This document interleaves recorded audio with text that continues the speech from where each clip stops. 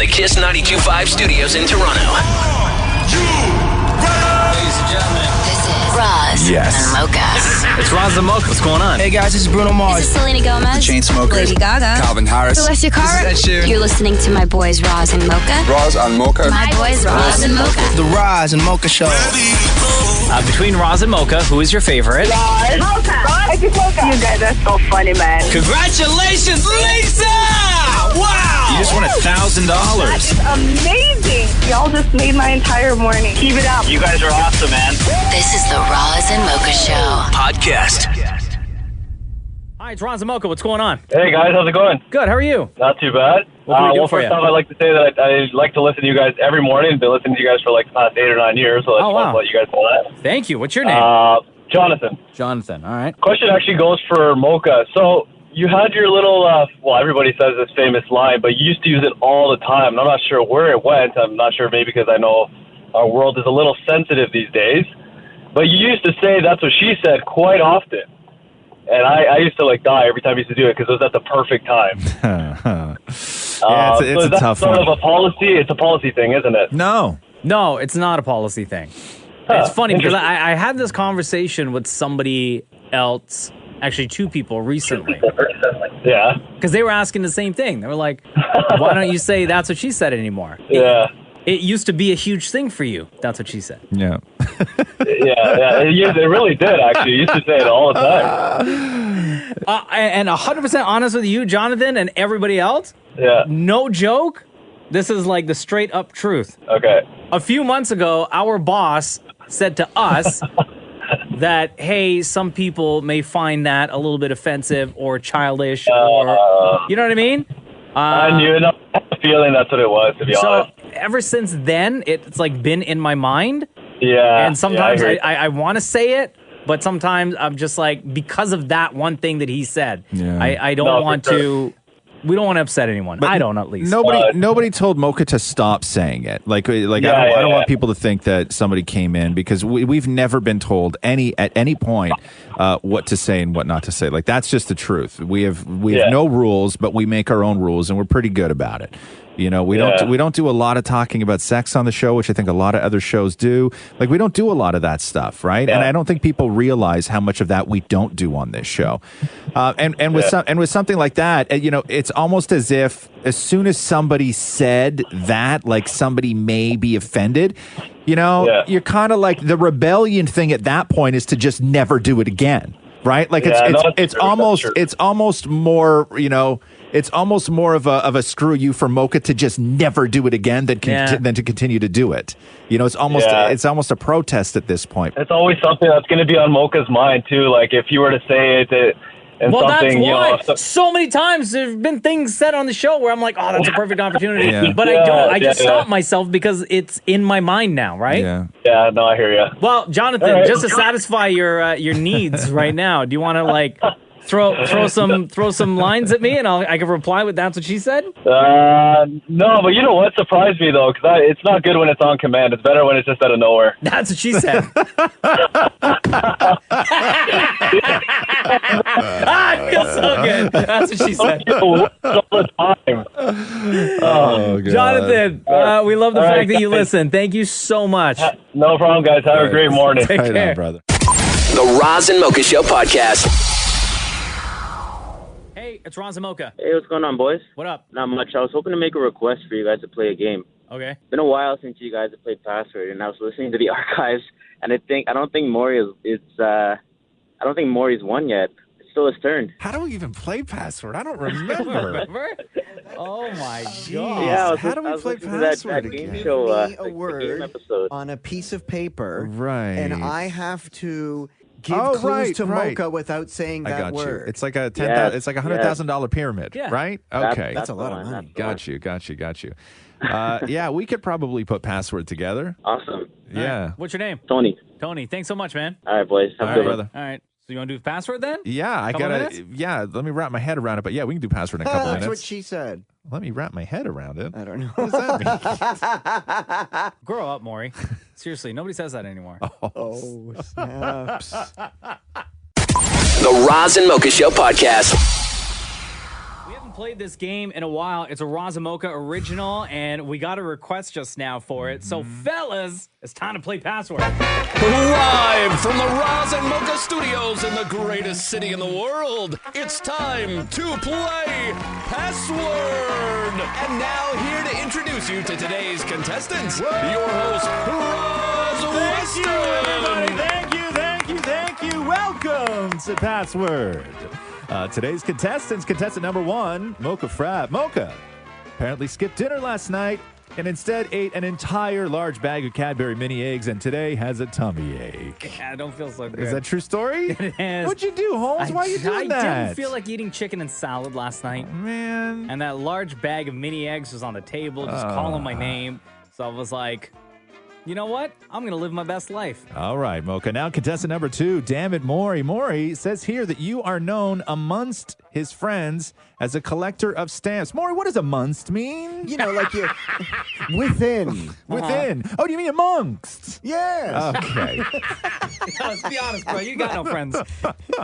Okay, so you know how this works. Damn it, Maury, you have yet to have a victory. Maury, you will be given the password, which you will have to then describe to Mocha, hoping that he can guess what the password is. You give clues to what the password actually is. You have 20 seconds to give that password. 20 seconds. It's a long time. Okay, so what you guys are going to do is I'm going to tell the audience right now what the password is. Yeah. If you guys can put your headphones on silent, Okay. so we can do this. The password is Mars. The password is Mars. All right, Maury. Yes, sir. 20 seconds on the clock. Gentlemen, if you are ready, and let's play password. Okay, it's the planet that has a ring around it. Saturn. The first planet. There Space. things that live there. You Aliens. know, they with the eyes on the stringy things. The hoop around it. You know, the one that has a Saturn, hoop man. and you know it's wobbly hoop all around it. You know, no. The Oh, only I gotta give one last clue. The chocolate bar. Mars. Yes. Mars doesn't have a ring around it. The only planet in our entire solar system that has a ring around it is Saturn. Do you think that Mars also has a ring around it? You know, the one with the things with the things? Oh, yeah. And what the hell? What do you mean the things with the things on their Obviously, heads? he's talking about Space Mocha. You don't know. Okay, next up, continuing on with password. Damn it, Maury. Unfortunately, no points for you. Oh, okay. Okay, next up, we have... Gentlemen, if you put your headphones on silent, I will tell the audience what the password is. The password is dipstick. The password is dipstick. Okay, here we go. 20 seconds on the clock. Damn it, Maury, and go. Okay, you're an idiot. You're Stupid. such a Dumb. like Nerd. an idiot, a moron. You know, if you go into a lake, but only a little bit, you're can't You're swim? taking. You know, don't but know how to- like, oh my gosh, you're such a dummy? You're such a you're such What? a A nerd. Okay, can I help you out more? Mm-hmm. Checking your oil. Oh, dipstick. Correct.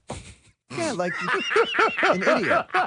Did you just say when you walk into a lake, but only a little? As in a dip? Yeah.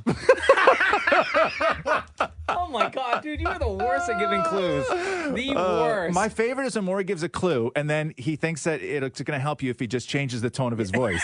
Right? You know, you're an idiot. You're an idiot. Okay, next word. Come on, Maury. I'm pulling for you, buddy. Okay, gentlemen, headphones of silence on, please. I will give the audience the password. The password is minimal. The password is minimal. Okay, here we go. Damn it, Maury, are you ready? Of course. We're pulling for you. Of course. Okay, so you drive there, and there's like there's some stores, but it's not like a big place where you go and mall. do tons of shopping. But it's where you can go and leisurely The coffee shop? stroll around a few stores. It's not a mall? You know, A department store. yeah, but like it's really small. A plaza? Okay, pause for 1 second. Can you just come over here for a second more? Wheel your chair. Wheel your chair over here. Wheel your chair over here for a second. Yeah. Okay. I know that you read that as mini mall. The word was minimal. Okay, so like You were describing a mini mall instead of trying to describe minimal? Yeah, the word was minimal. well, I'm not wrong. Both are small. Okay, and that's how you play password. I'm done with both of you. The Roz and Mocha Show podcast. So they went through and they figured out what the 10 funniest words were, researchers. And they have like their reasoning for it is really out there. I'd never even thought about this. So Is fart on there? no, fart is not. However, when you listen to their reasoning of what makes words funny, fart would be on there. What about butt? Okay, hold on here. So they've ranked the 10 funniest words in the English language based on nearly 5,000 words. In the new analysis, it's a lot of words, Maury. How many words do you think there are, Maury? In just the English? Yeah. Like 5,000. Okay, so in all the words then. That exists. That exists.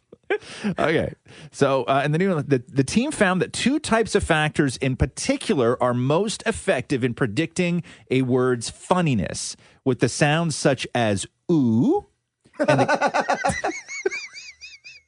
I don't know what just happened to me. Okay, the sounds such as ooh, and the categories including bodily functions holding the most weight. Thank God this is going the exact way I hoped it would. According to the research, the letter K and the ooh sound appear more often in words considered to be funny. Now, the semantic predictors on the other side measure the word's relation to different emotions.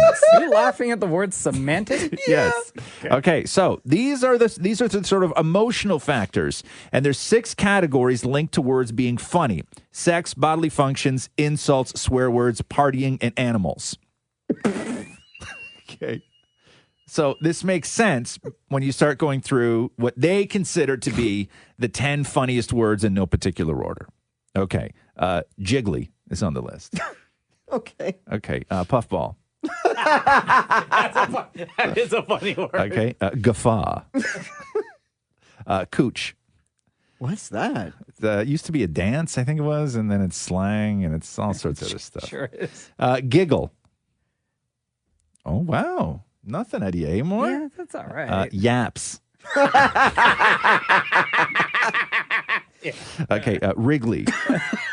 Like the gum. Yeah. Bob. Boff is on the list. Bubby. Oh, wow. Oh, damn. That's not. That's You so all right, bro? That's so funny. He almost killed Maury. We got one left, Maury. Are you going to make it? Hurry. Okay. Upchuck. Bro, I think we need a doctor in here. Like, quick. Ooh. The Roz and Mocha Show podcast. Earlier this year, everyone was getting hit with the CRA scam. Oh, yeah.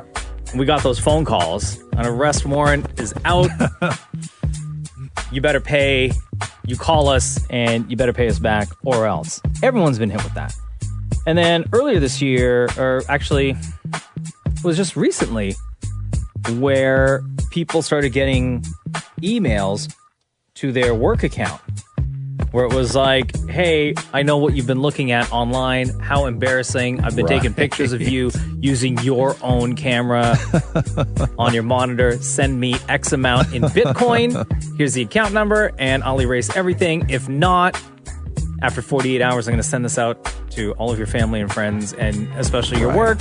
How embarrassing for you. God, it's the worst. People are the worst. By the way, for the CRA scam, yeah, Canadians have been scammed out of an estimated $10 million by people using the CRA scam. So if you're wondering if the CRA scam works, $10 million is what just Canadians have paid out for the CRA scam. What was next? So what's happened now? This one happened to me on Sunday. Yesterday. On a Sunday? On a Sunday, they hit me. No rest, huh? And it was from one individual who I never thought in a billion years would ever message me on Instagram. Oh. Because it came in through a DM. No.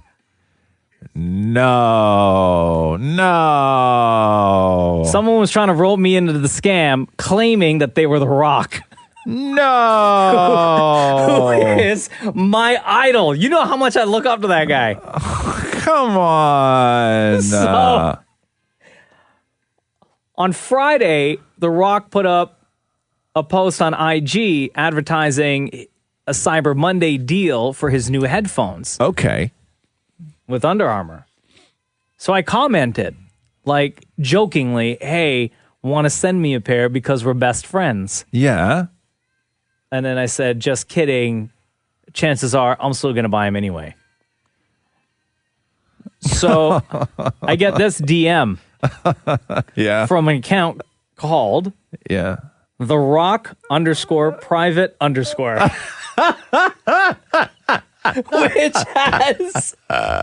which has no posts, following nobody, and only one follower. Okay. Right? Because sometimes celebs have what they call Finsta accounts, which is their fake Instagram account, but it's actually the one that they can then use to be anonymous on Instagram. But they'll use like regular names. And I'm thinking, why is The Rock going to name his private account The Rock Private? Right. Yeah. And it says, hello. Hello. Yeah, hello. Okay. No need to buy the headphones. I will send it to you as a Christmas gift from me to you, both in black and white. Oh. So send me the address you want it to be sent to and the name. Yeah. And immediately I'm like, okay, there's no way. There's no, like, I've tweeted The Rock before and he's tweeted back. So he knows. Yeah. So he wouldn't have to ask for my name. No. So in my head, I'm like, okay, we'll see how far this goes. Yeah. So I write back, I really hope I'm not being trolled right now. If this is truly you, Dwayne Johnson, this is my address. And I sent him our work address for the radio station. Good. And then he replied almost right away. Wow. I'm like, man, The Rock got some time on his hands. This is my private account, so you're not being trolled. Also, give me your contact number. Oh, yeah. Okay, cool. Yeah. And then I wrote back and I said, only if you send me a video of you saying, Mocha, it's The Rock, and I'm not trolling you. I need proof that this is really you, Dwayne Johnson. And then they replied right away and said, it's a giveaway. It doesn't matter. You can ignore it. And I replied, okay, bye. And then they replied, bye.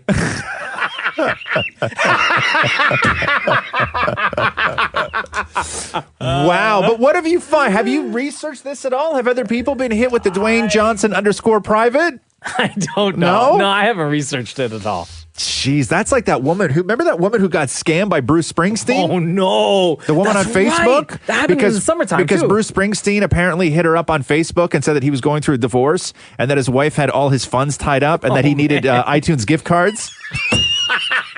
And she sent him $11,000 worth of iTunes gift cards. Oh, no. Bruce Springsteen, by the way, worth $460 million.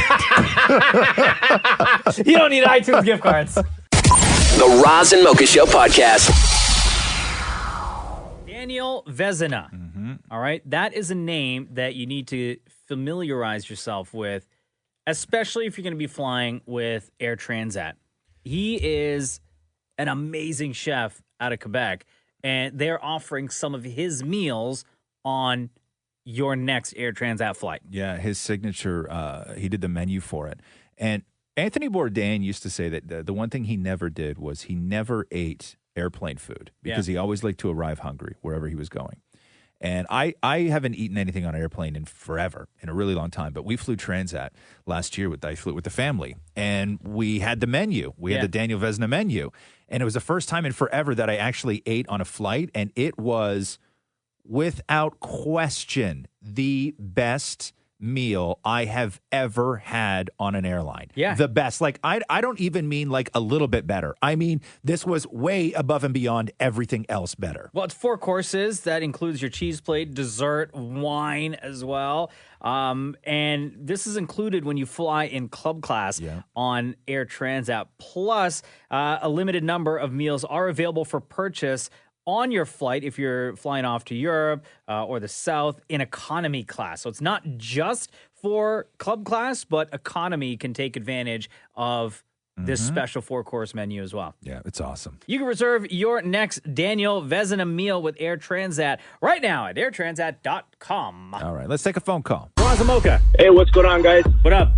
Nothing, man. I'm just pulled over here on Britannia Road waiting for Mindful Meditation Monday, and hasn't come on yet. Snap. Oh, damn. We haven't done that yet, huh? Yeah, I didn't know we were going to. I thought so it's now an every week thing we got to do this? But, bro, it has to happen. How could it not happen? Maury, you want to come in and talk some jive?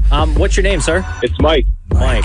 Okay. You sound very stressed out right now, Mike. I am. I'm super stressed out. Oh, okay. People can't drive in the rain, you know? Okay. Oh, I hear you. Yeah. Yeah. Visual over the weekend that I was doing it while massaging Mocha. You what? I had this visual over the weekend I was doing it while massaging Mocha's neck. Okay, when it's not a dream but it's a visual, it's also a fantasy. Why don't you just say fantasy? Now you're just confusing me. Right. Okay, so you want with Mike on the phone, Damnit Maurie, mindful meditation.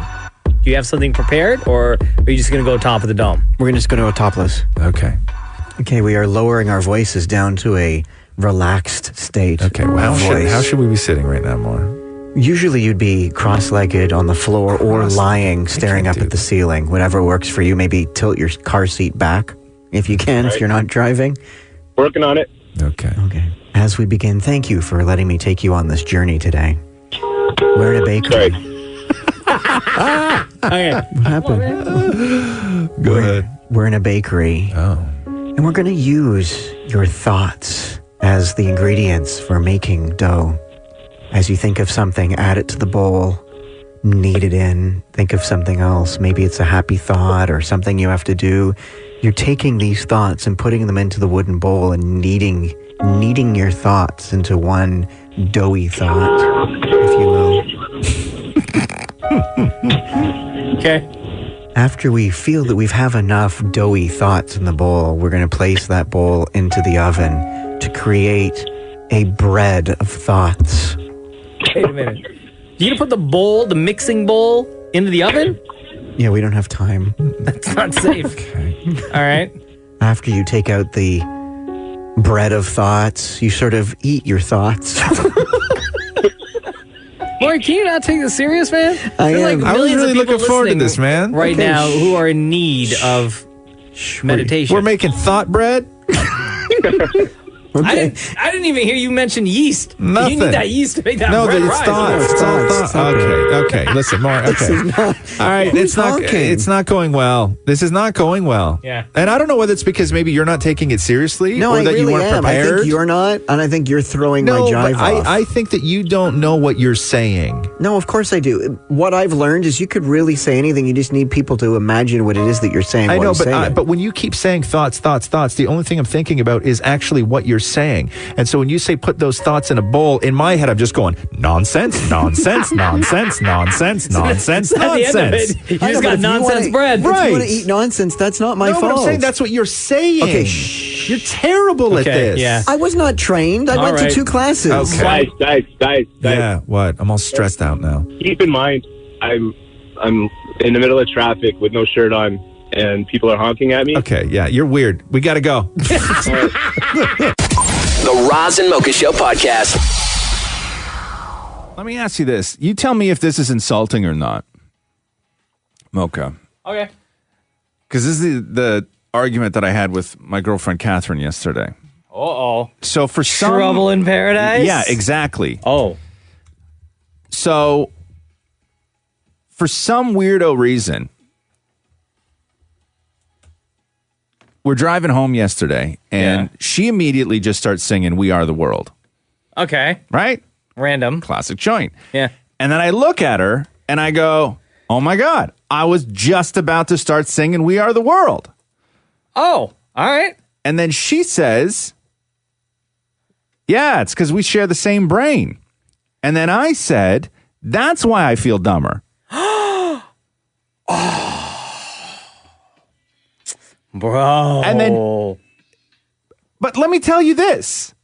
And so I'm trying to give my reasoning as to why that's not insulting. Uh-huh. And she's not buying it. Obviously, I don't even need to finish because you think it's an insult as well. Okay. when I said that's why I feel dumber, Yeah. it was a statement on the fact that now we're sharing a brain, which means I now only have access to half. I know, but you how do you take that as an insult? I think everybody listening right now would take it as an insult. But how? Because who said we're sharing the same brain? She said that's because we share the same brain, and I said that's why I feel dumber. So when she said, yes, we're sharing the same brain, and then you said that's why I feel dumber? Yeah. You're making it seem like she's the dumb one, and No. that your intelligence is now lower. No, Because she's the dumb one. No, because we're sharing now, and so I get less So of it. I think what you should have said. Yeah. Oh man, you're in so much trouble. What you should have said is you should have led with. Now I have like half the brain capacity that I normally would. Now and I feel dumber. But that's too many words. Wow. Your dumbass brain should have said it. So I said, that's why I feel dumber. Yeah. And she looks at me and goes, what? And then I looked at her and I went, what? Which did not help things at all. No, because now you're just insulting her even more. Right. Oh, so now I'm dumb and you're not listening to me. Right. And then she says, do you realize how insulting that is? Yeah. And I go, well, I'm surprised I don't, seeing as how we share the same brain. Oh, no. That's strike 3, bro. But I didn't mean it like that. Like, I legitimately, when somebody says we're sharing the same brain and I say that's because that's why I feel dumber now, I simply meant that's because I now have access to half of what I used to have. Flip that. You should have said, now I have access to half of what I used to have. And that's now I feel dumber. No, that's too many words. No. It means the same thing, just with more words. But still, it's more shocking. Right? It's more shocking. Dude, anyway, so stupid. I don't think I'm in the wrong here. You're totally in the wrong. I don't think I am, man. Yeah. I really, and I dug my heels in deep. Oh, of course you did. Deep. Of course like you I did. wouldn't let go. Oh, man. Why you gotta do that? That poor girl. God, you're so stupid. Roz and Mocha's Fix My Life. What advice can you guys give me? Okay, so my question is... Got a problem you can't fix? Roz and Mocha got you. Hi, Susan. Hi. Okay, Susan, let me read your FML request to us. FML, Roz, specifically me. This is a new one. You seem like a great dad. What would you do to make mornings better with a 16-year-old boy who wakes up crusty AF? He's ruining my drive in. This is awesome. May not be awesome for you, but this is awesome. So he's 16 and he's just generally crusty. Is he pissed off about something specifically or just general overall, just like gross? He's pissed off at the world. Yes. Oh, of course he is. Let me put it in perspective. He doesn't have to get up till 8 a.m. Okay. And he's still crusty. Yeah. So I get him up. I get him going. I also have an 8-year-old, and I'm telling you, it's a nightmare every morning. How do you handle the crusty 16-year-old? I ignore him now. Oh. Yeah. So do you have to go into his room, wake him up, and like you prep breakfast for him? Do you pack lunch for him? And you said you drive him to school, right? I do. So you do all that stuff for him? I don't pack lunch for him. He doesn't eat or talk to anyone in the morning. Oh, okay. Yeah. But he gets up on his own? No. Oh. It takes a good 6 or 7 tries to get him up. Yeah. Oh. I will say this about teenage boys. Yes. When it comes to, and even I guess teenage girls as well, but I'm only an expert on teenage boys. That sounded weird. Shut up, Maury. Don't laugh. That's not funny. I didn't mean it like that, you jerk. Okay. I know a whole lot about teenage boys. Maury, shush. When there's a lot of rules, and as you start to get older, you have to sort of start playing by the world's rules, right? And there's household rules, there's life rules, there's all sorts of rules. And when you're a teenager, you start to feel powerless because you now have to start following all these rules. And the only way for a lot of teenagers to sort of take that power back is to become an absolute, you can bleep this? Yeah. I agree with that, you know. Yeah, and to everybody. And to everybody. Parents, teachers, some of your friends, just like every single person that you encounter on a daily basis. And like when I read your FML, Susan, I thought back to when I was 16, and I was the exact same way. I didn't want my parents telling me anything. I didn't want to talk to my younger sisters. I didn't want to interact with them. I did not want to go to school. Okay. He's breaking away from that kid that he was, that everybody in the house still remembers. Right? He's got to morph out of that kid, the little boy that you raised and loved, who was so kind and awesome and told you he loved you and he was never going to leave. Right? That kid doesn't exist anymore. Now he's a monster. No. Now he's a monster. And it will get better. I will say this. You got to pick your battles. When is it going to get better? Yeah, you got to pick your battles. And I will say there's not a lot you can do as a parent in those situations. But one thing you can do is every now and then take his side. Like if he's pissed off about something, if he's pissed off because somebody said something to him, or a teacher said something to him, or you asked him to go and get a part-time job and he went in and he didn't get it. Every now and then take his side, meaning that if you can find something that is not going to disrupt his life or your life or the house that you can agree with him on, like maybe one of his teachers is kind of a jerk. Maybe one of his teachers did go a little too hard on marking that assignment and he's pissed off about it. If you can find that kind of common ground and maybe back him on something that's not going to really ruin everything, back him on something. Take a side on something. Yeah, because Susan, right now, at this point in his life, he just feels like everyone and everything is against him, and no matter what he does or says or doesn't say, it's never going to go the way he wants it to go. You know what? Honestly, I'm so sorry. You guys are so bang on. You're bang on. Mm-hmm. And maybe just like a little bit of support might help the situation, or kind of open his eyes at least to be like, finally somebody understands me. Yeah, you guys are right. 16-year-olds are jerks, okay? They're jerks. But he'll grow out of it. He'll get out of it. And he'll, eventually he'll learn to be his own person and figure everything else out. Yeah. And also, he does not have to automatically respect you, so I hope you're not living that lie. God, no. I'm not. Good. I learned that a long time ago. Thank you. Good. All right. Hope we helped, Susan. Thanks so much, guys. Roz and Mocha's Fix My Life, only on Kiss. If you've listened to the Roz and Mocha show long enough, or if you're new to the show, welcome. He's Roz Mocha. Glad to have you here with us. And you listen to Kiss 92.5 a lot, you may hear Damnit Maurie's voice outside of our show. Right. Because Damnit Maurie reads a lot of the commercials that we air on Kiss 92.5. I don't hear your voice on commercials as much as I used to. I think I know why. Why is that? Did they cut you back more? No? I think the road to get to the final product is always a pretty long and windy one. Because reading, right? Because reading and words. These are the best. Damnit Maurie recorded another commercial. Are we playing outtakes? Yeah. Oh, and good. I've got the outtakes from his latest one. Okay. And this went down yesterday. And before we get to that, though. Okay. We'll revisit some classics. I love these. These are truly the best. This is when Damnit Maurie was reading a line for America's Got Talent, which was to air on City. Right. It's America's Got Talent night on City. Don't miss another round of auditions and It's America's Got Talent night on City. Don't miss another round of auditions. So you didn't know how to say the word auditions. It's a tough one. I'll give you that more. That's a tough one, buddy. This is probably one of my favorites. Damnit Maurie reading for Dixie Mitsubishi. No, this is not a curling commercial, but you really do need to hurry into Dixie Mitsubishi. No, this is not a curling commercial, but you really do need to hurry into Dixie Mitsubishi to mitts. Like mitts on your arm. Right. Just like mitts on your arm, buddy. And then there was a classic for... I'm choking now. For what? Don't choke, okay? For Casaloma. Okay. Bring the family along to celebrate Thanksgiving at Casaloma with a delicious feast. Bring the family along to celebrate Thanksgiving at Casaloma with a Bring the family along. So he had problems with the word feast. Right. Takes a while. Family and delicious.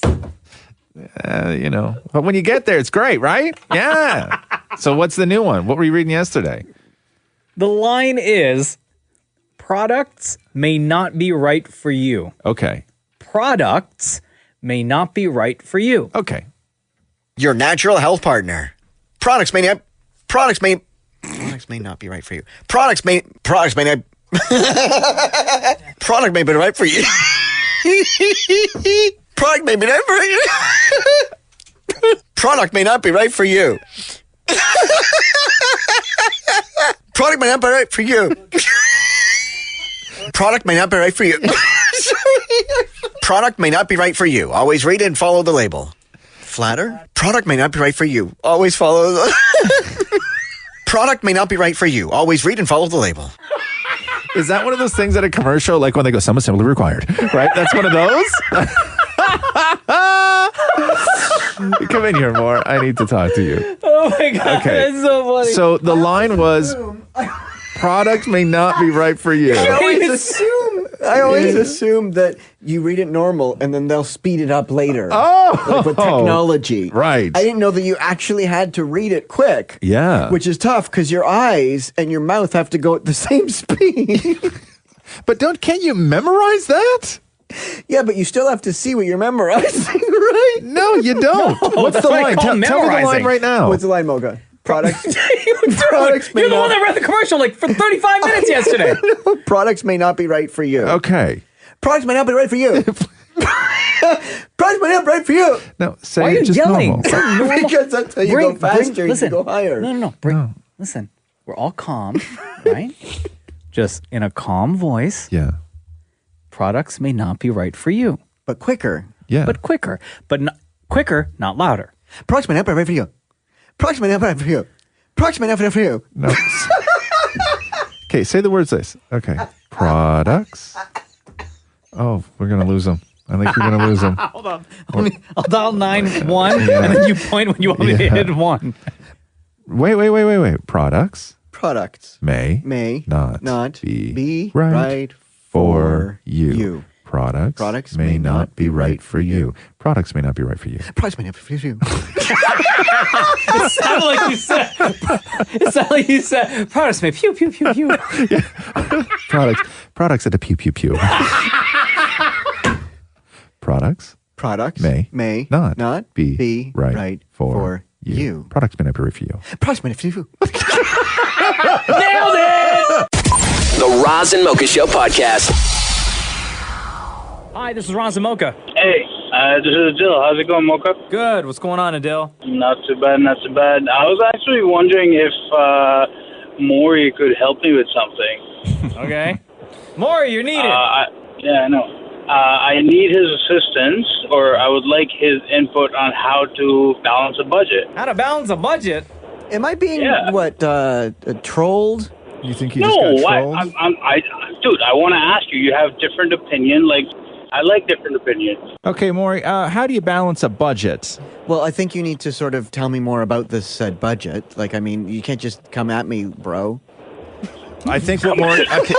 Okay, I think... Maurie, honestly, man, you just need to have more confidence when you're saying words. I think what Maurie is trying to ask Adil, but is maybe too ashamed to, is how much does the budget weigh, first of all? Let's say, whatever, $4,000. Okay. So $4,000, but like when you say balance a budget, are you asking me like I've spent this much of $4,000? Like, no, dumb it down for me. I need you to help me decipher that. Okay, Maurie doesn't know what you're saying when you say balance a budget, man. Right. Okay, fine. That's fine. I will settle for Maurie's spelling budget. No. Maurie spell budget. Okay, BUDGET. Right. Okay.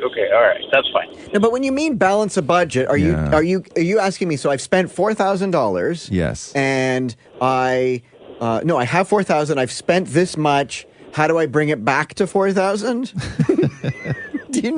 Okay. Or balancing it, meaning like where it's one of those scales where if I spend $4,000, how do I make it sort of wobbly in the middle again? Maurie, you are forever wobbly in the middle. Oh, that's what she said. Yeah, something like that. Like I'm talking myself into circles of confusion. Right. Morris, you're always within circles of confusion. Oh, man. Is anyone going to help me here? No. You're too wobbly, bro. I'm so confused. Adele, we gotta go. Thanks. All right, thanks, guys. Have a good one. Later. Okay, you're my favorite, bro. Oh, yeah. Thanks, man. Nobody asked. Here we go. The Roz and Mocha Show podcast. Hi, Kiss 92.5. What's up? Yeah, that was kind of mean. You can't really ask him to balance the budget when you don't give him any numbers to balance. You give him $4,000. Yeah, but you got to show him the figures for the budget. The balancing a budget is making your debits line up with your assets. Okay. And you didn't give him any numbers. You just said balance the $4,000. What's your name? It's Jason. Okay, Jason, you've listened to this show long enough to know that on top of giving Damnit Maurie the dollar figure of $4,000, if we were to give him other dollar figures, his head would explode. There's no way he'd be able to do it. I know that. But yeah, you're chopping a leg out from underneath him when you just say balance $4,000. Okay, hold on here. If you asked anybody who actually knew how to balance a budget to say, explain to me how to balance a budget, they would say, okay, let's say you have X amount of dollars, and then your thing is, they would understand the process. You don't have to you don't have to give somebody a dollar figure in order for them to figure out how to balance a budget. If you say, how do you balance a budget? That's not what you asked him. You didn't ask him, how do you balance a budget? You said, I need you to balance my budget. That's what the guy said. Okay. I need you to balance my budget. Right. It would have been different if you had asked him, how do you balance the budget? Okay. You didn't do that. Maury. Get on in here. Oh, he's not going to be able to answer that question. I know that. Maury, come So back why are you in. giving us a hard time then, bro? We're not ripping on you, He Maury. didn't We're even ripping on give him a Jason. Don't you question. worry, sweetheart. Okay, hold on. I got your back on this. Damnit Maurie, say good morning to Jason. Hey, good morning, everyone. Morning. All right, Jason, floor is yours. Go for it. Go for it. Well, I was just saying it's not fair that you asked him to balance the Okay, budget. so make it fair then. Well, what you have to no, it's still not fair. But what you have to ask him is, Maury, how do you balance a budget? $2,000. He's not going to be able to answer that though. $2,000. That's I don't even know why I try to defend you. No, but 2,000 on one side, 2,000 on the other. Yeah, but how do you balance a budget? One hand holds 2,000, the other hand holds the other 2,000, and your All body's right, in the middle. Yeah, this phone call was pointless. I apologize, guys. Yeah. Do you regret calling in now, Jason? Yeah, no, because I learned a lesson. Yeah. Yeah. Don't with Roz and Mocha. Don't try to support Maury. Also, Maury, not wrong. 2,000 in one hand, 2,000 in another hand. And what was the third part, Maury? Your body in the middle? Your body in the middle. My God, why do I listen to this? Love you lots, Jason. Have a wicked day. Yeah, you too. Bye. Later, brother. The Roz and Mocha Show podcast. Let me ask you a question here. Go. Would you give up social media to never get sick again? No. Wow. Why? Because a lot of people would. Really? Yeah, I'm just reading this survey. 29. Okay, what kind of sickness are we talking though? Like all kinds? Yeah, or like just I don't like think the common cold. I don't think they're talking about Parkinson's or cancer. I think they're talking about like a cold. We're heading into peak cold and flu season, and a new survey found the average American gets sick about 4 times a year. So, what would you be willing to give up if it meant you'd never get another cold for the rest of your life? Would you give up social media? No. Maury? Kissing? What? Like, I'd give up kissing if it meant, like, never getting sick again. Answer the man's Oh, question. so you would give up kissing before you gave up social media? Because that's how you get sick, right? Wow. Wait, but who else are you kissing other than your husband? Oh, like my grandparents. Maury, nobody says it like that, okay? When somebody says, you know, who are you kissing? Nobody says my husband and my grandparents. Right? You know what we mean. It's just called saying hi Yeah, at that point. lip kisses, yeah. No, you don't kiss. No, it's weird. Okay, so social media, yes or no? Yes. No. You would, You Maury. wouldn't, you liar. No, okay, let me ask you this. How No, long... No, he's missing a crucial part of this information. it's that I may not forever. have It's heard. forever. Okay. Would You're you give saying it up give up forever? social media He already forever. said at the beginning, would you give up for life? Yeah. If you... Would you be willing to give up social media to never get another cold? Oh, hell no. Okay. Would you be willing to give up caffeine? No. Yes. 29% of people said yes, they would. Would you be willing to give up sex? Hell no. Not a chance, says the guy over here. You gave say it up that for with- nothing. You say that with so much confidence, Maury? 21% of people said that they would. Would you give up TV and movies? No. Would you give up your vacation time going No forward? way. Then what are you going to post on social media? Absolutely not. The top ways to make ourselves more comfortable when we're sick, by the way, because I got a whole family right now. I slept on the couch last night because Did you really? everybody is sick. Catherine's sick. Roxy's sick. Everybody's That's the one sick. thing I'm not looking forward to because our son is still so young, 19 months. Yeah. Is that once he starts going to school or daycare, Oh, yeah.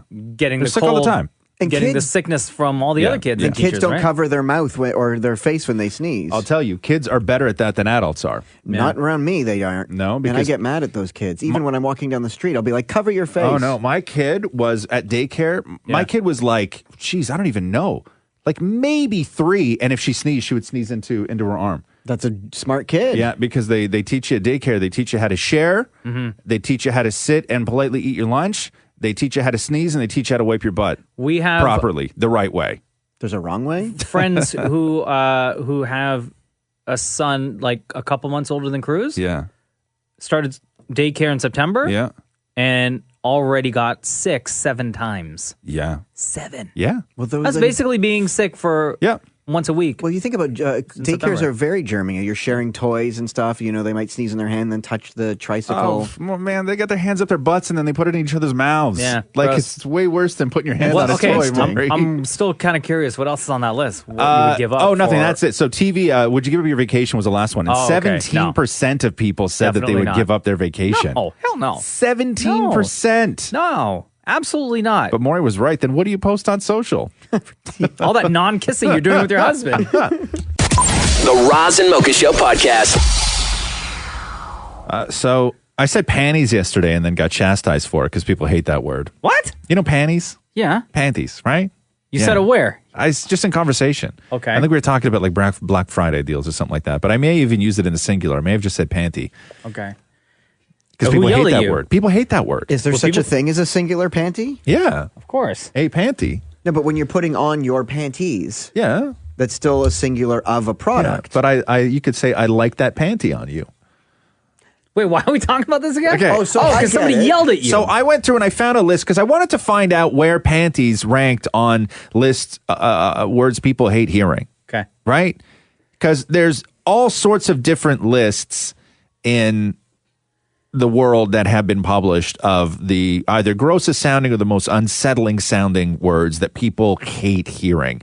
And I've taken a bunch of those and a lot of them have repeat words in them. And I've sort of compiled what most would say are the most unsettling words that people don't like to hear. Is the word succulent on there? It is not on there. Is that one of yours? No, my sister-in-law hates that word. Really? Succulent. Yeah. Really, huh? Interesting. So I'll say the word more. You repeat it back in a way that maybe won't entirely offend, but might creep people out a tiny little bit. Oh, you want my sexy voice? Okay. Call it what you want. All right. If that's what you say. So on that list is moist. Moist. Ew, right? Phlegm. Phlegm. Yeah, phlegm's a pretty disgusting word. Yeah. Ointment. Ointment. And then panties. Panties. Okay, hold on. Let's Okay. double back to that one now. That one sounds so gross. Okay, panties. Panties. Why you say it like that, though? Yeah, tone it down. Dial it down to like a 6 more. Oh. Panties. Panties. Panties? Panties. No. You don't repeat after me. You do it your way. Panties. Panties. Next Okay, word, please. Okay, so far that's number 1. Okay, curd. Curd. I don't mind that word. Okay, slurp. Slurp. Why are you doing like a weird thing? Yeah. Because I'm picturing somebody doing it. I know. You almost sound like a leprechaun almost. I auditioned for one of those. Just do sexy. Do your sexy. That's not sexy. That's sexy to you? Slurp. Okay. Okay. Pretend you're trying to impress Matthew, Yeah. your No, husband. No, pretend you're trying to impress me. Pretend you're trying to impress Roz. Thank you. Understandable. Your work husband. Thank you. Okay, mucus. Mucus. Pulp. Pustule. Pustule. No, not pustule. Ew, that sounds even grosser. Ew.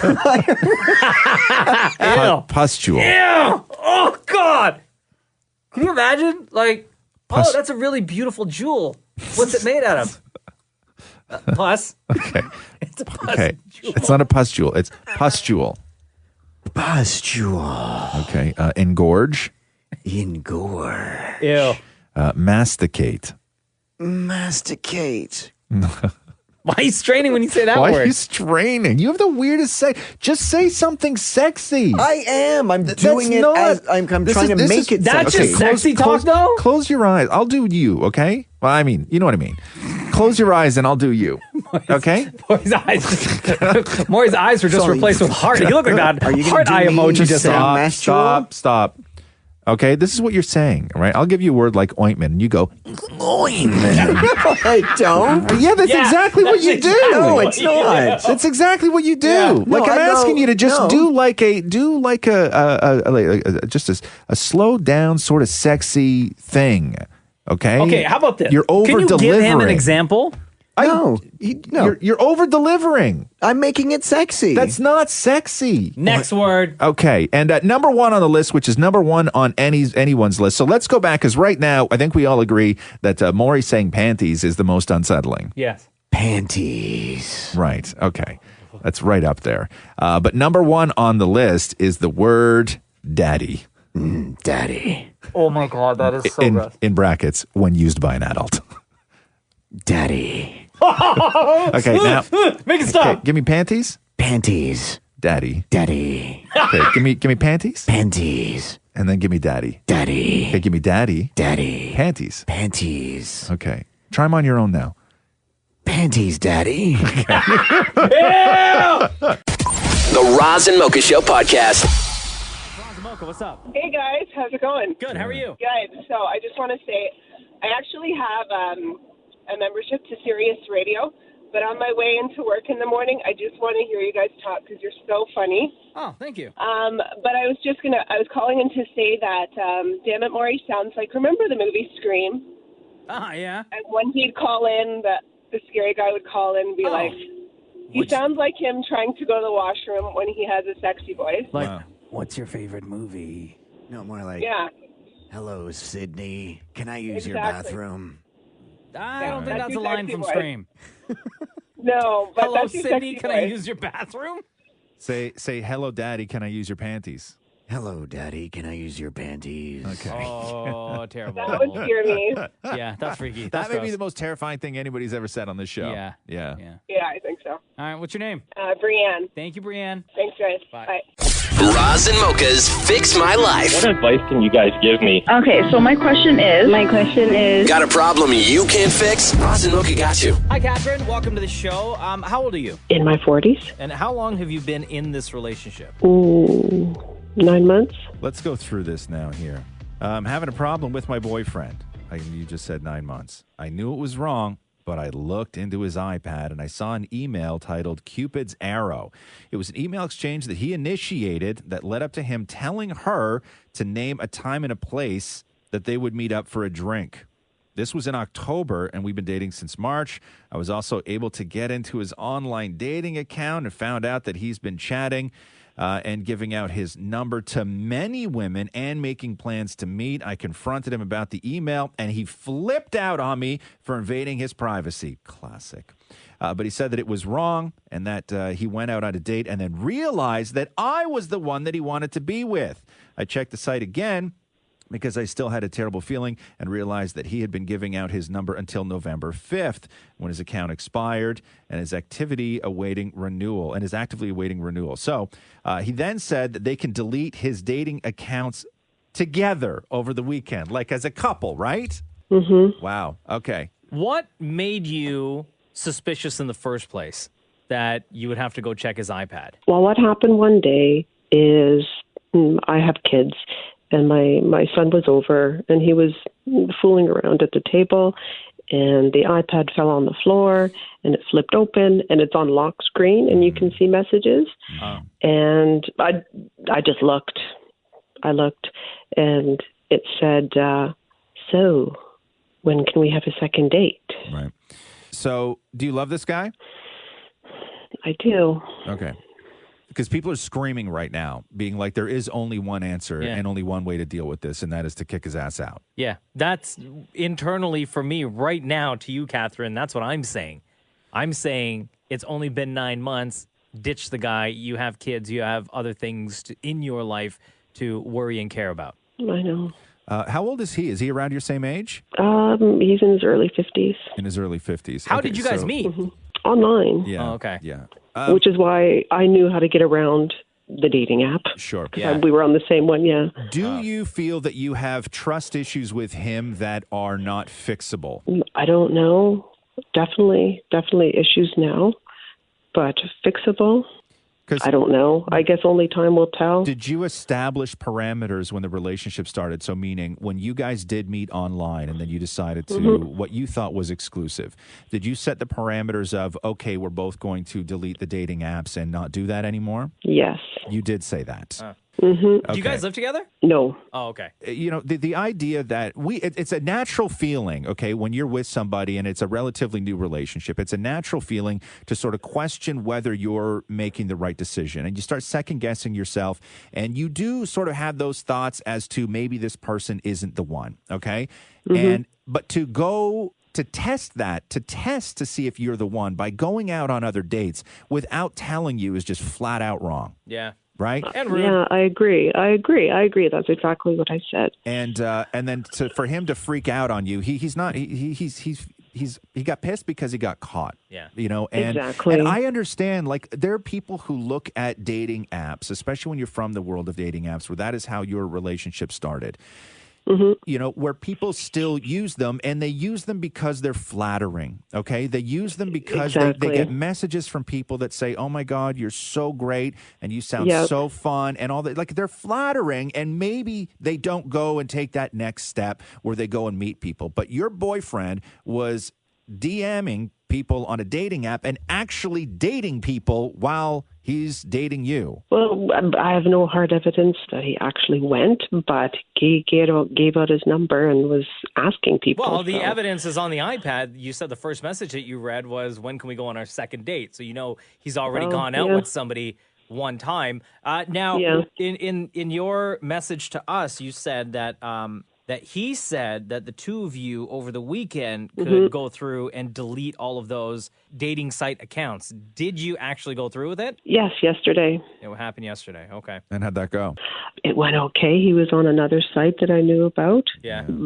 I checked in. He's like, oh, you're not supposed to be snooping around in there. I'm like, just delete it. I'm like, I don't care. Is there a chance that maybe he's far more casual than you are with your relationship? It's possible. Like maybe you're far more serious about the two of you than he is? It could be. Yeah. Have you had that conversation with him? Like, do you know where you stand? Does he tell you he loves you?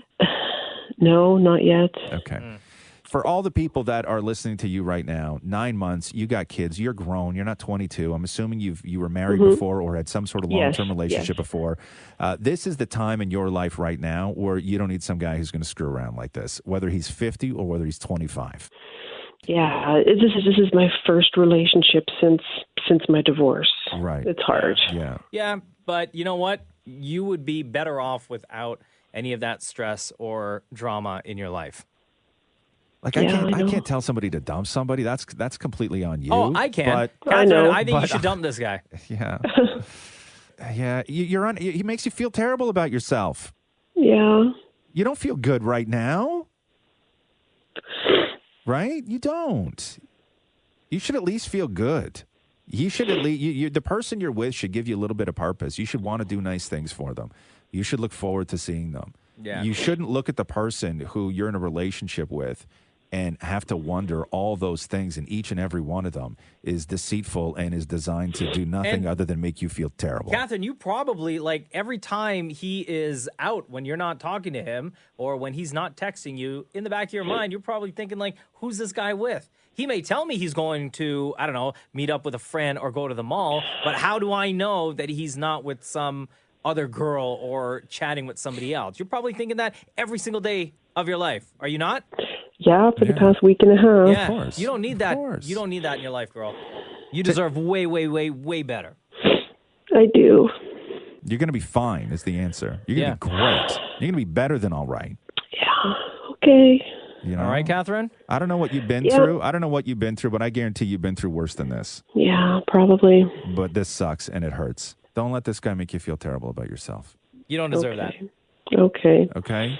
And Thanks for calling, guys. Call us back. Okay, I will. Okay, All right. love. Thanks, Catherine. God, that was hard. Okay. Roz and Mocha's Fix My Life, only on Kiss. Hi, it's Roz Mocha. Oh my God, sorry, I'm so nervous right now. I'm so excited to talk because I've been a fan of you guys since the beginning, and I've been listening to you, Mocha, since you were on Kiss from way back when, and this is the first time I've ever spoken to you guys. Oh, damn. I'm so excited. Okay, well, take a deep breath. What is your name? I'm Camille. All right. What part of the city do you live in? Scarborough, originally Malvern. Oh, wow, Malvern. Do we know each other from back in the day? Me and you don't, but I do know your sisters. Oh, all right. So what's going on, Camille? I thought it'd be really interesting. I don't know if you guys have done it already, but relationship advice with the Damnits. Oh, God. Listen, we've tried to give Damnit Maurie on his own advice on multiple things. You know, everything from financials to talking with Matthew, how he could solve a disagreement or argument with them. But you know what? The Damnits are the Damnits, and we love them for it. I know. They make... I love listening to you guys, especially the FML part that you guys brought in, but the Damnits are just so funny. So do you want do you want the Damnits to take advice on how to make their relationship better, or do you want advice on from the Damnits? With all due respect, Roz, I believe our relationship is just fine. Okay. I don't know if I would trust people who can't be honest with each other to give advice to somebody else. But what really I think that's the entertaining. I think that's the entertaining aspect of it, because I don't think they would take advice. No. But you know what? It's interesting. I just thought now of something interesting.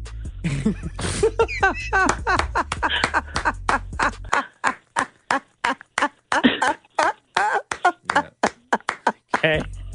And it's this simple statement that... Simple. A simple statement of what? That honesty is the best policy? Simple. You live in your home. Yeah. You do your groceries. You do your life. And if you can get through life without any major difficulty, then you basically have the ability of giving advice because you've done nothing wrong in your own life. That is a long-ass statement. That would never fit on a T-shirt. That makes no sense. None whatsoever. No, if you can live your life flawlessly, then you're living a good don't life. live your life You're basically flawlessly. telling people, Maura, your advice to people is, hey, listen, jackass, if I can buy groceries, you should be happy. That's true. Yeah. Again. Camille, love you lots. Thanks so much for calling in. Thank you. Love Bye. you guys too. Bye. The Roz and Mocha Show podcast. So, Damnit Maurie has not been on the show all that much today. He's not. Because he got hit by a car. What? On the weekend. Come on in, Maurie. Get out of here. Yeah. You got hit by a car? Yeah. That's why he's limping. You can smile. Yeah, he got hit by a car. Did you get... Is this a real hit by a car? No, he got really hit by a car. Really hit by a car. Like there's a police report and everything. Not like a car bumped. Well, okay. Well, I don't know. And I then mean, you fell to the ground screaming, I got hit. wow. Why are you looking at me like that? Because it's something like that, right? No, I was legit hit by a car. So what happened? You were walking across. It was green for me. I had 10 seconds left, Right. and I was crossing the street near Yeah. my place. And someone was, there's an ability to turn left, and someone was turning left and didn't see me and was going at full speed and rammed right into my side. Right. And I went up his hood and down onto the ground. And so what happened? I got up and started yelling at the guy going, "You're not going anywhere, mister." Right. Like from the ground, or were you No, like... I stood up, but I was in shock. I didn't know. I'm I can't believe this just happened. Adrenaline rushing. That's what they said. Yeah. I mean, you can't really prepare for how this would feel. Did the guy get out of his car? He got, he kept driving a bit after turning left and then stopped and got out, and he looked like he just saw a ghost. He was he had no idea what just happened. Right. And I got up and I was freaking out. I was I can't, really, what just happened? And there was this bystander, my angel, Garth, and he came running over and he's like, "I'm calling 911 right now." And he's like, "Move off to the side." And I was shaking like a leaf. And then I started, I couldn't believe it. So I'm like, "Oh, geez, I should call Matthew," because I was alone. Yeah. I was actually walking to get Matthew dinner. Right. And so I called upstairs and I told Matthew, I'm like, I was just hit by a car. Come down right now. I was just hit by a car. I started bawling my eyes out. I was crying because I couldn't believe what just happened. And it wasn't until I said out of my mouth that I was hit by a car that it hit me. So what was Garth doing at this point? So Garth was just a guy. He was describing the intersection, saying where it was, and saying what happened. But what was he saying to you? He was like, it's going to be okay. It's going to be, I'm on the phone. It's going to be okay. I'm here. I'm not going anywhere. Yeah. I'll stay with you until your husband gets downstairs. And so then it was within a minute that one of the ambulances showed up. Did he know who you were? Who, Garth? Yeah. I don't think so. Oh. I don't think so. I really don't. He didn't ask for a selfie or anything? No. Okay. So when did Matthew get down? It took him a while because he did his hair. Hold on. So you just got hit by a car and you call Matthew, your husband, and in your condo, you guys live on the 3rd floor. So it doesn't take that long to get downstairs. And this happened in front of our condo. And it happened in front of the condo. And he did his hair? Well, it took him a while to come down. I remember thinking, I'm like, where is he? Right. But he showed up, he had nice hair. And like his nice jacket on. Like just in case like the news, like the news was going to show up to do interviews and stuff. Oh my god! So then another the actual ambulance showed up, and they two ambulances showed up. One was like the supervisor or whatever, like just like a van, and then the actual ambulance. I got in, and they checked vitals, and then the lady was like, turn around, face the wall, and pull your pants down. And I was like, not the first time I've been told that. But then like she was checking, and I was fine. And they asked like, do you want to go to the hospital? Do you want to go to the hospital? But I didn't want to spend the money because you have to pay for that. So I was like, I think I'm okay. Because at that point, it hasn't started bruising yet. Yeah. And that happened. Is it bruised now? Yeah. Do you want to see? Yeah. On your right side, on your right hip? Like or is it like your below leg? Below his hip kind of thing, I guess. I don't know. Damn. Yo, are you not wearing underwear? Yeah, oh, you are. Oh, okay. I was gonna say that kind of freaked me out. Up against the wall, mister. So what's next? Like the cop showed up and did. If you're just joining us, Maury got hit by a car over the weekend. The cop showed up and took my statement. They don't write it anymore. They record you of like an audio statement. Right. That way you can't change the story. That must be Did it. you do it in a British accent or no? No, I was too scared. Come on, man. Clowning on the guy. The cop charged him. Yeah. And then that was that. But what are you going to do now? Are you going to file charges? Are you going to hire a lawyer? Are you going to try to sue this guy? No, I don't wasn't. think you can. No, I don't think you so. can. I don't. It's not America. I was really upset, but I'm not like I would rather this have never happened. Like I'm not out for. But you didn't look at this like everything else in your life of how can I make $1 off this? No, because I don't have time to go to court and and all that stuff, and then you have to pay. Like I didn't even want to spend the $50 to go to the hospital with the ambulance. Right. And it's funny. Maury told me this morning. He's like, ugh, he was probably on his phone. Oh, God. The one who's notorious for being on his phone when driving. Do you know what the worst part was? What? I remember when I was lying getting hit by a car? The worst part was I was lying on the ground. I remember seeing people on the other side when this happened, and they weren't doing anything. Of course I just not. remember lying there and looking at these people going, how are you still just standing there? Yeah, but one guy was helping you. That's all you need. Oh, for sure. But I remember looking Did at you them going... expect a crowd to show up? No, but I couldn't believe they were just standing there watching. Like it struck me as very odd. Like It was embarrassing. Yeah. Yeah, like they're just watching you cry. Yeah, I'm lying here on the ground and crying, you're just standing there. Crying, right? Yeah. Yeah, it's embarrassing. It is embarrassing. But no, Garth helped you. That guy Garth helped you. Yeah. But nobody else is. You don't need a crowd of people. You don't need 10 people to come and rescue you. Pick you up. I'll carry you. You know what I mean? Like, you had help. Poor me. I was just shocked that, they were just standing there as opposed to even saying anything. But it's shocking for people too, right? Yeah. Like, I'm not defending them, but it's shocking for people. You're just still like, here. You're still alive. For sure. You can still walk. Yeah, I just remember what I was thinking, like, in the moment. Right. Yeah. Anyway, his hair still looks good. It's did he smell good? Did he put cologne on too before he came down? He might have washed himself. The Roz and Mocha Show podcast. If you're just joining us, Maury was, he's here today and he seems to be fine, but he was hit by a car over the weekend. And he's answering phones right now. Are you going to sue more? I don't know if you can sue. I don't know if you can. You always see those big money lawsuits tell down in the your- States. I think it's different up here. Or tell your insurance company to like reach out to I don't his know. and get some money. Like what? Like this, something? like cash? But Maury, you were walking what? You were walking on a green, and then the guy was turning left through a full intersection and nailed you. Wasn't paying attention. And wasn't paying attention. Geez, a lot of people want to talk to you though, Maury. All right, what do you want to say? And you brought up the insurance. I work for an insurance company. So Oh, you do? I heard you say, oh, this is just in the States. You can't do that. No, he absolutely can do that. Get a lawyer and sue them. No. I know, and there's other things to this story too. But no. But what I mean, Okay. what I mean is that we don't live in like. When you slip and fall on somebody's ice in front of their house, you're not going to get $50 million from their insurance. No, maybe $100,000, but not 50. Maybe. Maury's, how big is the bruise We on... pay out a lot. How big is the bruise on Maury's butt, Mocha, would you say? I don't know, like an inch and a bit? Yeah, maybe an inch. Less than 2 inches for sure. Yeah. What do you get for a 2-inch bruise on the bum? Maybe $50. Maybe $50. Maury, what do you think your bum bruise is worth? What would you accept as payment? Keep in mind that everything you say right now is on the record. 15 years ago when I won Best Butt Contest, so this is an award-winning butt. You're right about that.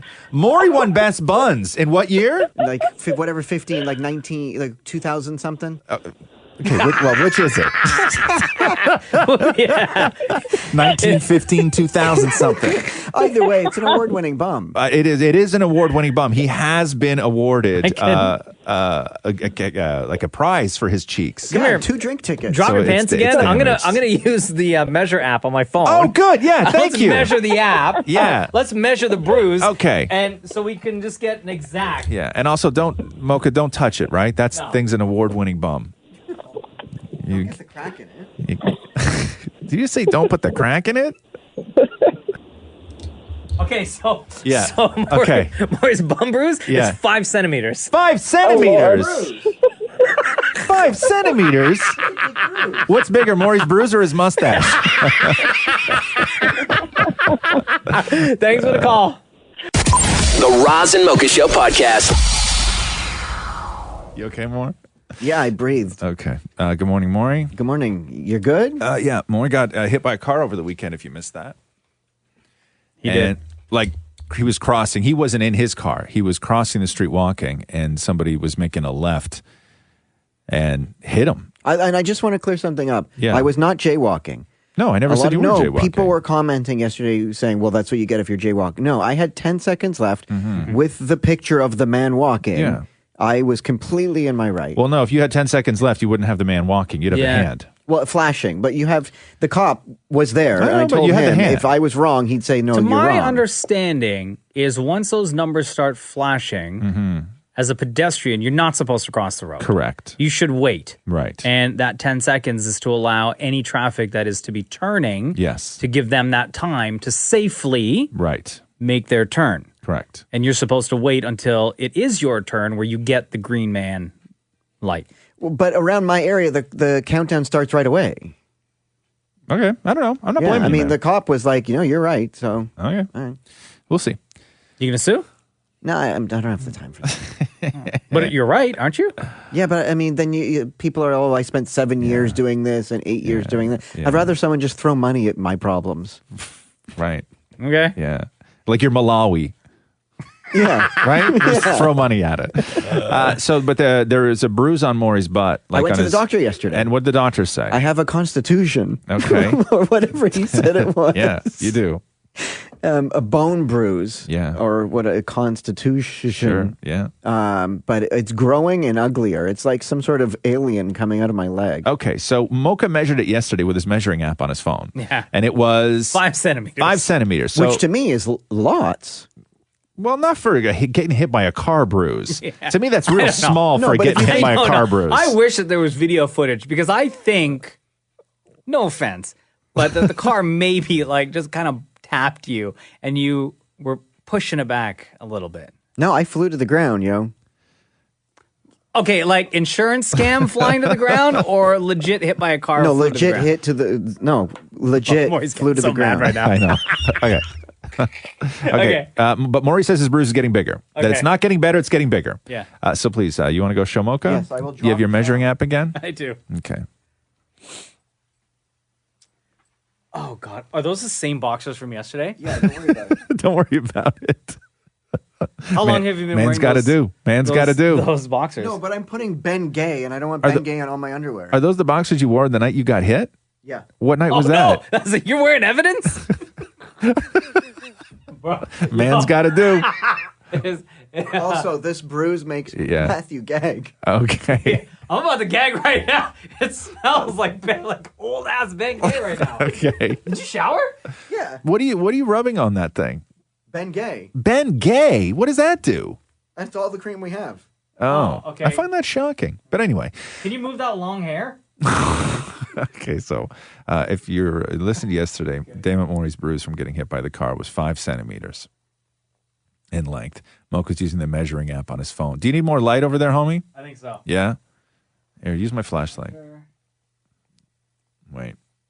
I don't know how to do this. There we go. Here, more. Yeah, turn that one on more. There you go. Thank you.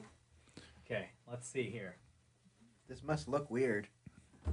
Well, next to that long hair, yeah. So Does the bruise look bigger, Mocha? No. You know what? It kind of looks like heart-shaped. Really? You know what? Oh. Your bruise is getting smaller.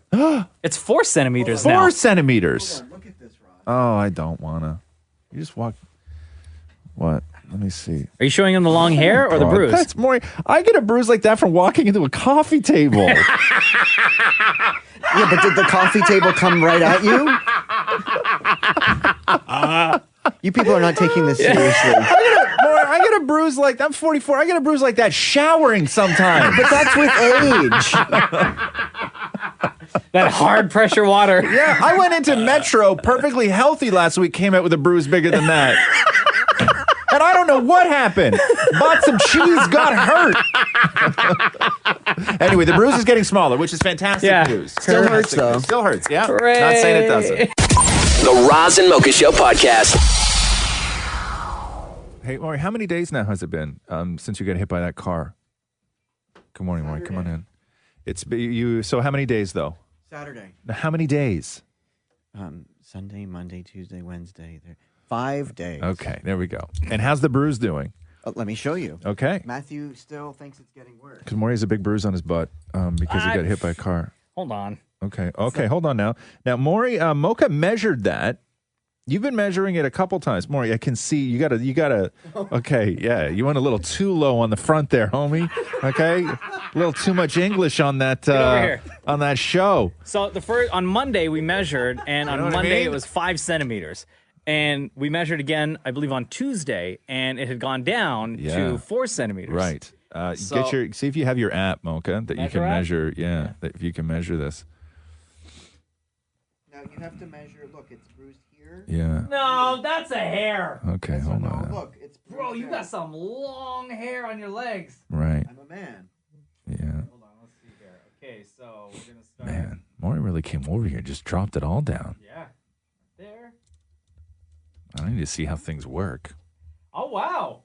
It actually did get bigger. Did it? So It's it was 9 centimeters Okay, now. so it was 5 centimeters on Monday.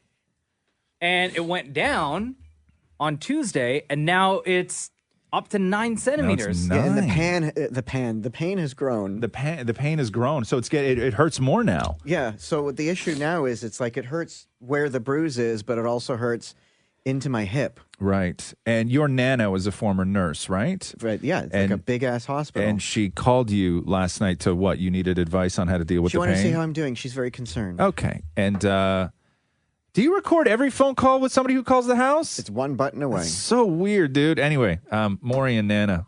Hi, how are you feeling? I'm okay. It's still really sore. My hip hurts, though. Oh, you're going to find strange things come out. The bruises are deep, and every day it'll be something more. This will go away. That'll come out. Yeah. Well, you could take a couple of extra strength Tylenol every 4 hours. But you know what's even better? What's that? Go get yourself some pot oil. Or even better than that, why don't you smoke a joint and you'll feel better and you'll go to sleep. Really? Are you kidding me right now? I'm not kidding you. How do you know about these things? Oh, you never know how I find out about these things. But you're not only but you're my grandmother. So, I'm a hip grandmother. What do you want? You're also a nurse. So, So I gave up my license. I'm not a nurse anymore. Hey, so do you have a weed dealer? No, I don't. Do you? No. So how do you get the wacky tobacco? I don't use the wacky tobacco, so I don't have a dealer. All right, well, we'd be good friends. We'd be good friends. Wow. Get it, weed? Yes, I know. Wow. You sounded high in that. You totally did. Yeah, dude. I can't believe. So, are you going to smoke weed or what? I can't in front of Matthew. Why? Even if Nana says that It's I can. totally legal. It's totally Matthew, fine. no, because then the cops are going to come or something. No, it's Well, not. it's legal it's now, illegal. It's legal now. What is this, 2017? Hey, Kiss, it's Roz Mocha. Okay, that was the funniest thing I heard in a long time. Oh, Damnit Maurie with his Nana? Yes, and this is an officer of the law here on the phone, and honey, smoke all the pot you want. Oh, there we Don't worry go. about anything. Oh, you're a police officer, huh? And if I didn't have to be clean for 28 days after smoking it, I would be smoking it all the time too. Yeah, isn't that a raw deal? I find this when I started reading all the new rules after they legalized weed. I think there's a lot of people that were better off before the legalization. Yeah, it's. I mean, I guess it's good for the people that want to do things and they feel like they're not breaking the law. But let me tell you, we've got people now. Like I'm downtown. We've got people now that are in their 70s and 80s, and it's like a norm thing, right? Like they were smoking it before for pain and stuff, and now they're just like on their scooter and they're like driving and smoking. Hey, let me ask you, are you on the type of schedule that after 28, 29 days that you could smoke a joint and then go back to work and be clean? Or is this basically they've made it impossible for cops? You cannot smoke whatsoever? I would have to maybe like take 3 rotations of vacation or something and then come out. But it's not, it wouldn't, I don't know how, I don't know. So since they implemented the testing for police officers, how many times have you been tested? Because weed's been legal now for about a month and a half. Actually, none. At least not me. Okay. So I guess I know it's like all like it's new too, right? So everything's kind of not happening yet. But I think personally, people should be tested for like steroids and stuff in this line of work. Yeah. That's all I'm saying. Wow. But, damn. Sounds like you know something. Certain people, but I mean, follow the evidence. You know what I'm saying? That's so true. If I was going to do it, though, I don't think I would be smoking just because that's not my thing. But, I mean, I would be really interested in, what Nana said with the oils and stuff like that. Yeah. To eat some edibles and stuff. But last time some officers ate some edibles, that didn't end very well, right? The guy fell out of a tree. He did. Right? Yeah, I think he's on house arrest now, too, right? Yeah.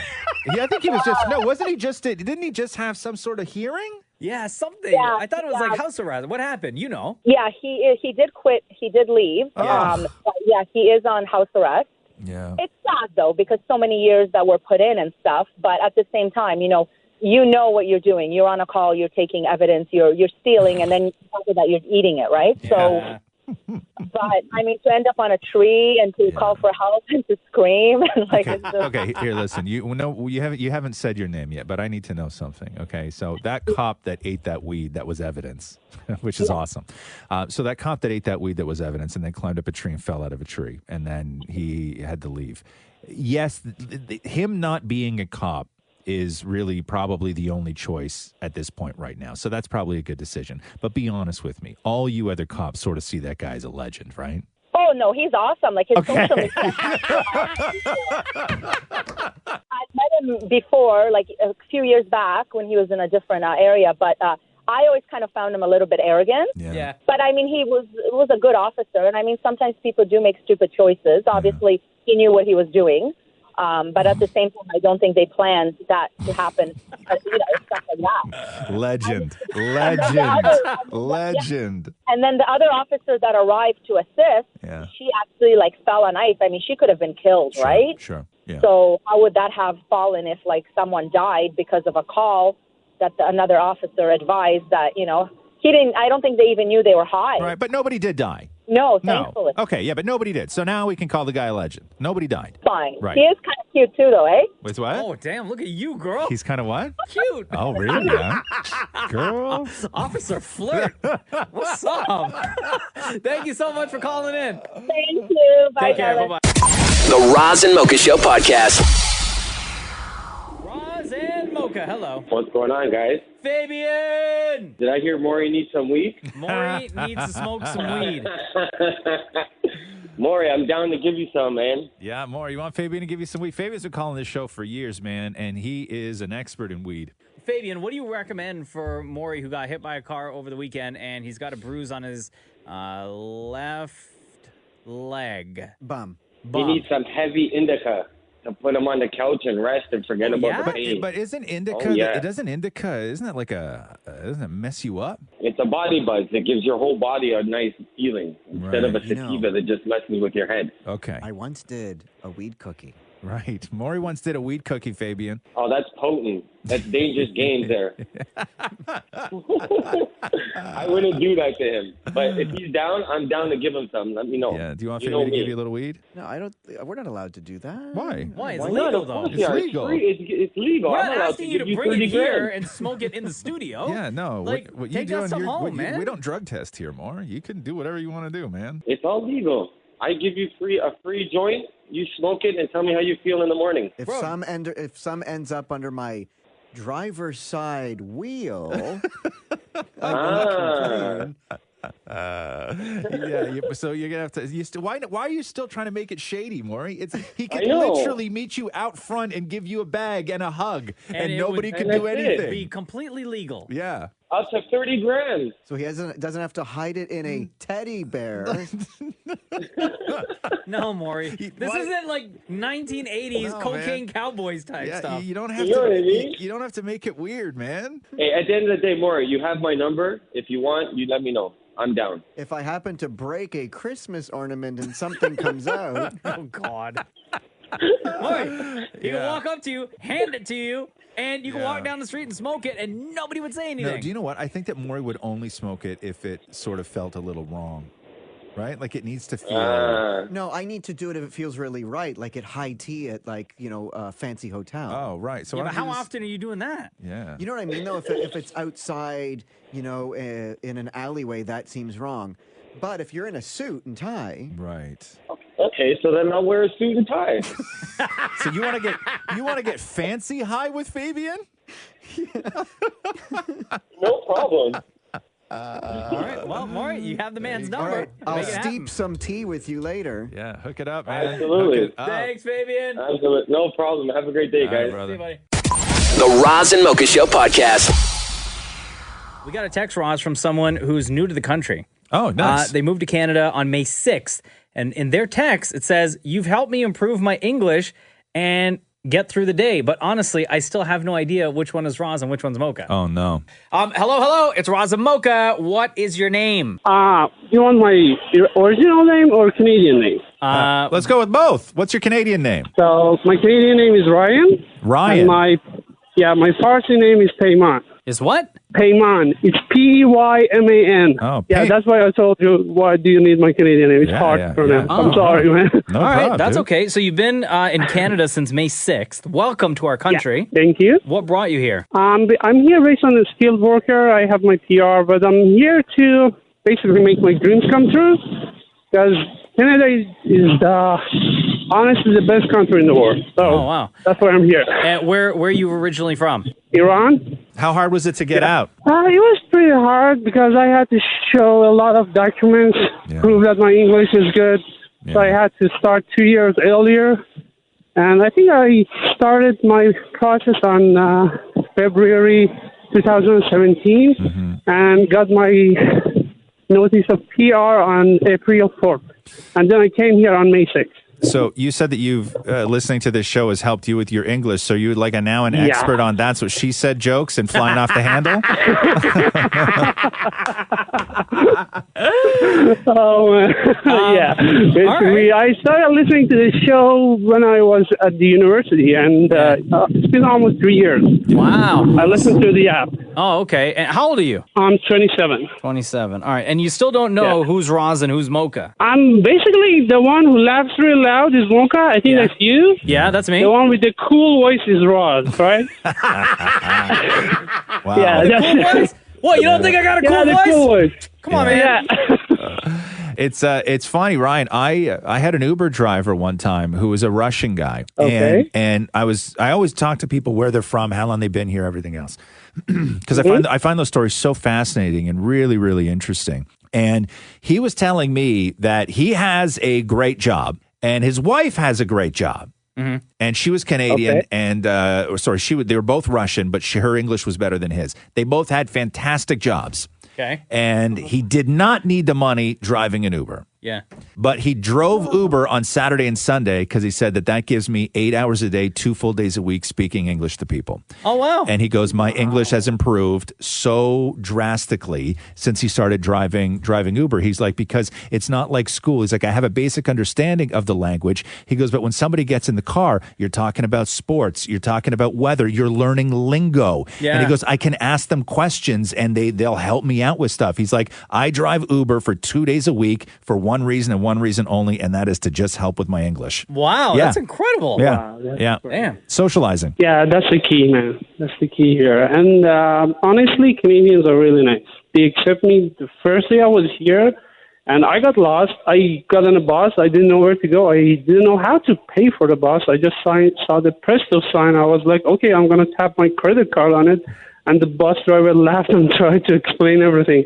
And I haven't felt like a foreigner or someone outsider here. Yeah. And that's why I'm grateful to be here. Thank you, guys. Thank you. Thank you all of man, you. Ryan, that's so nice.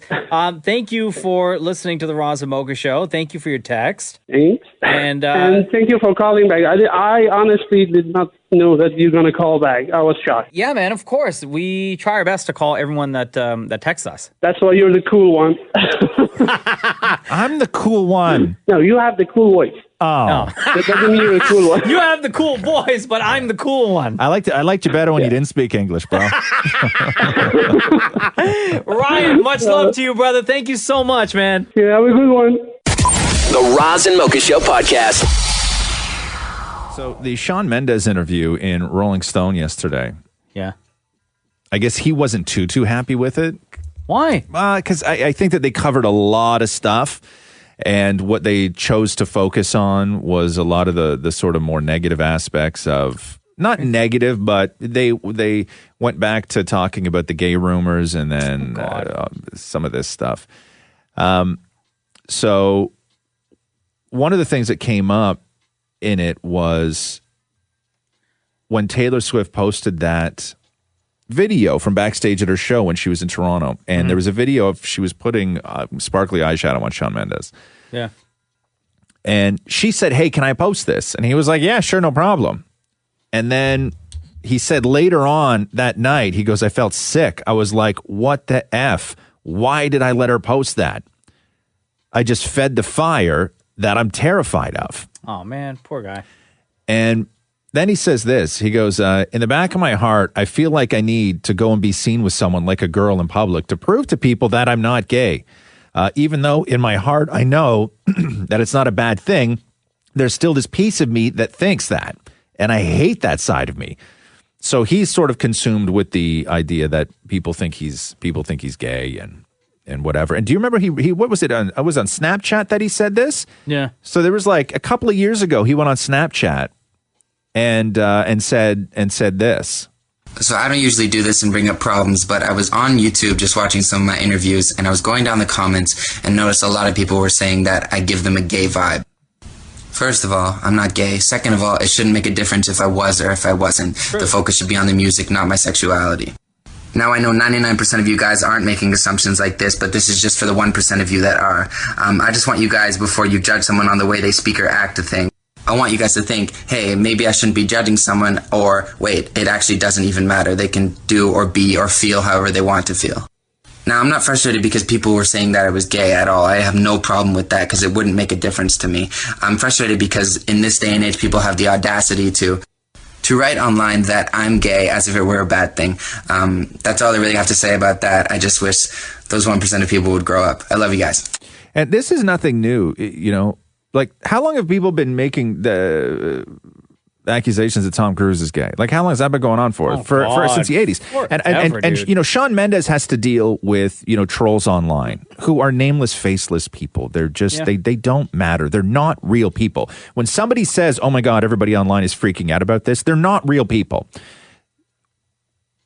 Johnny Carson and late night hosts used to make gay jokes about Tom Cruise. You know what I mean? Like, it was mainstream. Like, it was totally cool to do that in the mainstream. And that's only a recent thing that this hasn't been able to, that you haven't been able to do that. Who cares? But the sparkly eye makeup, it's funny. Like, with wearing eye makeup, because everything now, I understand the idea that people feel comfortable with putting everyone into these really specific, like hyper-specific groups when it comes to sexuality and gender and everything else. But this is where it starts to go off the rails, right? Because as soon as somebody sees something that they can attribute to something else, then that must be the case, right? I think the problem was also that he's saying that these rumors are this femininity of him makes him sick. I think that's what a lot of people are grasping onto, is that he's not just brushing off. He's saying that part of it makes him sick. And I think that's why he had to obviously release a Twitter statement and everything else. Right, but the problem... He shouldn't have to, though.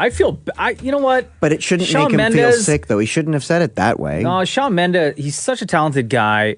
And like, I love that kid so much. And I actually do get upset when people make him feel that way. Like, I feel bad for the guy. Of course, but you know it shouldn't make him feel sick. No. He didn't say it made him feel sick. It wasn't that. It was that he knew that he just was now going to have to deal with something that he doesn't like dealing with. Yeah. He's going to have conversations about stuff that he's not comfortable having conversations Stop with. bringing it up, everyone. Or the 1%, as he said in that Snapchat video, stop bringing it up. Stop asking him. It doesn't matter. Who the hell cares? You know, like, the kid produces amazing music. Well, no, but it's everything, though. You have to be. It's everything. It's sure. To say let's just concentrate on the music. You can never say that. It doesn't work that way. Okay, fine. Because you share your life, but you can't decide what part of your life you share. Now, when somebody calls you gay, that's something that may bother you. It may not bother you. But with everybody now having to have these categories, if wearing eye makeup made you gay, I would have been gay long ago. Because I spent the entire late 80s and early 90s in full glam everything. Yeah, for sure. Right? And it had nothing to do with sexuality. It had nothing to do with gender. It had nothing to do with any of those categories. It had nothing to do with anything. It made no difference, right? But he shouldn't have to be seen in public with a woman just to dispel any rumors. Like, it shouldn't come. No, and he knows I agree with that. Mocha in the sense that it's just like, enough is enough. Like, let's just let me sing my songs. Yeah, no, but it shouldn't. He shouldn't have to do that, but he feels that it's not like he's going to. It's not like he's going to go get a woman and be like, "Oh my God, here." He's not like Justin Bieber and Haley Baldwin having to tongue each other, you know, at a Leaf game, right? Like, I don't think anybody's asking. I don't think anybody's asking Shawn Mendes, you know, to do that. And if he did do that, they would probably say that he hired her. Like, there's just certain situations that you can't win, right? And the only way that you get through those situations is resilience and to not let it bother you. And it shouldn't bother somebody this much. Then why was he also troubled by the entire article saying, you know, you say so many good things, but everyone focuses on, like, it seemed like he was not happy with this interview. No, and I wouldn't have been happy. I wouldn't have been happy either.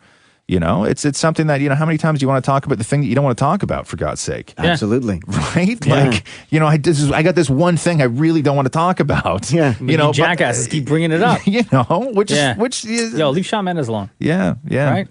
Roz and Mocha's Fix My Life. What advice can you guys give me? Okay, so my question is... Got a problem you can't fix? Roz and Mocha got you. Angus joins us from Chilliwack, BC. How old are you again?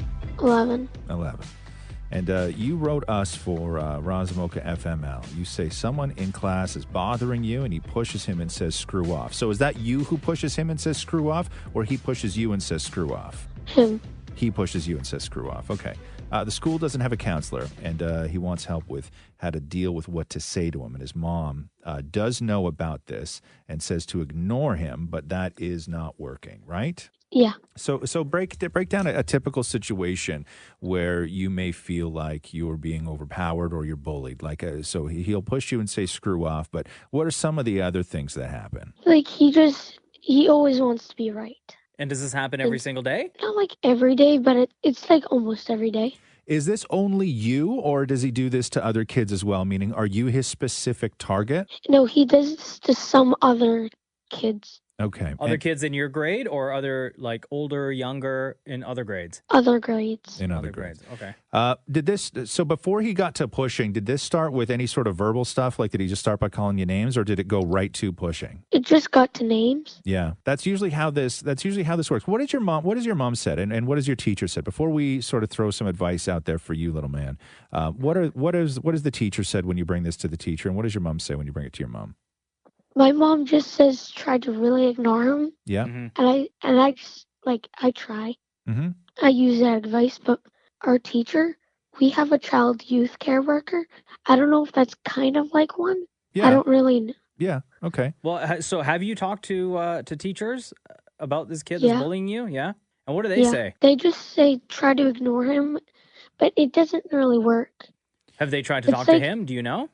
Yes. Yeah. I know they have. Now, is he somebody who's dealing with some issues himself? Like, is he a problem student? Oh, yeah. Oh, he is. Oh, okay. Okay. Hey, Angus, have you ever tried talking to him? Like, say, hey, man, is everything okay? What's going on with you? To kind of figure out what he's going through to get to the bottom of why he's treating you and other students that way? No, but my mom says just try not to talk to him. Right. Because when you talk to him, he doesn't want to talk, and he just pushes you and tells you to screw off, right? Basically. This kind of thing is tough, but it all comes down to, resilience. And when we say resilience, and these are sort of skills that you can learn and things that you can do, and what it does is it increases your time of being able to bounce back from where you feel like you've been bullied or you feel like you're a victim to then feeling like it's something that is in the past and something that you've gone through and not something that you continue to go through, right? So when we talk about resilience, these are skills that you can learn. Right? There's little things that you can do to, when these incidents play out, your bounce back time will be quicker and quicker and quicker. And then eventually what will wind up happening is he will stop getting the reaction, because when people bully people, right, they do it for a couple of different reasons. One is it's a power reason where they want to feel that they have power over you. Mm-hmm.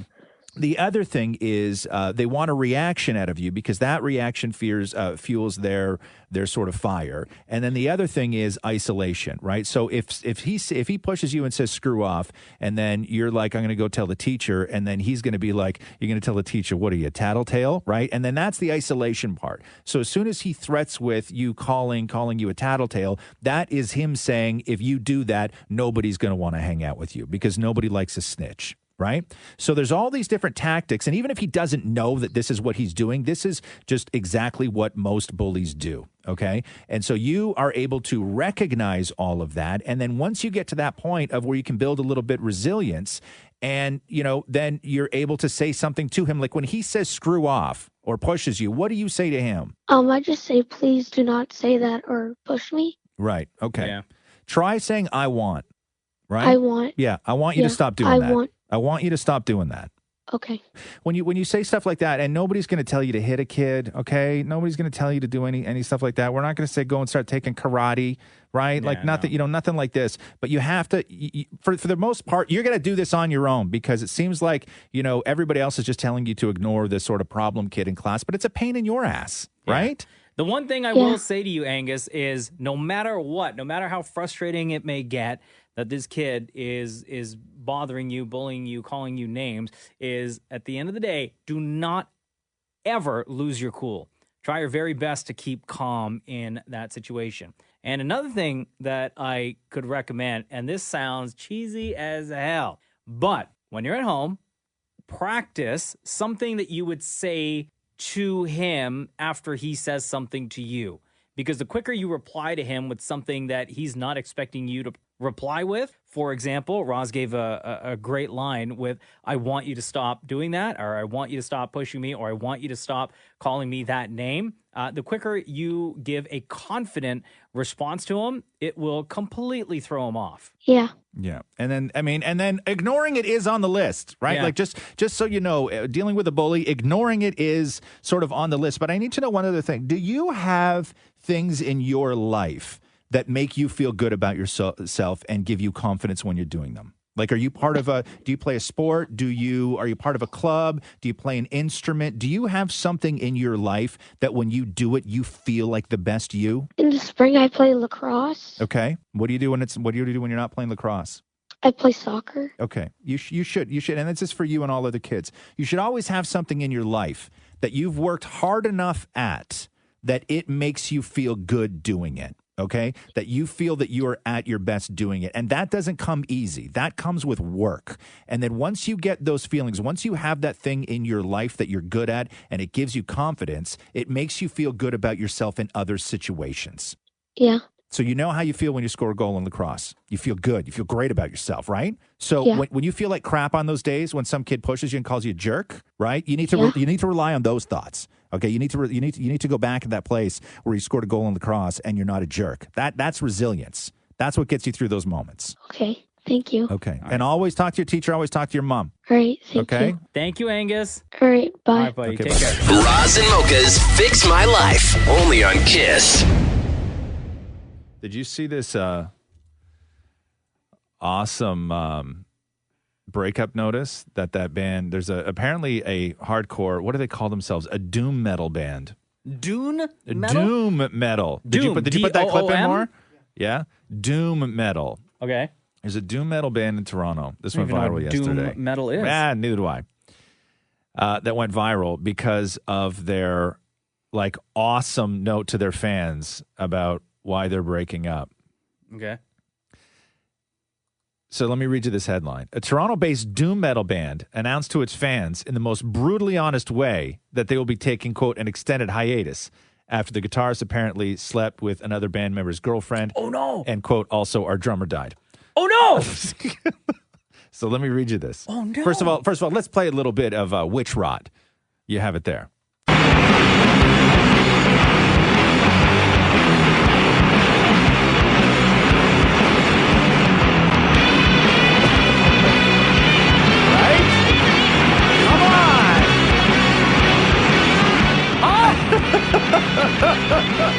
What? What did you say? So anyway, on Facebook, what? Sorry. Okay. So on Facebook, the band posted this: due to the unfortunate reality of our guitarist, he uses the word here that I can't say on the radio, getting busy with my girlfriend of almost 7 years, Witch Rot will be taking an extended hiatus.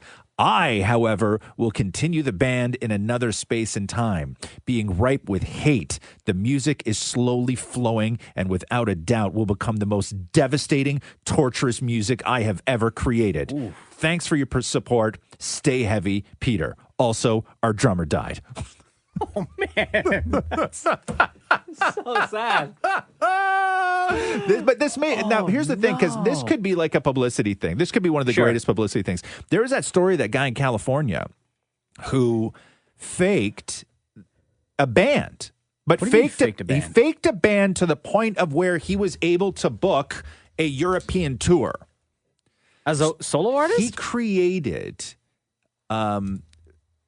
Facebook accounts and websites and everything else, and then used all the resources that he had available to him to get people to write reviews and to comment on things. He took a performance that he shot of himself on a stage somewhere and then intercut it with shots of an audience from a completely different concert. And he built this whole thing about a band, so much so that he was like Maurie, where he faked being his own manager. And then he started calling venues and touring companies and managed to book a European tour. and he would show up at clubs. The band was called Threaten. Threaten, was that the name of the band? And not one single person would show up to these clubs. No. Yes. Oh, no. Not one single person would show up to these clubs because they lied and said that they had like 250 pre-sale tickets. Yeah. So these clubs would book this band. Thinking that they're going to make some money that night. Yeah, and they hired opening acts to open for them. And so the opening acts would go on stage, and they were saying that in the crowd was like 6 people, which were the opening act's friends. And then as soon as the opening act finished, those 6 people, the giant crowd of 6, do you know how would much leave.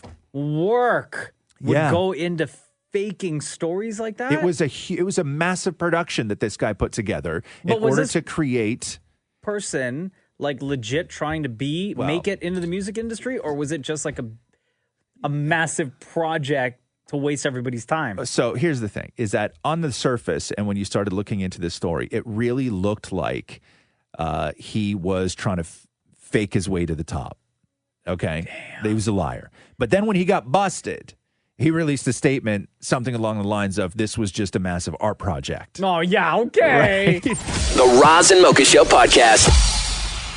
It's Roz Mocha. What's going on? Hi, my name's Lena, and it's my birthday today. So I'm a Sagittarius, and I need you guys. Oh my goodness, I want a really heartfelt happy birthday because I don't have anyone really special in my life. Oh wow. Okay, Mina, how old are you today? Let's just say we're 25 again. It's Lena. It's like Lena. Yeah. Okay, Lena. It's actually Helen. It's too serious, so it's a little bit more like say your name was friggin' Helen? Oh, well, that's like Anthony and Tony. So my actual name is Helen, but nobody ever calls a Helen a Lena. Yeah.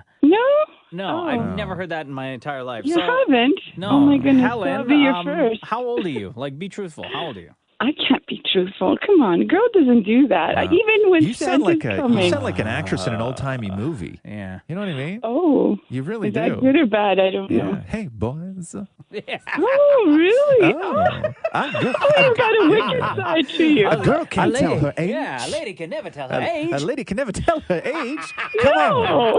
Don't come at me unless you plan on being a gentleman. Oh my goodness. You really do. Like I picture you with like really tight curls, but in a sexy way. Oh, and, that's so cute. That's we'll work with that. You know when you know when lipstick and a super long cigarette. Yeah, and you know when you just said, "Oh, you're so cute," in my head, you just tapped my nose with a hanky. Yeah. Oh my goodness. You're so cute. Not that old, but okay. We'll take the Betty Boop side of it. Yeah, okay. You're very Betty Boop, hon. Okay, You're very so Betty Helen, Boop. it's your birthday today. You're 25 again. From Again. Roz and I, we would like to wish you a very, very happy birthday. Yeah. Oh my goodness. Well, could I hear it like to a tune or something? Oh, Something you would like really for us super to sweet. sing to you? Yeah. Oh, really? Damn it, Maury, you want to join in on this? Oh my goodness. Okay, it's Helen's. It's Lena's 50th, by the way, Maury. Movie star. Should we do it a different style? Right. No, Like let's not- acapella? Let's not. This is acapella. No, but like without the music, and we just happy. We do it acapella. There's never music. No, but like that. I don't even know what Do you know you're what I talking mean? about. Like barbershop quartetti. We do it like that. Well, first of all, there's only 3 of us. So unless you want to go find some jabroni in the hallway to pad out our quartet, then You're making my day. I mean, it's not been so fantastic, and now it's just going to skyrocket just before Christmas. we are not a barbershop quartet. We are a salon trio. Here we go, gentlemen. Are you ready? Happy birthday to you. Happy birthday to you. Happy birthday, dear Helen. That's me again. Happy birthday to you. Oh my goodness. You guys are fantastic. Happy birthday, Helen! What's a gal got to do? The Roz and Mocha Show podcast. Hi, it's Roz and Mocha. Hey, what's up, guys? What up? Who's this? It's Junior. Junior. How are you, man? Good, good. I was just calling in to apologize to Maury. Oh, what happened? So last year at TIFF, we were just out and about seeing the stars, and at the end of the night, we were walking down the sidewalk, and we see Maurie coming towards us. So we're all like, hey, it's Maurie, and we all just kind of freak out. Yeah. And Maurie, he's just was frozen. He was like a deer in headlights. He didn't say anything. He was just kind of like, oh, hey guys. And he just kind of scooched by us. Yeah. And he kind of just took off. And we weren't disappointed, but we just felt like maybe we scared the poor guy, and we didn't know how exactly we should come up to him in public when we see him, or how anyone should Maybe come that's to my fault that Maurie's so jumpy all the time because I scare him every single day. It's true. He's in the office. He's very scary. Probably. You guys have him traumatized. Poor guy. Yeah, he's very scareable. Poor guy. Yeah. Well, Maurie, Junior, which TIFF? Like TIFF of this year or last year? This was last year, actually. I don't know if he remembers. He probably doesn't. But is there anything you wanted to, since then, that you've been thinking about, like asking him, or anything specific you want to say to him? I just want to say sorry for scaring you, Maurie. We didn't mean it. We just want to know how next time, if we see you in public, how we should approach you. How do you like to be approached when you're out, Maurie? I get really nervous around people just in general. Like, I never know how to act. So that's why if I'm with somebody like Matthew or anybody, I always deflect to them. So, like, if I'm at an event and somebody comes up and says hi, they love the show, blah, blah, blah. I'm like, this is Matthew. Right.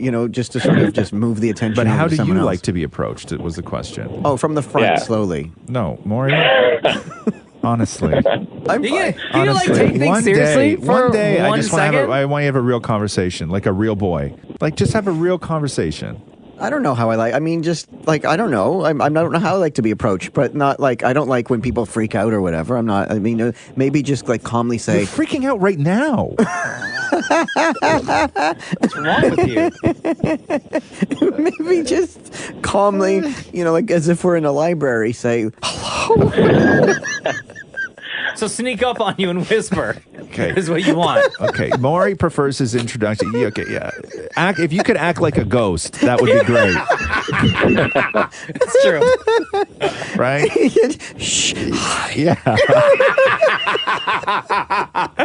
Yeah.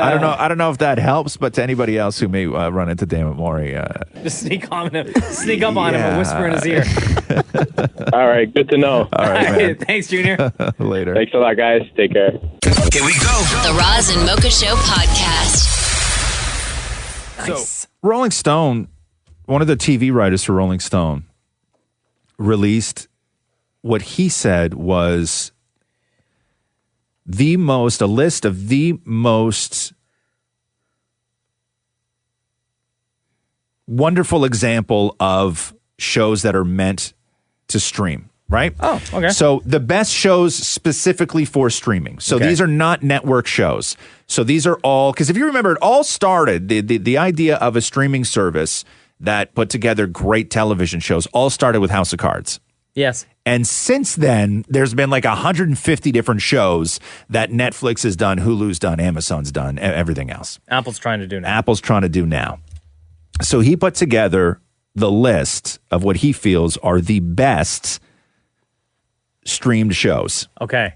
And I can't believe that nobody is pulling this apart. Everybody seems to agree with it. Really? And it's so wild to me. Is it also based on the fact that these are shows that are meant to be or can be or should be binge watched? No, not necessarily. Okay. No, because some of them aren't. Some of them are like for instance, Handmaid's Tale is on Hulu, but it still comes out weekly. Oh, okay. Right? Right. All right. Makes sense. So now I got it. I'm going to go through this list for you, and then I need to get your opinion on it, because I'll tell you this. Stranger Things doesn't even break the top 10. What? How? Stranger Things doesn't even break the top 10. Okay, so what's better than Stranger Things then?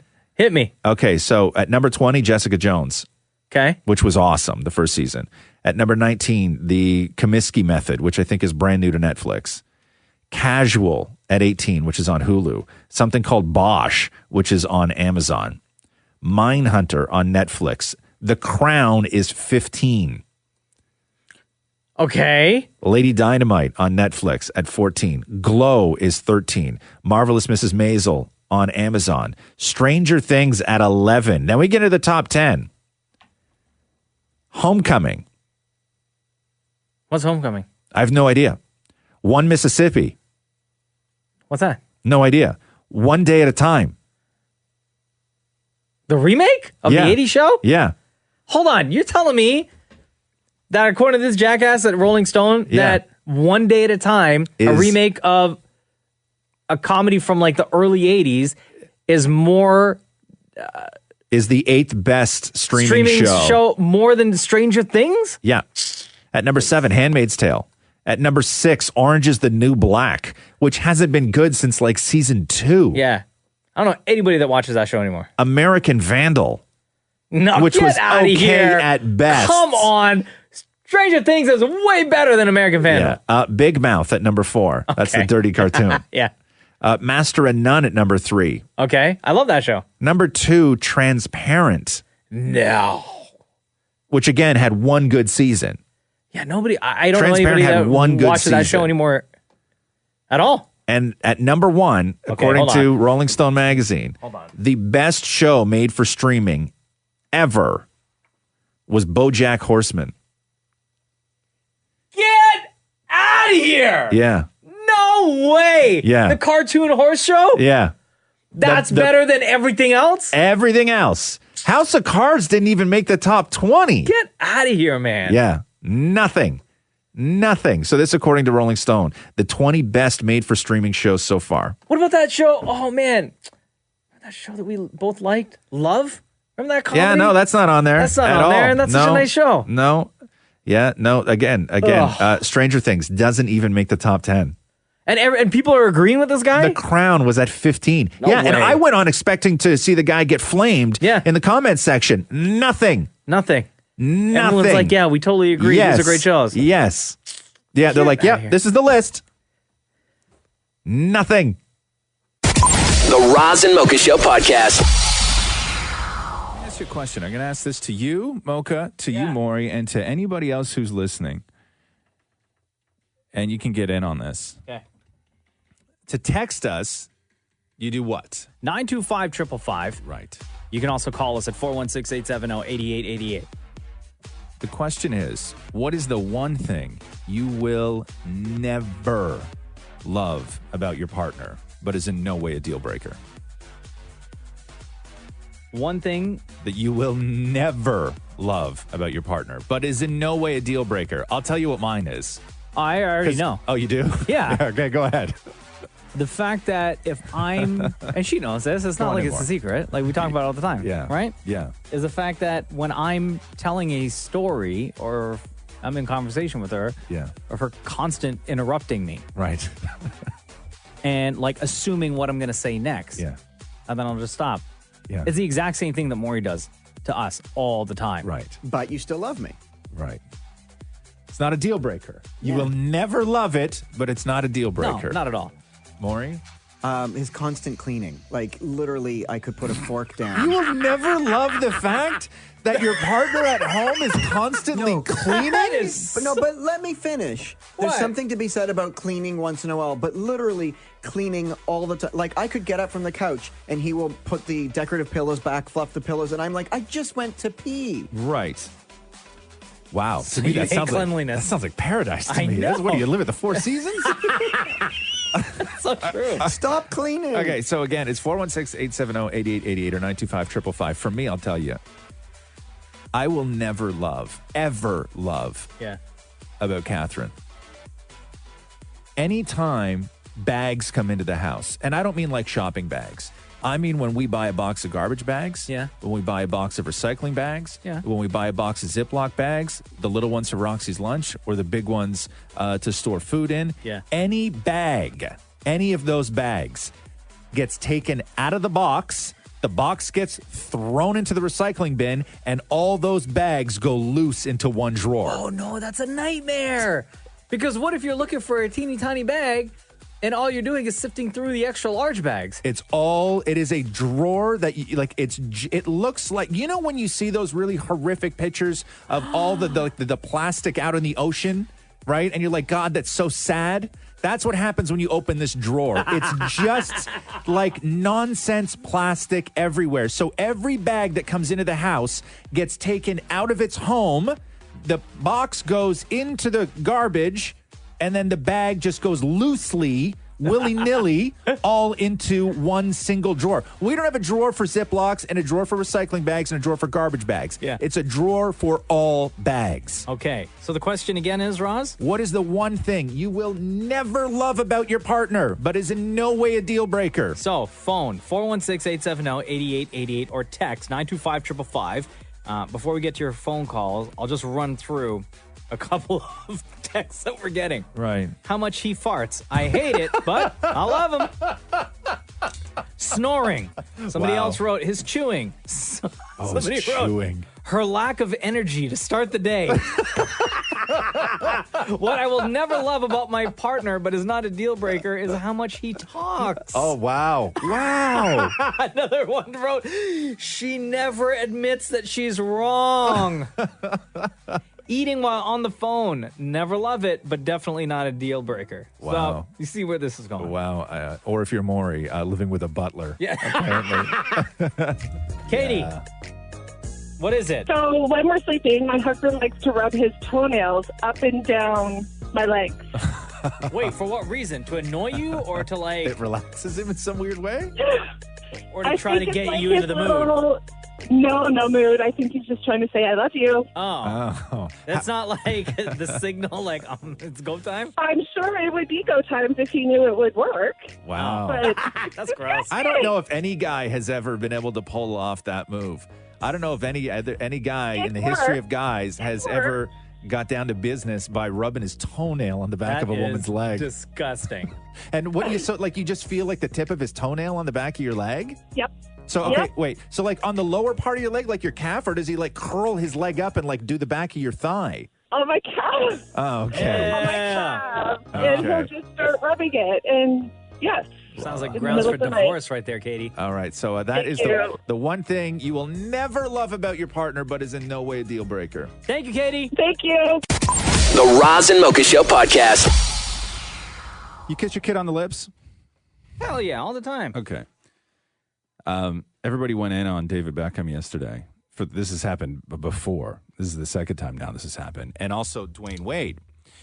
Dwayne Wade, people went in on him because he has a little baby. Yeah. And he posted a picture of him kissing his little baby on the lips. And then everybody was like, that's how you give babies germs. They don't have immune system. Shut up.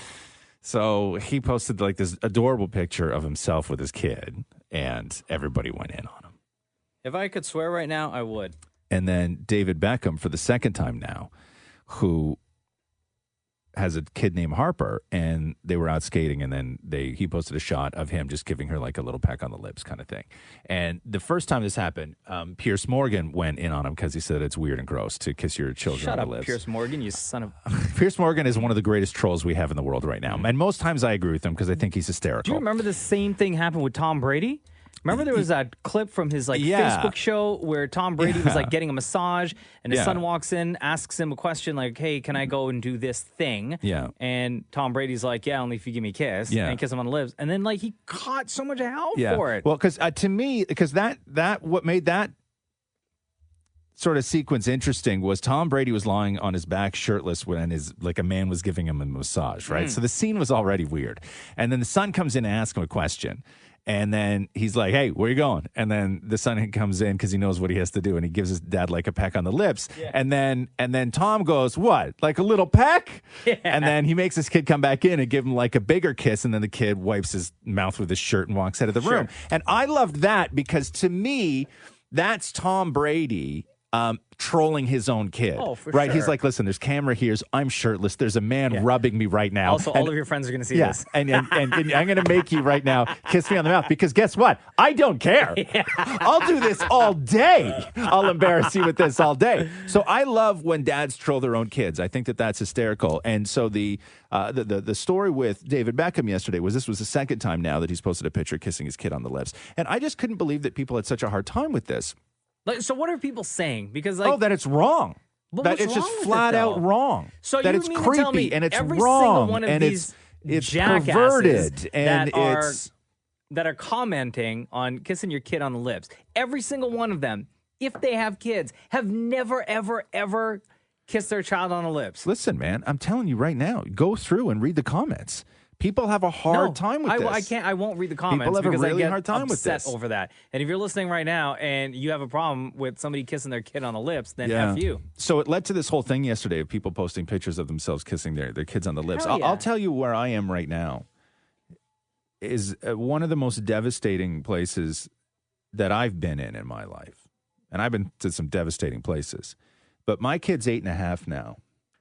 And I know right now that I'm on the clock to when my kid doesn't want to kiss me anymore. Yeah. And it's crushing. I know that that's not Like that 4 far years away. maybe by the time she gets 13? Less. Less than that, eh? Yeah, less.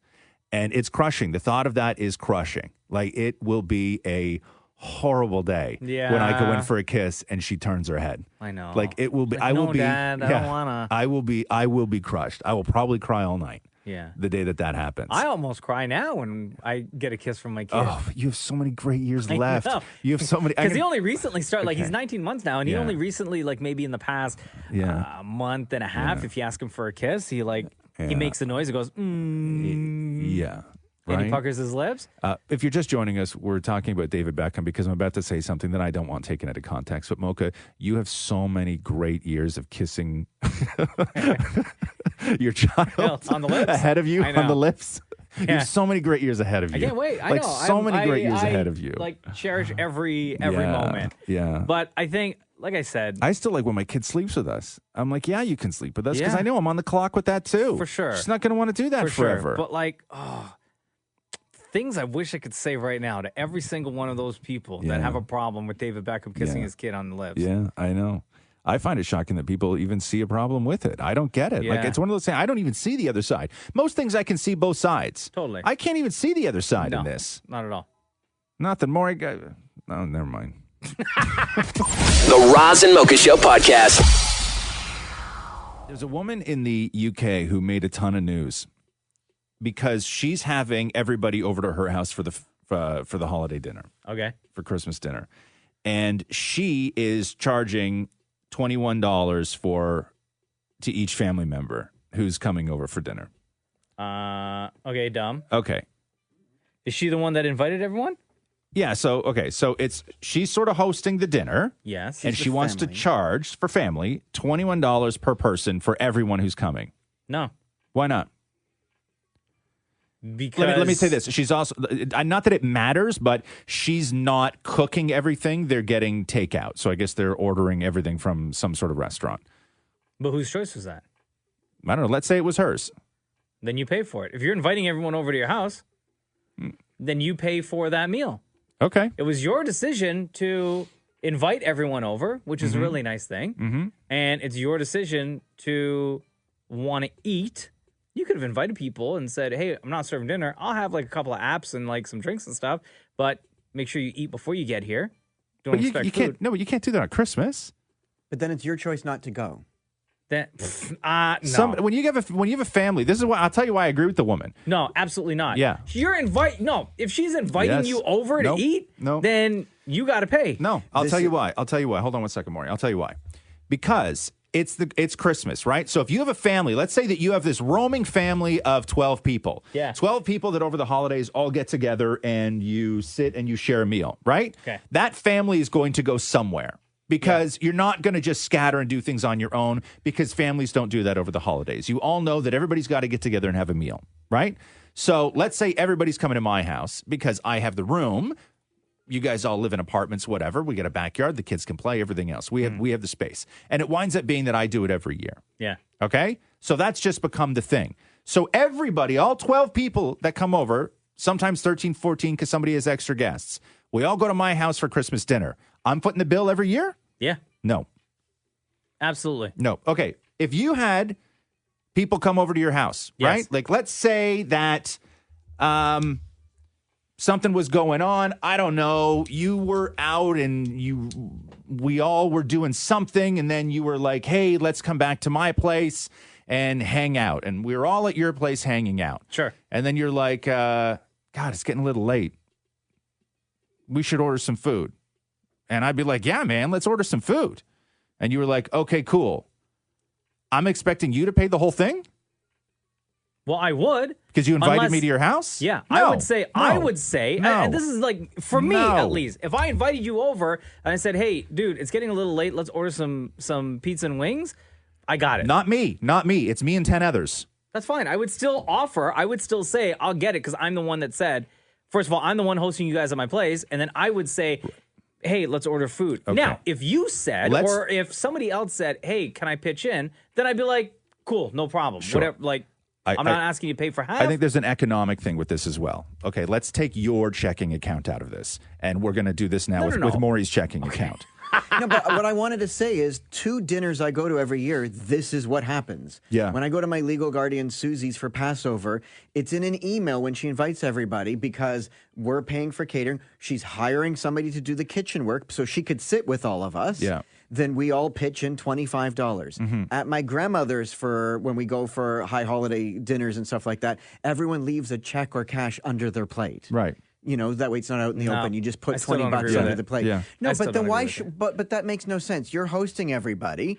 Okay, so then why was it not that long ago you were upset over ordering Swiss Chalet for 4 people at your place and nobody asked to pitch in? They and should you pitch paid. in. Yeah, but everyone should pitch in. Why am I'm hosting you. You're in my home. I shouldn't have to then pay for everyone's meal. Listen, I get it if you have another couple over for dinner, right? Where you're like, hey, you want to come over for dinner? I'm not going to ask you to pay. But when it is a family gathering, I think it's Like right to this, pay. I think it's fine to completely pay. agree. No. And it's $21 is what she's asking from Still, everybody. too much. It's $21 too much. All right. The Roz and Mocha Show podcast.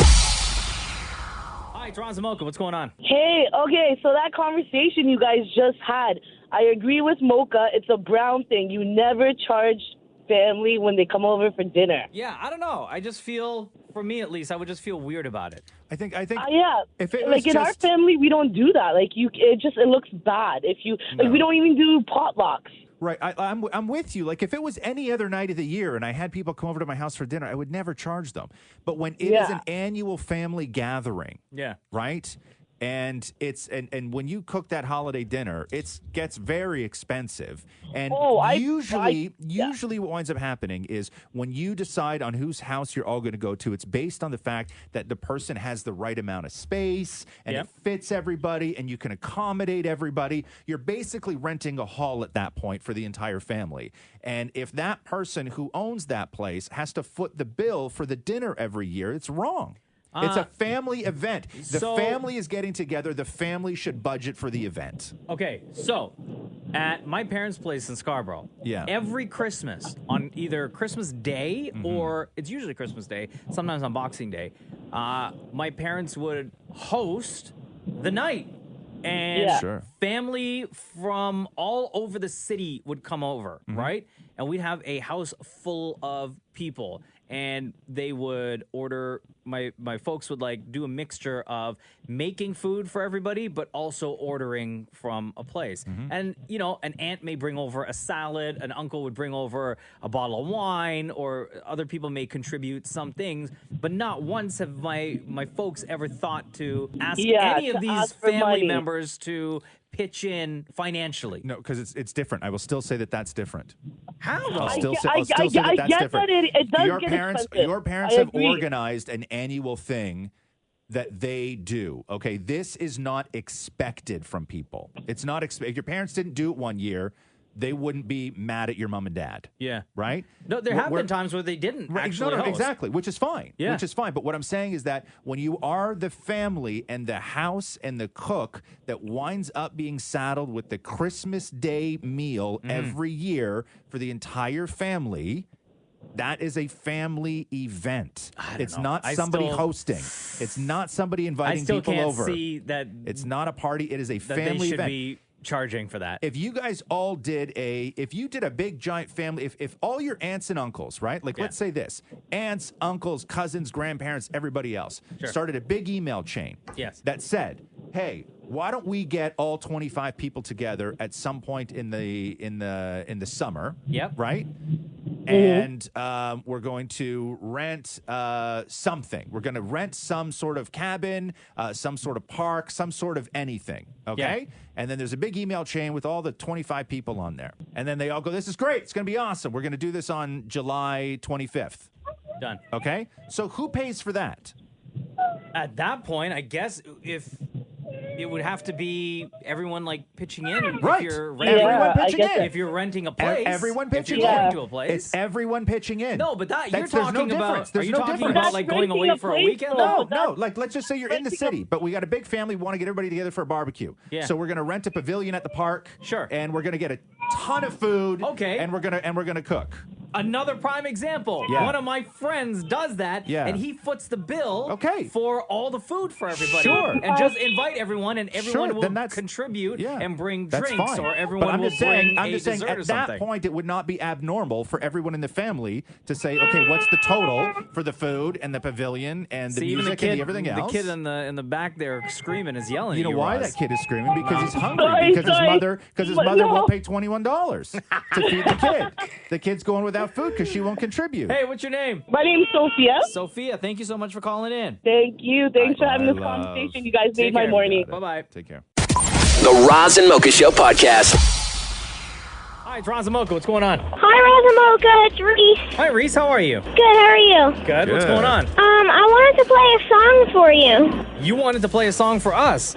Yeah, I learned it in music class. Oh, All right. okay, cool. It's not like a super long song. It's a short one. Oh, okay, good. Tell me if you guys can hear me. I don't know if Yeah, you we can. can hear I you. might have. We can hear you. Okay. No, like if you can hear my Oh, okay. ukulele. Oh, you're Okay. gonna play on a ukulele? All right. Yep. So, can you hear this?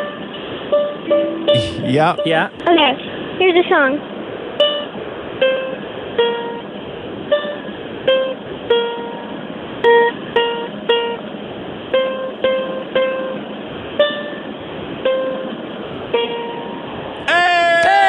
Hey! Now, was that Three Blind Mice or Hot Cross Buns? It was hot cross buns. Gotcha. Nice. So, are you performing that at school today? No, but I just learned it in music class the first day. Oh, nice. Nice. Well, that sounds Can you great. guess what this is from? Sure. Go ahead. Wait. 3, 2, 1.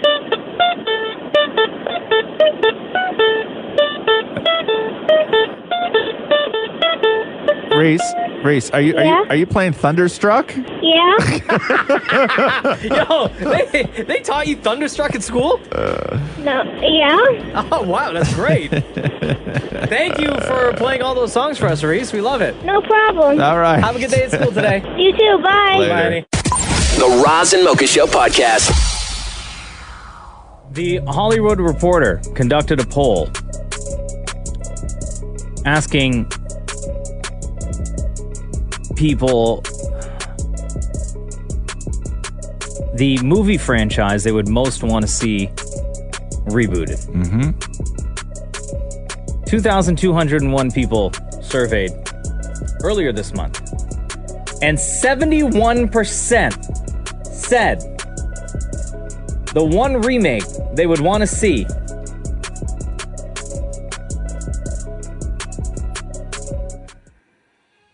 No. is Back to the Future. No.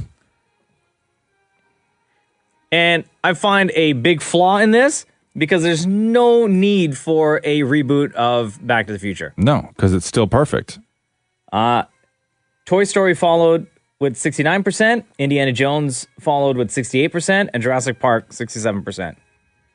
And people lost their minds on Twitter. Somebody tweeted and said, "Hard pass, that first movie cannot be improved." No, it can't. But the great thing about Back to the Future is that you can still watch it anytime you want. Totally. You know who was really upset over the news that when this news was released yesterday? Who's that? Evan Rachel Wood from Westworld. Oh, yeah. She's fun. Her first tweet in reaction to this, when the headline read Back to the Future tops franchises that audience would like to see remade. Mm-hmm. This is exactly what Evan Rachel Wood tweeted. All right. No, no, no, no, no, no, no, no, no, no, no, F, no, no, ah, no, please, no, no, no, no, no, I quit, no, no, no, rips face off, no, no, no, no, no, no, no, I can keep going, no, no, no, we will march, no, no, ah. Yeah. No faith in humanity. No. Yeah. I think that about sums it up, really. I don't know if there's anything left to say. Other than, I don't understand the need to remake it. Like, it's funny. It's interesting because we sort of went through this a little bit with Ghostbusters and the whole backlash that happened to Ghostbusters. And you could say that the backlash to remaking Ghostbusters or rebooting Ghostbusters, a lot of that was based around the fact that they hired an all-female cast. You can say that about that. But then there was the other sort of side of all the backlash where people didn't care about the casting. They just cared that it was being done in the first place.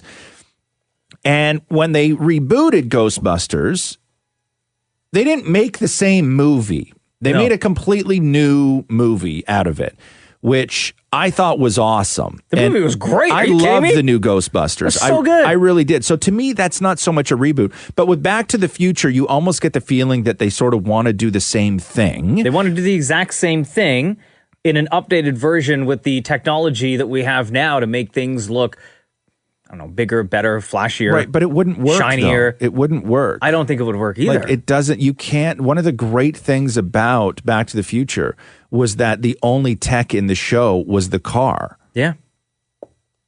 Right? There was no other real, I mean, when they went to the future, they had the microwave and the flying surf with a skateboard and everything else. Even still, at that time in the 80s when they made that movie and they even made part 2 and they were like, this is what 2015 is going to look like. It was so ridiculous, so out there that what are you going to do now? Try to show what, the 2035 is going to look like? Yeah, I don't know.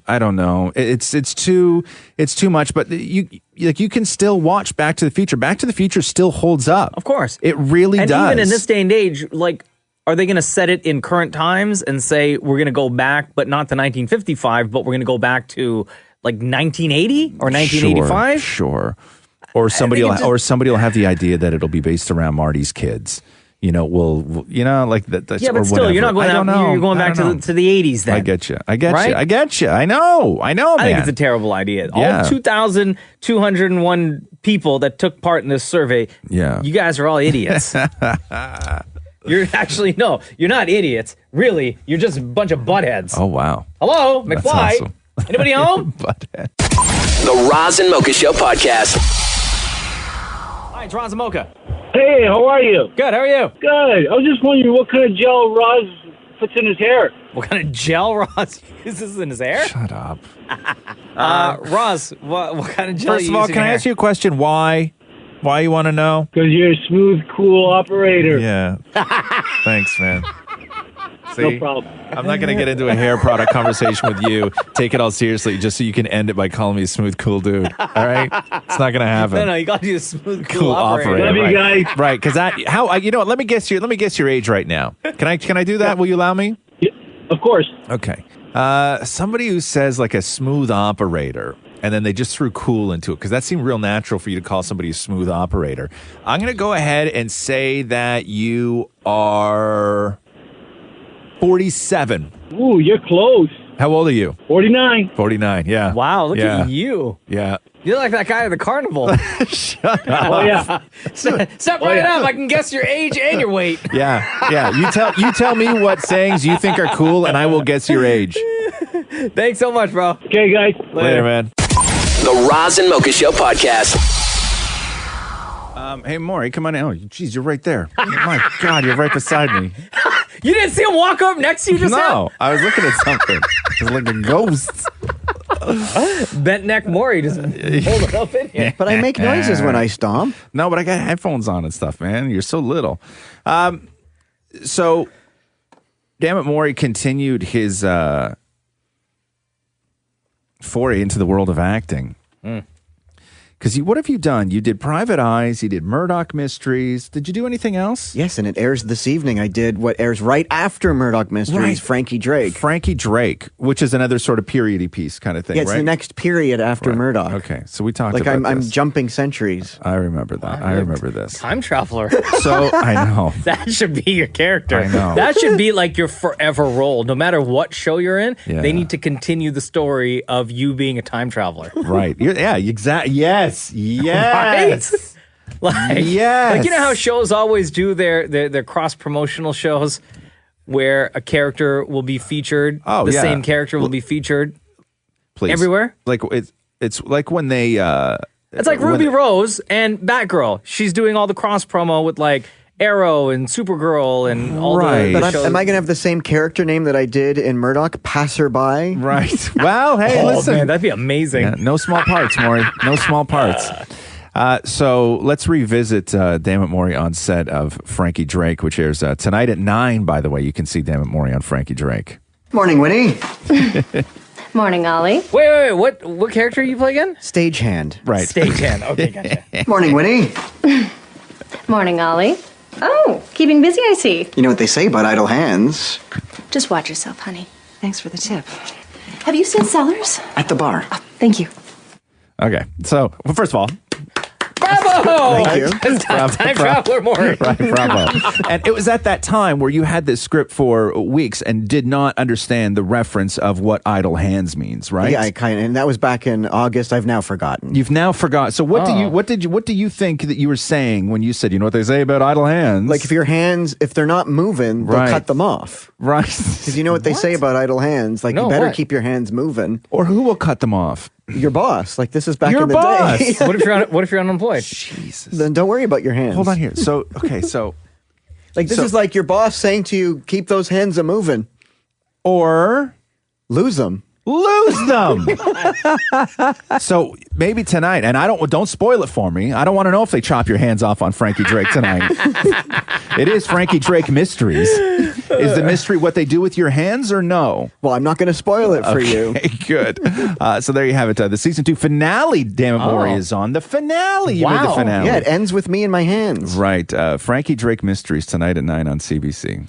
Roz and Mocha's Fix My Life. What advice can you guys give me? Okay, so my question is. Got a problem you can't fix? Roz and Mocha got you. All right, today we welcome Carrie Ann to the show. Hello, Carrie Ann. How old are you?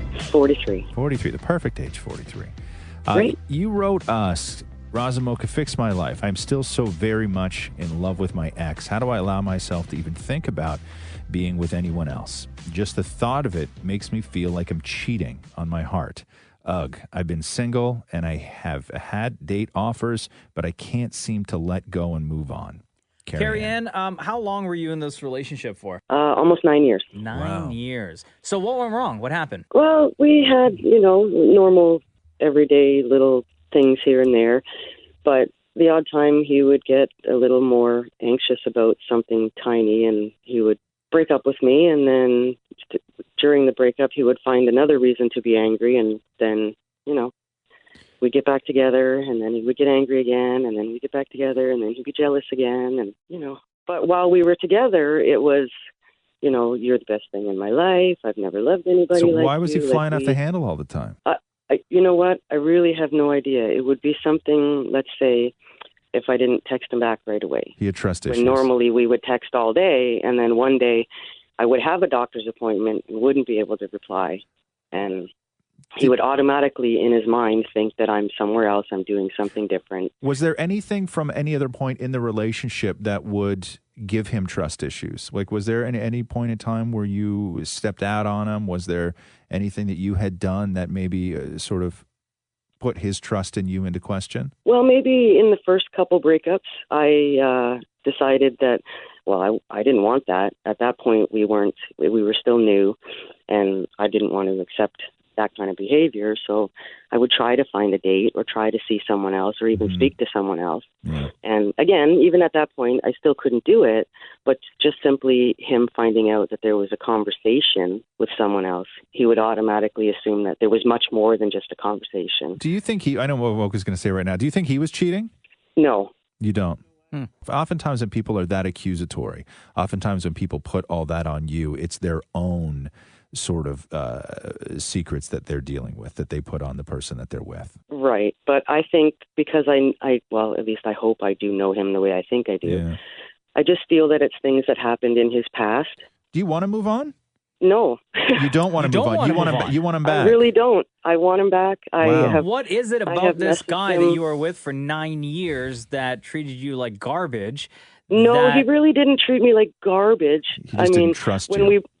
when the trust became an issue or his insecurities became an issue, then he himself turned into something that I really know that's not who he is. Because on a normal day, I never felt any love like that before. I've never enjoyed sitting and watching a movie with someone before. But I think, Carrie like Ann, that you're not allowing yourself to be in a situation or another relationship where you can feel that way again. Right.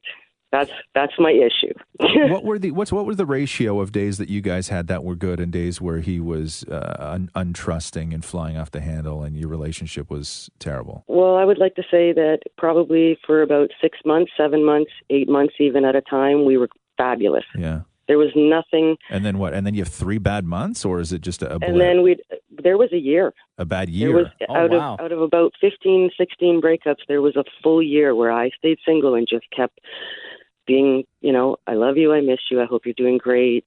But don't you think about those times, the terrible times, and how you felt and what was going through your mind and how it affected your life? Don't you think about that? I do constantly. But I'm also the type of person that knows that people do things and it comes from somewhere other than what you see on the top. I'll tell you, it's really difficult. I have a ton of advice that we could give you right now, and we've said this to so many women in your position, which is the first thing you got to do is a clean break. Okay, that's like number one when you're trying to move on is a clean break, meaning no more social media, no more texting, no more anything. Okay, you need time. Right. That's the one thing you need, because if you still love somebody, you don't have to not love that person. And this took me a really long time to figure out as well in my own life. You don't have to not love that person, but what can happen is that love can turn into something else, okay? That love can turn into your compassion. That love can turn into that you still care about their well-being. That love can turn into, over time, something that is still heartfelt, but you don't want to get back together with the person. And then that's how those people have those sort of relationships, right? And I think that you can allow yourself to do that. I also think that you can still be in love with an ex and start falling in love with somebody else. And it's very confusing, but it happens. It's completely normal. But none of that matters if you don't want to move on. Right, I guess. So your question is, how do I get my lousy boyfriend back? Okay, I guess that's the question. I mean, I do want to move on because I don't want to be alone.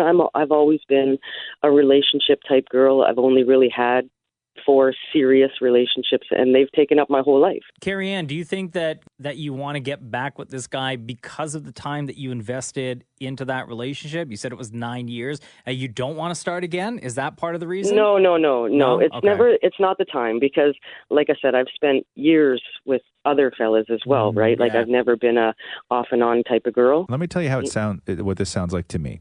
Okay. Because I know that you want to get back together with him, which is shocking to a lot of people listening right now. It sounds like to me that you loved him and the idea of what you guys were together more than you love yourself. Oh, goodness. Well, you know what?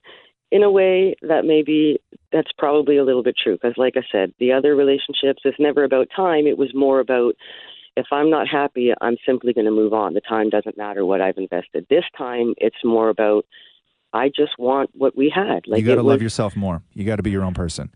And right. you have to find that in you. Okay. You have to find you. And I know this sounds like some 16-year-old girl's inspirational quote on Instagram. It's crazy because I feel like when I sit here and think about it, I feel like I loved him and I lost me. Yeah, no, you did not lose you. You got to go and find you. Before you go back and start doing all this stuff trying to get a guy back, you're going to go back to the same thing. You got to find you, and you got to love you, and you got to rebuild you. That's great advice. Because I have a funny feeling that once you do that, you're going to feel differently about going back to him. It might be right. Yeah. And you guys are pretty smart. I listen every day, so... All right. I'll Thank take you, it. Carrie Ann. Love you lots. I'll do my best. Thanks a bunch, fellas. That was a tough one. I know.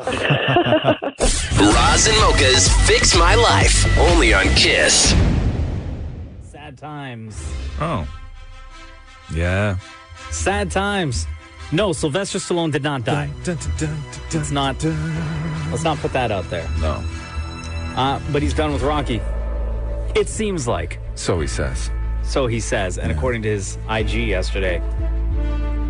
And where was this clip, this audio? Who was he talking to? Where was this? I think he was on set, right? It's from when he was, on set of Creed 2, which, phenomenal movie. Let me just double check that. But yeah. But on Insta, he said, I guess this is a pretty significant moment. It was the last night of filming and probably my last privileged time of playing my beloved friend, Rocky. And this is what he posted. This is probably my last rodeo because what I thought happened, it has happened, I never expected. I thought Rocky was over in 2006, and I was very happy with that. And then all of a sudden, this young man presented himself, and the whole story changed. It went on to a new generation, new problems, new adventures. And I couldn't be happier because as I step back, because my story has been told, there's a whole new world that's going to be opening up for the audience, for this generation. And thank you very much, Stephen, and definitely you, Michael, for making that possible. Now you have to carry the mantle. I got you. There it is. See, my relationship with Rocky Balboa is I like Rocky the character more than I like most real people. Yeah. I really do. I identify more and I enjoy the company more of a fictional Rocky Balboa than I do most real people that I've met in my life. Is it because he's just so pure? Yeah, and I don't know, and it's been that way my whole life because Rocky's been in my life forever. Yeah. You know, and I sort of followed that. Like I didn't, I'm at the age where, I remember all those movies as they were coming out. And I love that character and everything that he is and the way that he was written and the way that he was handled and treated and everything else. Like I said, more than most real people I've met. And I loved what they did with these Creed movies and introducing or reintroducing Rocky. Yeah. And what they've done with his character. God, it's so perfect. So perfect. And in the couple of movies where they sort of mistreated the Rocky character or the legacy, God. I took it personally. Part 5? Like, yeah, I really did. Like, I really took it personally. And then when he came back with Balboa, I thought that was really great. I thought it was a real great way to end, as he had said in 2006 that he thought that was going to be the last time because it was a real sort of it was a good way to end it. They ended it really. They ended it on a high, and they did good by the character. But when he showed up in Creed and Ryan Coogler, the way that he handled the character, it was incredible. Like it was really incredible. I was crying again. The Roz and Mocha Show podcast. Hi, it's Roz Mocha. Hi. Hi, who's this? How's it going? It's Renee. Renee, welcome to the show. I had a dream. I've had a recurring dream for the past little while that it's a mystery, and it just got solved with you guys last night. Okay. No, nobody wants to hear about your dream, Renee. Renee, you've listened to this show long enough to know that Roz hates when people say, I got to tell you about my dream last night. I'm sure he won't like this then. Okay, your dreams are only interesting to you. Well, no, I'm interested. Nobody else. And this is not just you, Renee. This is every single person, okay? Don't ever start a conversation with, oh my God, I got to tell you about this dream I had last night. It's not interesting to anyone except for you. You're the only person interested in your dream. Renee, if it makes you feel any better, I'm very interested in your dream. Okay, go ahead. Okay, so my recurring dream has been that someone has stolen Wilma Flintstone's pearl necklace and replaced the pearls with teeth. Yeah. Yeah, gross. Okay. Riveting. Okay. Yeah. So wait, but in your dream, is it like cartoon Flintstones or are they real life Flintstones? It's cartoon. And are you a part of the dream? Yes. And are you a cartoon or you're real life? No, I'm real life. Okay, so you're real life. I'm real living life. in the Flintstones universe, and they're still Yes. cartoons. Okay, go ahead. Yes. So somebody steals Wilma's pearl necklace and replaced it with replaces the teeth. pearls with teeth. Okay, Yes. gross. Okay, go ahead. Okay, so last night, it wasn't that dream, but I was walking remember how last week you were talking about Maurie's Monday meditation thing? Yeah. Doing guided meditation. Okay, go ahead. Right. I was walking on the beach, and Mocha had a sign. You know those, the people that stand there at construction with a stop or slow? Yeah. Sign? A construction worker? Yeah. Yes. Okay. And one side says slow, the other side says stop. Yeah. Yes. Okay. Yeah. So you had the stop sign up, so we couldn't pass this meditation on the beach. Okay. So Maury was on Aladdin's magic carpet, sitting cross-legged, doing this meditation for everyone that was participating. Sounds racist, but okay. Okay. And wait. And was the magic carpet floating at the time? Yes, it was like hovering. Okay. Roz was doing the meditation. Yeah.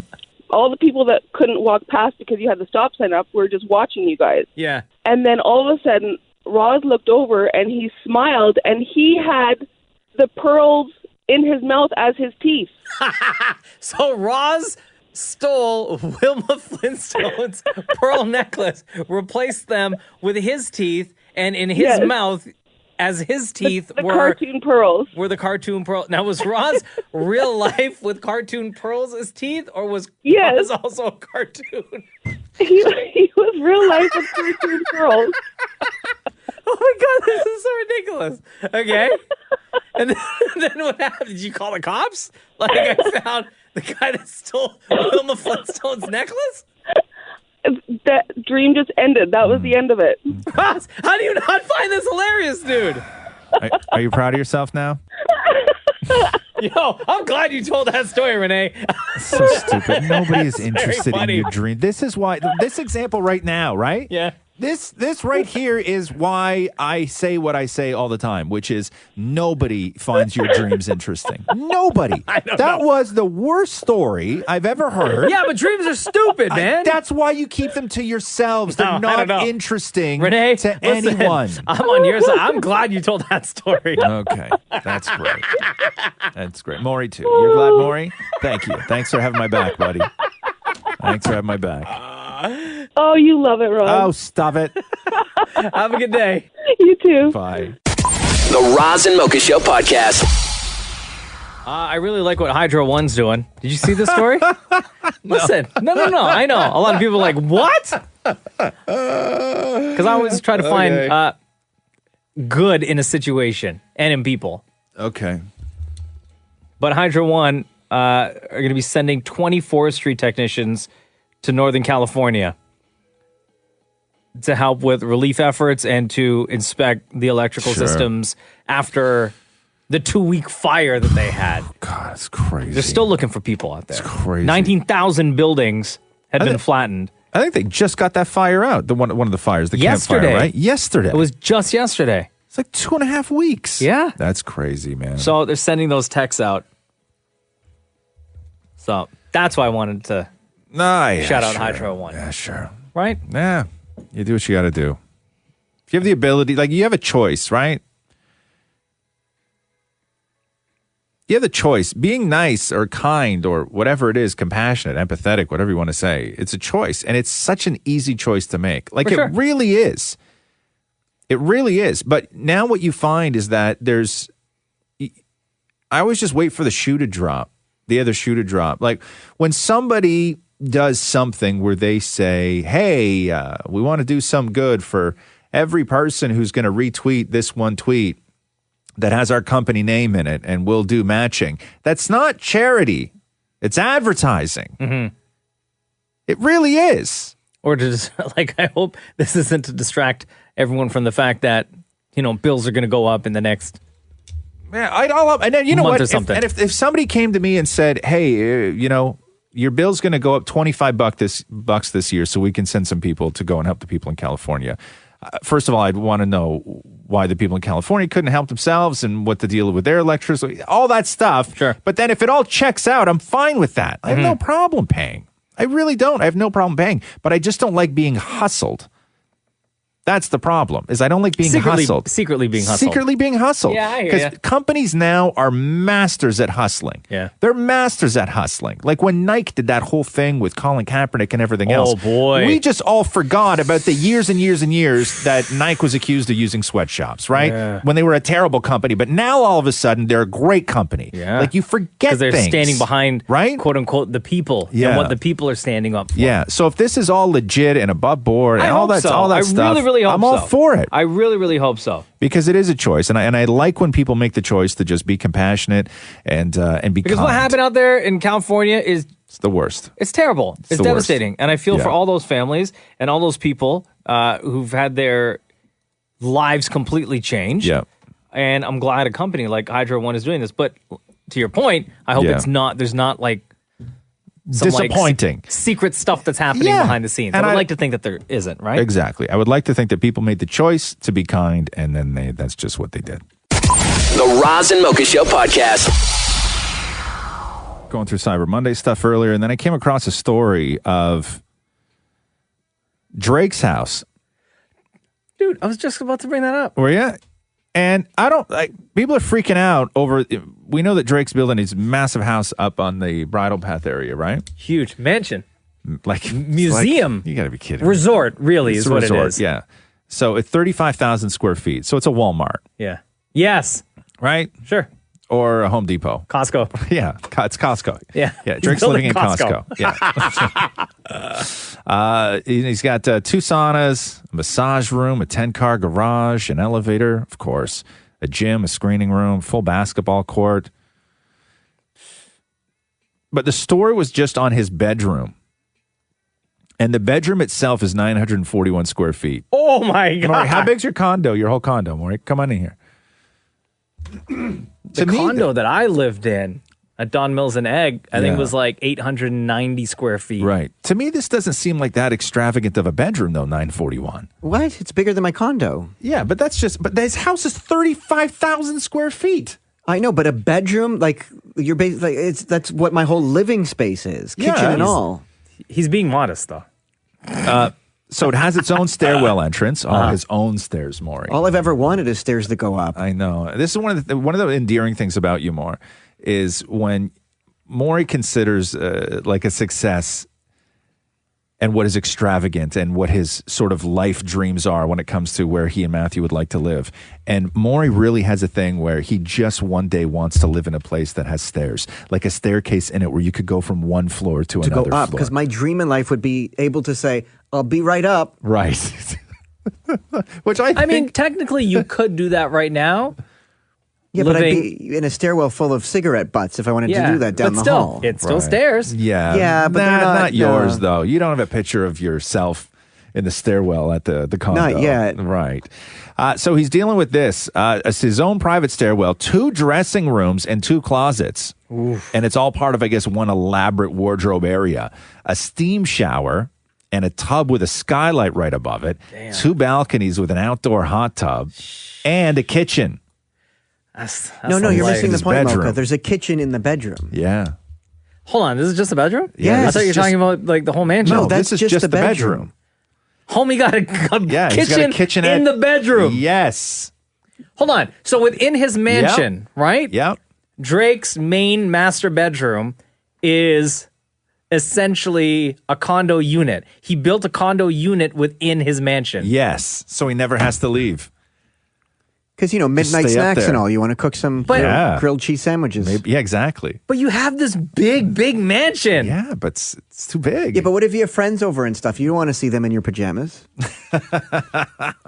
That's wild. Yeah, I saw the Right? video on Drake's Instagram. Yeah. And like it's like a tourist attraction. Yeah. There's a basketball court that has an OVO scoreboard in it in that house. Yeah. Yeah, his basketball court looks like a high school gymnasium where it's like multiple basketball nets. Right. Like, does he have any fear of running out of money? Like the Raptors, if No. they wanted to, No fear. the Raptors could hold practice every other day at Drake's place. Sure. Well, like he will have Kyle Lowry and them over. Like, obviously they'll They'll practice have the there. entire NBA So over. What, crazy, you dude. nuts? It's so Just crazy. Kyle Lowry? No. He'll do his own All-Star game. Yes, Drake Yeah. could host his own All-Star game. Yeah, in private. And nobody would even know. No, nobody. Yeah, no. Check your phones Nothing. look at us giving Drake Exactly. ideas. Right. Check your phones at the door. Yeah. Hold like a private event, celebs. I'm sure like when celebrities come to town too. Yeah, big money gambling going on. Right? Right. Cooking up grilled cheese in the bedroom. What is it with you and grilled cheese, man? very hungry. Damn. The Roz and Mocha Show podcast. All right, so you and I have been doing this show for 9 years together now, and we got one of these texts where the person's been listening to the show ever since they were in high school. She is now working full-time, and she's on the phone with us. Is it Ash or Ashley? Ashley. Okay, so Ashley wrote this. Wow. Roz. Love listening to the Roz and Mocha Show. I've been listening since high school when my mom dropped me off, a.k.a. when I missed the bus. A few years later, I got my friend hooked on your show when we would hide in meeting rooms and listen to the SoundCloud recordings at work during co-op. Wow. I have my own car now, but I'm so glad that you guys got the podcast. Now I listen to you guys anytime I want. Thanks for making my mornings awesome. Heart emoji. P.S. Does Roxy still send poop emojis to Mocha. Roxy being Roz's 8-year-old daughter. Oh my God. Yeah, I think every now and then, Roxy's really not into, like, she doesn't have a big desire for phones right now. Like, she likes her iPad. Oh, wow. She likes her iPad, but I don't know, I wish I had the name of it because I think that other parents might dig it. There's a sort of adventure game that she plays where you have to do battle and all this stuff, but it's done from an educational company where in order to win a battle, you have to then leave that battle screen and go and do math problems. Oh, damn. And if you get the math problems right, that's how you defeat your opponent. And then you can get back to the game. And then you get back to the game. Oh, wow. And that's how you can advance. Damn. Yeah. That's why she don't text me robots and poop emojis Right. no more. But I'm talking when you're up against a boss, like she's in grade 3 and she had to figure out how to do determine the volume of a pyramid. What? Was one of the, like it's really crazy. Grade 3? Like, yeah, and it was very difficult. And I'm sitting there having to help her out and Google these questions where I'm like, I don't even remember how to do this stuff. Like, I really don't. So, Ashley, what's your life like now? You've been listening to the show since you were in high school. You're working now. What do you do for a living? I'm an analyst at a hospital now. Oh, okay, cool. Is that what you studied in school? Yeah, it was really similar to what I studied, and I always liked healthcare, so I thought I would take the leap and finally do it. What do you analyze? So there's a lot of different things, mostly like patient flow. Like, I don't know, it's like, who comes in, who leaves, like, how long it takes for them to get their care, etc. And so how we can make that better. Oh, nice. All right, well, keep up the great work. Thank you for listening to the Roz Mocha Show, and thank you for your text. Awesome. Thank you guys as well. Love you guys Love so you much. too. Between Roz and Mocha, who's your favorite? Oh, man. You weren't going to escape that easy. Come on now. No, oh my God, no, I love all of you guys. Like, Roz. Sorry about that. I regret calling you back now. Oh, wow. I'm just kidding. Have a great day, Ashley. We've come a long way since fan bootlegs on SoundCloud, huh? The Roz and Mocha Show podcast. Less than a month away from Christmas. Everyone doing their Cyber Monday shopping today. I haven't done the tree yet. You know what? Neither have we. No, I'm going to do it this weekend, I think. So let me ask you this. Yeah. Because your daughter's 8 now. Yep. Our little guy is 19 months. Mm-hmm. So with a toddler in the house, he's just grabbing everything. Yeah. Right? So when we're decorating the tree, we were at the mall, we were at Sherway yesterday to take pics with Santa. And they had like a display of Christmas trees. So he's going up to all the trees and like pulling on the lights and some of the decorations and stuff.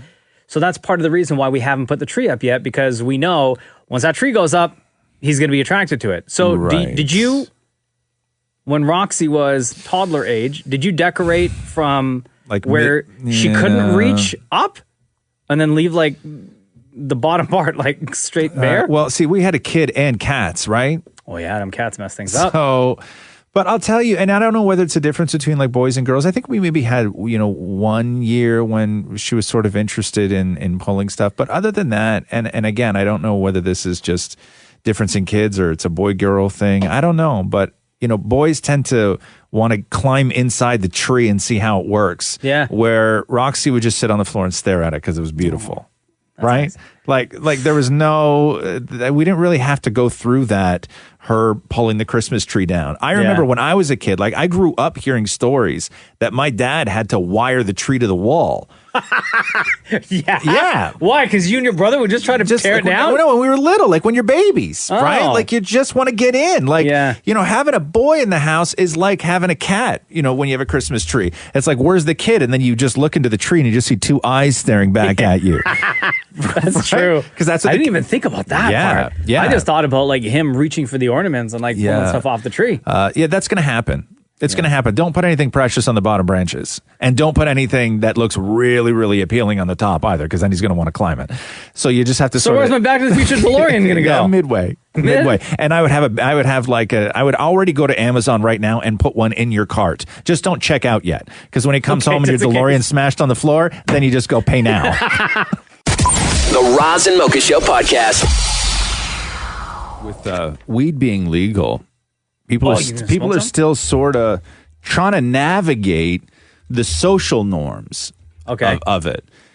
Can I say, ever since weed became legal, yeah, I haven't noticed a difference. at all. Like, I don't see people, maybe just because I'm not out much. Yeah. But I don't see people like willy-nilly just smoking weed. But you live in a very residential neighborhood. You don't live in the Even when city. I go to the mall or whatever, like a couple times last week and the week before, Yeah. I was in downtown and maybe I smelt it once. Yeah. But it wasn't any different from when we, quote unquote, wasn't legal. Yeah, you would smell it. So anyway, so let me tell you this, and then Kelly, you can come in more. It's okay. Be a gentleman, though. So they're still trying to navigate the sort of social aspect of it because it's legal. Yeah. And he had met with 3 friends of his that he hadn't seen in forever at a restaurant. Okay. And they were on Bloor Street. Kind of casual joint, right? Like nothing too fancy, but not like a pub. They're at a restaurant. And they were sitting around going, okay, so after we eat, we should probably go outside and smoke a joint. Yeah. It'd be great. We haven't seen each other in a while. And they go, but where do we roll it? And then somebody goes, well, can't we just roll it here at the table in the restaurant? Yeah, why not? And somebody else goes, I don't know. Can you? He's like, well, it's not illegal. Like, yeah, but like, do you still, just because something's not illegal, do you just bust out a bag of weed in a restaurant and start rolling a huge joint at the table? But you're not smoking it at the table. No, but like rolling is weird. You're in a restaurant and you're going to clear the plates, dump a bunch of weed on the table and start Yeah. rolling a huge joint. Yeah. Are you allowed? I don't know. Are they going to tell you to not do that? Who knows? So you know what? I don't think anyone would say anything. They didn't say anything. It's up to the restaurant That's the whole thing. That's the whole thing. They didn't say anything. And they rolled. He's like, we just kept rolling. And he's like, by the end of it, they had the biggest joint any of them had ever seen. It was like Cheech and Chong because they started testing the waters at that point. Oh, then it became a Right? game. And then it became a game. Yeah. How big of a joint can we roll in this restaurant? Yeah. And so they rolled a huge joint. And literally, like the server was coming over, pouring them coffee, asked them if they wanted more drinks, nothing. As they were sitting there rolling a huge joint. So even the social part of weed smoking That is server now. was probably thinking, like, guys, let me get in on this. Tell me about it, right? I got a break in 5 minutes. Thank Can you wait? Thank you. I don't know if you heard about the whole fiasco with minimum wage, but I could use some of that right now. Mans are stressed. But yeah, it's crazy because I would never have thought that. I think it's fine. I would never have done that though in a restaurant. I just never would have done that. I never would have busted out a huge bag of weed and just started Yeah, but you're rolling not a at weed table. guy. Nah, it's That's the true. thing. You're right. You're right. I You're would not be a weed horrified if I saw that. Would you really? Oh if my you looked God. over at the table next to you and they were rolling Yes. a fat one? Yes. Criminal drug dealer probably had guns. There's children in here. Holy God. Man, you go to the Hollywood extreme in that of course. situation. Dude, I've been watching Narcos nonstop. I fell asleep last night watching Narcos, okay? I know what I'm doing, okay? I know. You know how to spot when somebody's up to no good. I know the devil when I see him. The Roz and Mocha Show podcast. At many different times in my life, I've binged on sort of food before I binged on anything else. Like before you could even binge on a television show or anything like this, where I get onto something and then I won't let it go, where I obsess about it. And like I went about maybe 2 years with really consistently having the same thing for dinner every night. Yeah. And that was, What was it? a baked potato. It was I had a big metal bowl that I used to eat out of every night, like I was in prison or something. Right. So I had a big metal bowl, and in the bottom of the bowl was a baked potato. And then on top, and on the baked potato, I used to put olive oil and salt Skin and pepper. on? Skin on, baked Okay. potato. But I would open it up, Yeah. and it would lay the bottom of the bowl, skin side down. Yeah. And then on top of that, I would put olive oil and salt and pepper.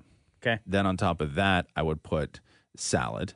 Then on Okay. top of that, I would put chicken and just eat everything out of one bowl. So I would put my fork in, you would get a little piece of chicken, some salad, and then some hot potato on the bottom, and just eat it all like that. And I ate that for dinner every night for Sounds almost 2 years. delicious. It was great. It was delicious. Everything just all in one bowl. It was the easiest way to eat. I loved it. Salad dressing or no?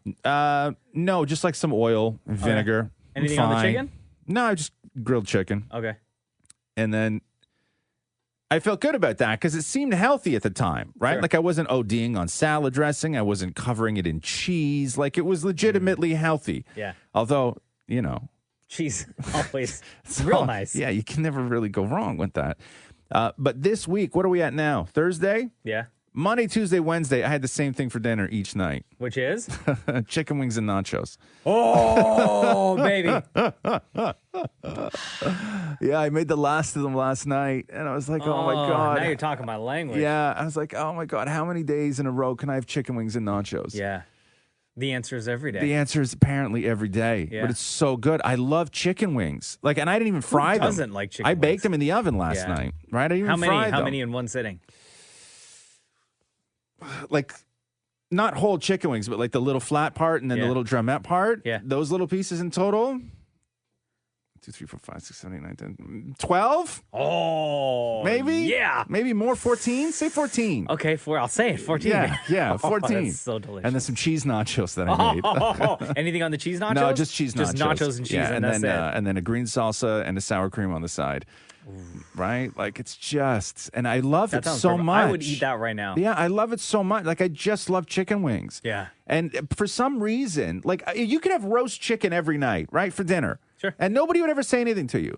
But when you tell people that every night for dinner you have chicken wings, they look at you like you're some sort of I glutton. don't know. People should be applauding. Right? I'll applaud that. Thank you. Because chicken wings Thank are you. the best. I could have chicken wings every single night. Yeah, but like, you could eat chicken every night. And I ate chicken every night for years, and nobody ever said anything. They were like, oh, that's a healthy. But you tell people you eat chicken wings for dinner every night, and they think that you're some sort of slob. Because chicken wings have the perception of... see. And Is I there don't know. anywhere open right now I can order chicken wings? Oh, I'm sure there is. Chicken wings are so good. It's the best. God, I want chicken wings now. Right? Have you never done that? You've never like obsessed about a food and eaten it every single night of your life? Probably something pasta related. Oh, that's when things start to get heavy. Very. When That's why I had to stop. After day 5, I was like, okay, guys, I'm tapping out. The Roz and Mocha Show podcast. What was the big story yesterday with Kawhi Leonard apparently signing a deal with New Balance? Did you see that? Oh, no. Sometimes I think, like, Kawhi should just do things in private. Right? Yeah, apparently that was the big story. I don't know if it was disputed and maybe he denied it later on, but the jokes flying yesterday, because that's just about the most Kawhi Leonard thing Kawhi Leonard could ever do, right? Yeah. Is sign a deal with New Balance. And New Balance, like, they're straight dad shoes. Right, yeah. Like, my dad got, like, 3 pair. Yeah. Two of them still in the box. Yeah, somebody had said that Kawhi Leonard's going to go all the way to the NBA championship wearing shoes that are best worn when manning the barbecue at a family cookout. That's true. Which kicks are those, But Kawhi? Those are the get off my lawn 4s. Yeah. Yeah, so I don't know. And you know what's interesting is that I never knew anything about like this whole New Balance thing until recently. Like I never knew that people goofed on people who were like New Balance because I never wore running shoes. Like I never wore running shoes, so I was never part of that world. Hold on, let me see here. But I guess they're going to design them some like really cool basketball shoes that don't look like dad shoes. Yeah, well, they have to. I will say, some of the New Balance stuff, Yeah. some of them Yeah. are really cool. Okay. They're really cool looking. All right. Why don't you have a pair? Huh? Why don't you have a pair? Because Because why? If they're so cool, because why don't you have a pair then? I haven't found one that I just don't. Okay, fair enough. Good enough reason. I guess you just don't. Yeah, because I have too many. I have too many Jordans and Adidas and Under Armour. Like those are my the 3 brands I kind of stick to. Yeah. Yeah, but apparently that was a story yesterday, and I don't know if he's disputed it, but Kawhi Leonard agrees to endorsement deal with New Balance. Yeah, there's a lot here, a lot. Kawhi Leonard will serve as the face of New Balance basketball, with the company looking to reestablish itself in the basketball market. Yeah, ain't nothing wrong with that. Listen, I need to see a pair. I'm calling my dad real quick. The Roz and Mocha Show podcast. How are you? Good. What's wrong with you? I'm looking at Maury right now. Maury's dream come true. Are you smelling your mustache? What are you doing? It's so weird. It's Movember, so Maury's got Maury has his mustache. Well, I cooked last night. Right. I made chili. Right. And I love when you cut up garlic, and I love the smell of garlic. Yeah. But when I have a mustache for Movember, the garlic is infused in the hair grains. Not it. Not it. I'm not doing that. No. Hell no. No. Hell no. Dude, Hell the rules no. are whoever No, calls I'm not. I'm Why not do smelling you- Maury's mustache. I'm not smelling it. Man, you're such No. a sore loser. No. You know that? Anytime you say not it, then I always step up to the plate. No. What a loser. You're such a sore loser. Yeah, I am. Sore I am. loser. I'll let you rub your finger on your mustache. I'll smell your finger. But then Mocha has to smell the actual stash? No, Mocha doesn't have to do anything. I don't have to do anything. It's a glorious Let me ask you a smell. question. When you smell your mustache, Yeah, I push my nose down into but it. why don't you move your lip up to your mustache? I do, but I push the nose too. So it's a double shove. It's not a good look. Do you do that in front of Matthew? Yeah. He hasn't left you? No. Okay. All right, come here. That'd be too much work to leave me. Isn't it just easier to just smell the stash? What? Yeah, I think it is. Oh. Dude, I said not it. Come on, man. Just be a grown up. Oh, be a grown up. Okay, come here. What am I doing? You're smelling his Oh, mustache. it's so gross, dude. I I have to know. close my eyes. Okay. If I close my eyes and go in, you're not allowed to kiss me. You can't sneak one. Be a gentleman. Okay? Don't do that, Maury. Come on. Right. No, because Yeah. then it ruins it for everyone else. What's that? Because then it ruins it for everyone else. Yeah. Everyone else that wants to kiss you? Yeah. Like it, Oh, yeah, that giant lineup of people like at the you, building. you've suddenly ruined me now. Like nobody else could ever compare. Like, sorry, Catherine, Dude. I've kissed Maury, and don't ever play that back again. Okay,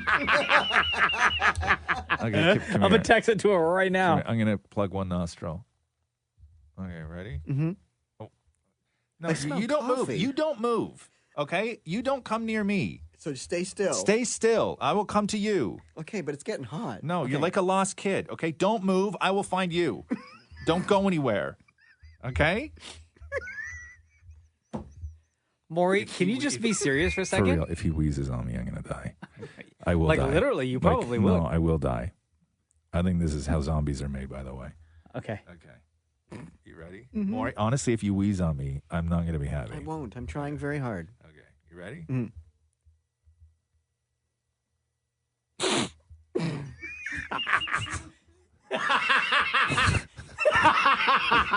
All I felt was crinkling leather and coffee.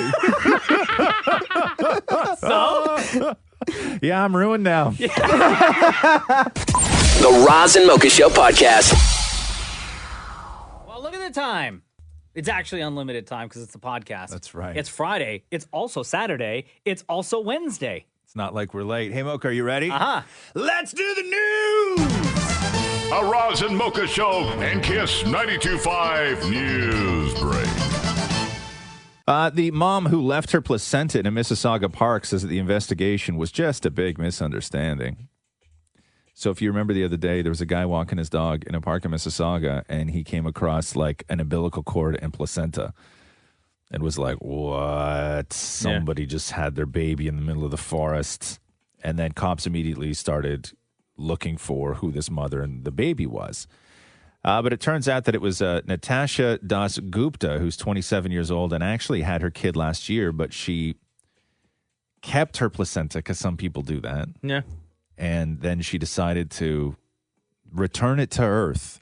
Oh. So she left it in the park. So this is 27-year-old Natasha Das Gupta. I've been kind of putting off what I was going to do with my placenta after keeping it for a year. So I'm like, okay, a year is enough time. I'll do something with it now. And so I wanted to do something really natural with it. I didn't just want to like throw it in the garbage and know the compost bin was not a better choice. I really wanted to do something like really beautiful and serene and just like put something natural back into nature. And so I grabbed it around 5 o'clock on Friday and I went outside. I went to the forest by myself and I found a good spot that I thought, unassuming, nobody would find it, and I had it in Tupperware, and I just dumped it out, somewhere secluded, and then packed up my plastic and headed off thinking, that was it. Some people, right after they give birth, they like encapsulate their placenta after drying it and they consume it, and other people cook it. Some people eat it raw. Like a lot of women try and find a way to get nutrients back from their placenta. And in my case, because I had it frozen for a year, I'm guessing there wasn't it wasn't at its most beneficial point. And so that's a good time to bury it and put it back to the earth. Okay, also don't eat your placenta, okay? I don't care what you're eating. Don't eat your placenta. But if you're going to bring your placenta and your umbilical cord to the park, right, because you want to return it to nature, I'm all for that. Go do your hippie thing. It's awesome, right? I have no problem with that. But if you're going to bring your placenta and your umbilical cord to the park, also, you got to bring a shovel. Yeah, don't just toss Okay? it. You toss can't it to the just open side. your Tupperware and dump it on a couple of leaves because that's horrifying for people. Yeah. Okay? It's terrifying. You can't do that, man. Bring a shovel. Bury it. And then it's beautiful. Go and visit it. It's all good. They say, here are the 5 most annoying things people can do when they're texting. Okay, here we go. Oh, here we go. I'm looking at you, Damnit Maurie. Okay, here we go. Vanishing in the middle of a conversation. What's that, Maury? Oh, pointing at me. Oh, please vanish you. Being sarcastic. Using bad grammar. Oh, that's Maury right Me? there. Maury, He's out of the perfect 3 of grammar. us, you have the absolute worst spelling and grammar anywhere. Using too many acronyms and emojis. And sending multiple messages when one would get the job done. Oh, that's Maury for Right? sure. Can I tell you what Maury did last week? please. I think it was on Friday. Not only, so Maury called, I didn't answer. Yeah. Maury called again, I didn't answer. Yeah. Then Maury proceeded to text saying, hey, can I call you? Yeah. And then he proceeded to call me again. And then he proceeded to send me another text that said, hey, just tried calling you, need to talk. And then he Yeah. proceeded to call me again. All of this time that Maury was trying to get in touch with me, my phone was on my charger in a completely separate room from where I was. Was this the same thing that you did that to me too as well? No? That was another time. Oh, because when you're telling the story, it's like you're reading my diary. Like that exact same thing happened to me. I believe on the same day. Yeah. Boy, sitting there in the other room looking nervous. Look at me, but I use periods at the end of my sentences, so I'm the rude one. The Roz and Mocha Show podcast. Cardi B and Jamila Jamil were going at it on Instagram the other day. So Jamila is one of the stars of The Good Place. Okay. And Cardi B did a advert on her Instagram talking about like detox tea. She's like, I got my pre-baby body back and whatever. And then Jamila wrote, they got Cardi B on the laxative nonsense detox tea. God, I hope all these celebrities all crap their pants in public, only she didn't say crap. The way the poor women who buy these nonsense products do. She goes on to say, not that they actually take this ish, they just flog it because they need more money. If you want to curb your appetite, eat some damn green vegetables or have some nutritious natural vegetable soup. She goes on to say, don't drink these detox teas. You need fiber, not something that honestly just makes you have diarrhea the day you take it and then constipates you in the long run. Man, and who's got that kind of time to write a long-ass comment on somebody's IG? And then Cardi wrote back on, I will never my pants in public because there's public restrooms everywhere and bushes. Stupid. Yo, I love Cardi B. Not defending the tea or anything like that, but not just at letting all. her know, nah. Yeah. You're not going to get to see me be embarrassed about crapping my pants in public. Not as long as there's bushes. I love you, Cardi B. You jerk. Oh, dictionary.com's word of the year. So this is now the 3rd most popular dictionary site to give their word of the year. Is this something political? Well, sort of. The word is misinformation, which is different than disinformation because disinformation means that you are intentionally misleading people. Misinformation is you just, it's false information, but you believe it. As opposed to disinformation right here. As opposed to what? Instead of disinformation, there's dad information. Data information? I'm trying to be funny. Say it again. Instead of dis and You want dat. to try again? Say it again. Hold on. You know what? I'll turn the Yeah. music off. Yeah. Now you have our full attention. I'll even turn your microphone, the volume of your microphone So up. instead of disinformation right here, there's dad information over there. Right. Also, daddy's driving. The Roz and Mocha Show podcast. Julie Chen Moonves will be back to host Big Brother Maury. I know you're very excited about that. Well, her celebrity one. What's that? It's the celebrity one? Celebrity one in January. Right. Did you just say January? January. Right. Because I guess that her contract is, if you don't know, Julie Chen, her husband Les Moonves was the head of CBS, and then he was ousted for whatever, I don't even know, like some sort of sexual misconduct and bullying, and he had all sorts of people coming after him for stuff. Yeah. And she was always Julie Chen, and then after he got fired, her husband got fired, she went back on CBS a couple of nights later and hosted Big Brother and signed off as Julie Chen Moonves, right? Which was her sort of throwing up a flag to support her husband amidst all the allegations and accusations. So it's interesting that, I mean, you don't fire her. I don't think you fire her because her husband's a dirtbag. No, that's not. But she made the statement, and she sort of made her play when all this was going on. She had three choices. She could have said nothing. She could have supported the people who were leveling these accusations, or she could have supported her dirtbag husband. And she went on TV and threw out the Moonves on the network that fired him. And now she has to do that all the time. Now she has to do that all the time. You stuck to it. You stuck to it. Yeah. Jeez, man. Lady Gaga was named Best Actress for A Star is Born by the National Board of Review, with Bradley Cooper and Sam Elliott also coming out as winners. Now, these are the first people to sort of wrap up the year with awards, so this is a sign that Gaga could go on and pick up a couple more of these during award show season. So she got Best Actress by the National Board of Review for her performance. Her co-stars Bradley Cooper won Best Director. Sam Elliott got one for Best Supporting Actor. The National Board of Review consists of film enthusiasts, industry professionals, academics, and filmmakers, and is among the first to sort of get this going. Green Book was named Best Film of 2018, and Viggo Mortensen for that movie won Best Actor. Yo, things were super lit yesterday. All I do is win, no matter what. Got money on my mind, I can never get enough. I know. And every time I step up in the building, everybody hands go up. I know they didn't broadcast this part, And they stay there. but you know they were listening to this song at NASA yesterday. There's no way they weren't celebrating and listening to that song at NASA yesterday. Yeah, I was reading something about that. What do those nerds do now? Dude, this is like... So I read this entire story. This is incredible. And I'm going to break it down for you right now. So yesterday afternoon, after 6 months of flight, NASA's InSight spacecraft landed on Mars. All right? Yeah. And they celebrated. Touchdown confirmed.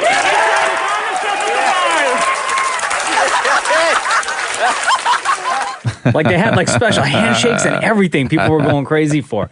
Now here's why they were celebrating like that, okay? Yeah. Everything about this mission to get this spacecraft to land not only on Mars, but to get within the atmosphere. Yeah. Had to be mathematically precise or the mission would fail. Oh, of course. So I'm going to break down what they had to do in order to get this spacecraft to land on Mars. Okay. And this is why they were celebrating. So I mentioned the atmosphere. So I had to get through the Mars atmosphere, fly through the air at a speed of 12,300 miles per hour, must hit the atmosphere at an angle of precisely 12 degrees. Not 11, not 13, but 12. Any shallower, and the probe would bounce off into deep space. Any steeper, the probe would have burnt itself up and just like disintegrate. Yeah. With all their money and hope.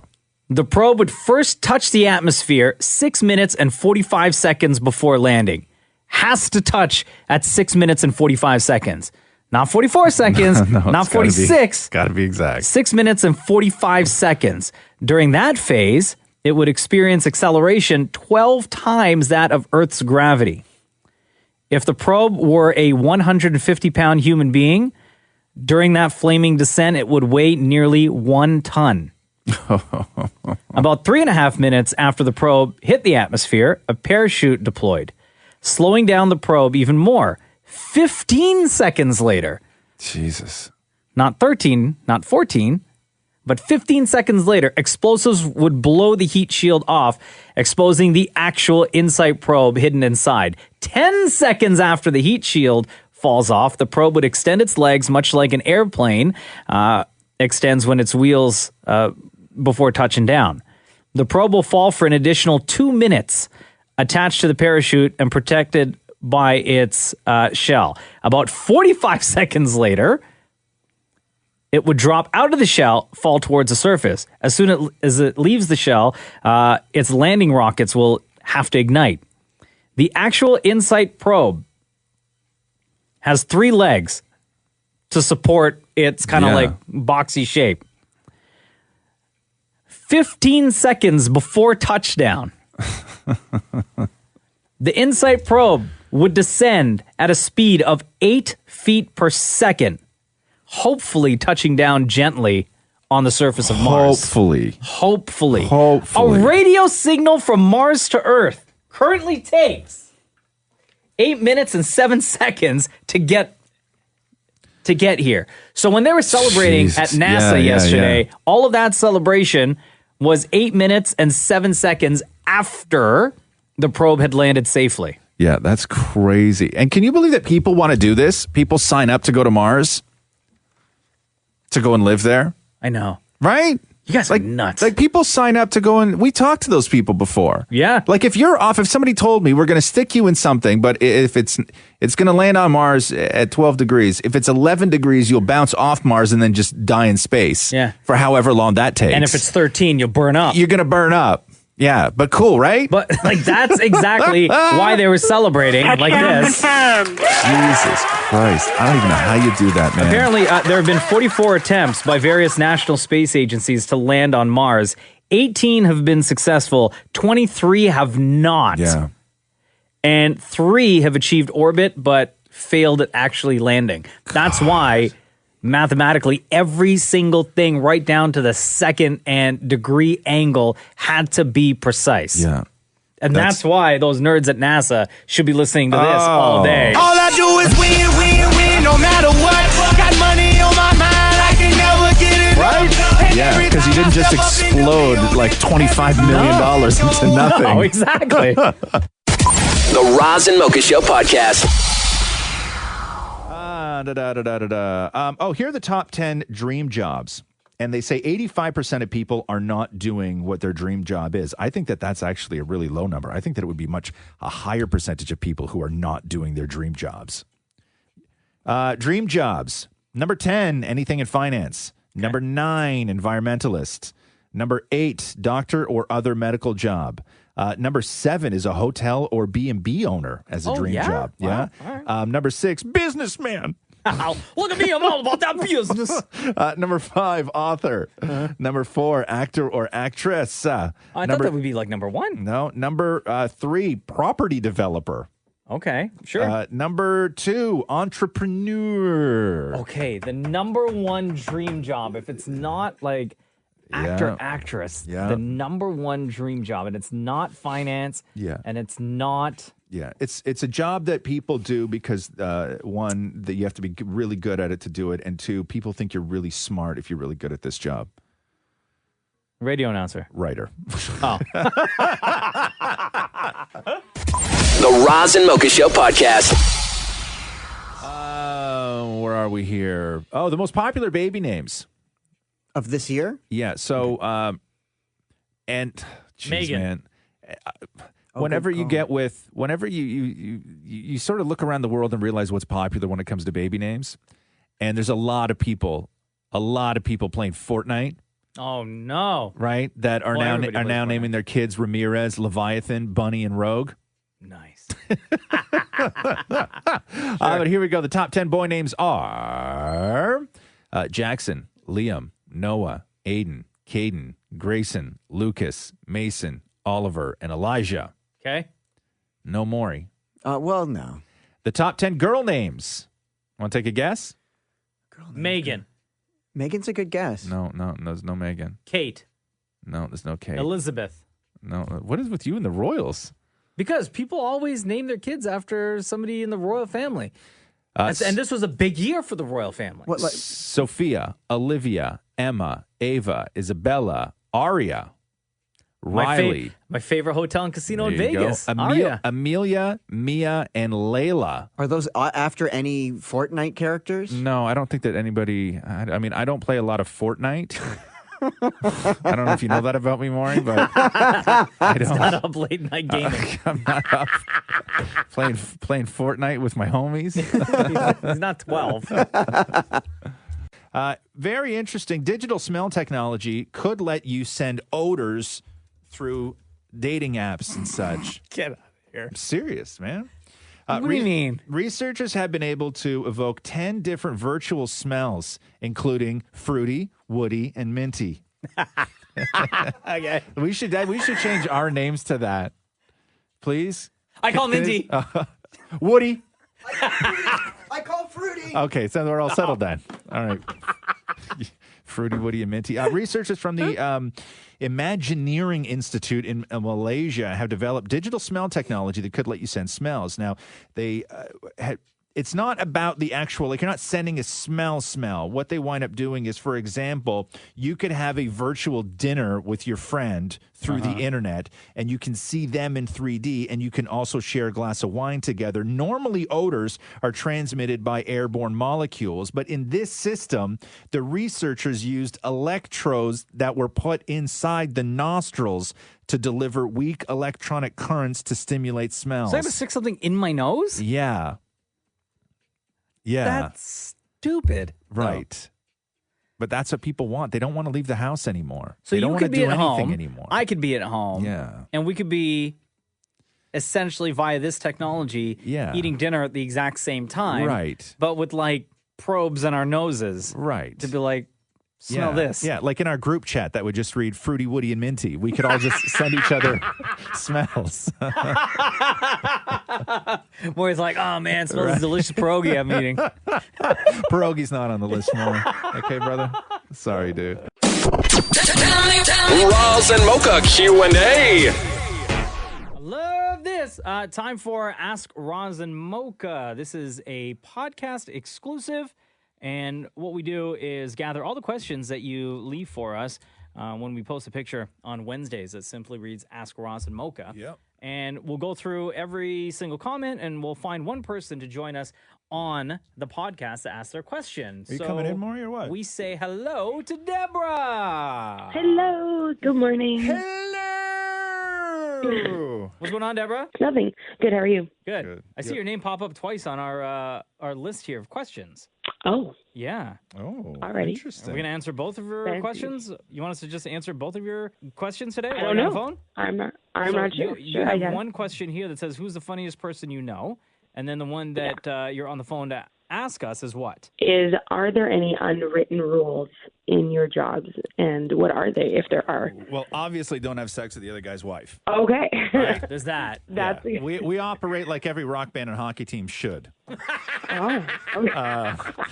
But as you know, that is a classic story with rock bands and hockey teams. That's awesome. I would say that's an unwritten rule. I would say, when the three of us get here every day, the one job that we have and that we want to make sure happens by the time we leave is that we entertain and we make people feel good and we spark conversation and we make people laugh. Right? That's our job at the end of the day, I think. Right, but the thing is that you guys all share that area, right? Oh, with for sure. people that come in and after you. Totally. And what I was going to say is, with that one common goal in mind, I think, and correct me if I'm wrong, guys, but an unwritten rule would be no matter what it is you are, going through, if you're having a bad day, you woke up on the wrong side of the bed type of thing, like that can't affect what we're trying to accomplish on the radio show. Some of us are better at that than others, though, Maury. Oh. I know of three Right. rules. Okay, 3 rules. When Maury's having a bad day, it really affects his performance. Yeah, big Right? time. Yeah. But I think we've learned, like you and I, Roz, have learned how to recognize that and deal with it. And by deal with it, just either not really say much to Maury, just kind of leave him alone to let him do his thing, or just Right. like straight up ignore him. Like some days, you can always tell because I can look through the glass to my right where Maury sits, and often you can see him laughing along with the show, and other times, it's a bad day when he takes his glasses off and just smells his upper lip, right?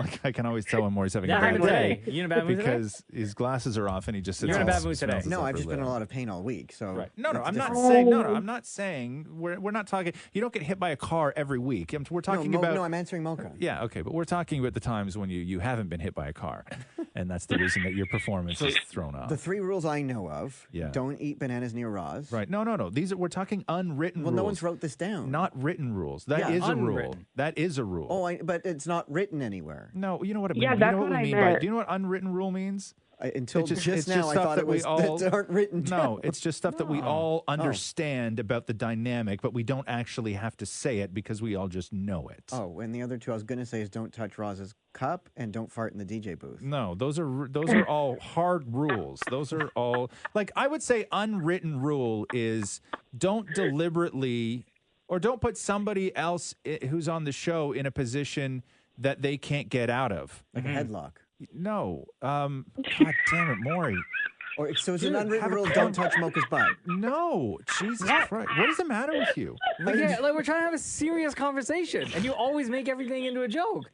I love you, Maury. No, you shut up, Deborah. We're not even going to answer your second question. No. I'm sorry. No. Okay. Wait. Never mind. Then. I'm sorry. No, never mind. No. No. You don't get to come in here being all Deborah-like and expect us to play along. I've dealt with a few Debras in my time. But not me. No, I would just say that you don't want to put somebody in a position that is damaging. For instance, okay, there are things that happen in our lives that never make it to the show. Mm-hmm. And when we will have a conversation with each other about certain things, we don't even have to ask, hey, are you okay if we don't talk about that on the radio? Because we just all sort of know what is cool and what is not cool. There's stuff in all of our lives that would probably be very interesting and fascinating to people to hear us talk about, but we don't. And those things have happened over the years. It's not any sort of ongoing secret that we have that we don't reveal, but those things have happened over the years. Right, yeah. You know? I just figured that Maury would have most of these unwritten rules because he doesn't know what an unwritten rule means. No, he doesn't. First of all, he doesn't know what an unwritten rule is, and Maury has all the written rules. I love him so much. Don't Right? pick on him. We're not, for God's sake. No, he's the best. I love him. Sure. Okay. Maury, talk to your friend Deborah. Oh, I don't know. Headlock. Okay. Anyway, Deborah, thank you so much for the call. Jeez. No worries. Nothing. Take care. We Bye-bye. gotta vet people to make sure they're not huge Maury fans before we put them on the podcast. All right. Next question. Where's the last place you would want to die? Holy cow, Nev. Wow. What is up with that? Maury, what's your address?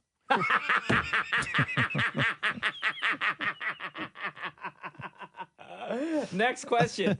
Kelly Belgrave asks, do you guys like being famous or does it get annoying? Very annoying.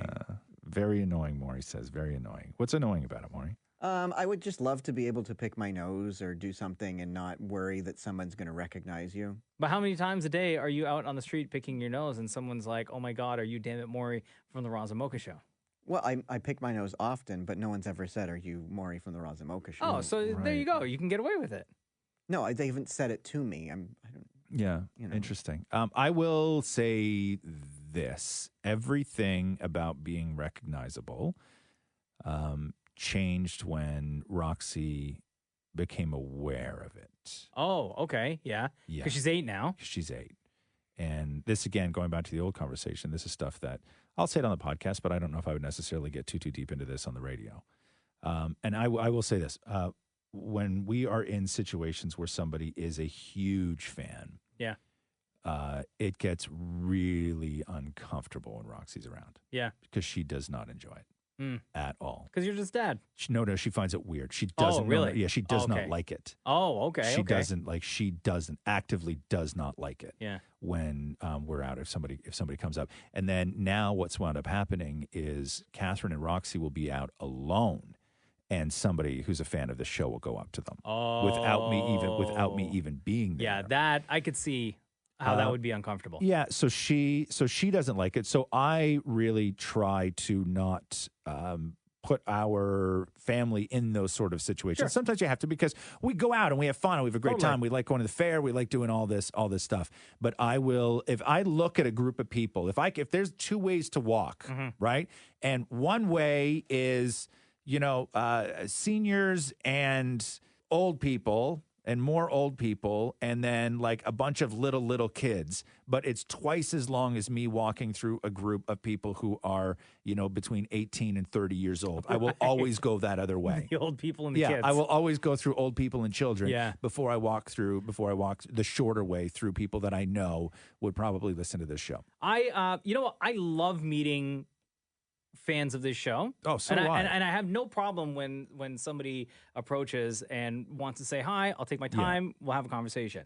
I will say the only time it starts to get a little bit weird or awkward is, and this happened before, my wife and I were at a restaurant and we were having lunch, and I had just took a bite into this delicious sandwich, this chicken sandwich that I had waited like 20 minutes for, right? I just took my first bite, and immediately someone walks right up to me as I have sandwich in my mouth saying, I listen to the show. I'm a big fan. Can we grab a picture? And I was like, yes, no problem. Yeah. Let me just finish this bite of sandwich. Yeah. Right? Or just last week, we were at the mall and with our son, who's toddler, and we took his jacket off when we got into the mall, and we had to leave and trying to put a jacket back onto a toddler who knows that he's got to leave the mall. Yeah. It's a huge pain in the ass. He's freaking out, and the guy walks up to me, and he's like, I hope I'm not interrupting, but... And I'm like on the ground at the mall, like on my knees at the mall, trying to get this jacket on, right? So that time, it's like times like that where it gets a little bit weird. It's never a problem, and I don't want people to be listening to this right now to think that we're sort of divaing out and everything else. The level of sort of kindness and the people who listen to the show and the people who are out in the world and they're genuinely happy to meet you. That's fine, and we're not like I'm not sitting here saying that I'm Drake and life sucks. Where I have to put people on private buses if I want them to come over for dinner because people are going to know who it is. Well, it's nothing like that. It's not that world, right? But it's lovely to always meet people. It is really, really lovely to always meet people. 100%. But what is kind of weird sometimes is when I order food and the delivery guy comes and I'm, there at home and I have no shirt on and I go to the door and I get the thing and then they want a selfie, right? Like that's the while I'm at home, right? That's where things start to get a little bit weird. Yeah. But even still, I will do it. Of course. Right? I will do Track it because pants and belly hanging out and everything. Yeah. And I'm just like, show this to your wife, but don't post it, please. Right? Justin asks, what are your current Netflix recommendations? Oh, here we go. Bodyguard. Yep. That's the UK one, right? Yeah. You've talked about that a lot. God, that show's so good, man. What was the other one you mentioned the other day? I started watching Narcos Mexico, which I'm quite enjoying. Is that season 4 or 3? No. Here's what they did. Okay. Because I thought it was season 4 of Narcos. And I started looking through Narcos, looking for season 4, and it only went up to season 3. This is a whole new thing. They're calling it Narcos Mexico. Yeah. So when you go on Narcos on Netflix, Narcos Mexico is not available when you click on Narcos. You have to go specifically find Narcos Mexico. Which makes no sense. But it's anyway, still like Narcos, the name. Right. Okay. But this is happening at the same time that season 1 of Narcos is happening. Hold on. Are you serious? You just blew my mind. Yeah. So everything from season 1 with Pablo Escobar. Yes. Narcos Mexico is happening at the exact same time. At the same time. So same timeline. Same timeline. Just different place. Different places. And drugs. Right, because... Do they reference anything from the timeline of Pablo Escobar? I guess they would have to. In Mexico, right now in Narcos Mexico, they only sell weed, right? They're only shipping weed across the border. Oh. So, and then cocaine becomes the game. Yeah. But if you're in Mexico at that time, where do you get your cocaine? Colombia. Pablo Escobar.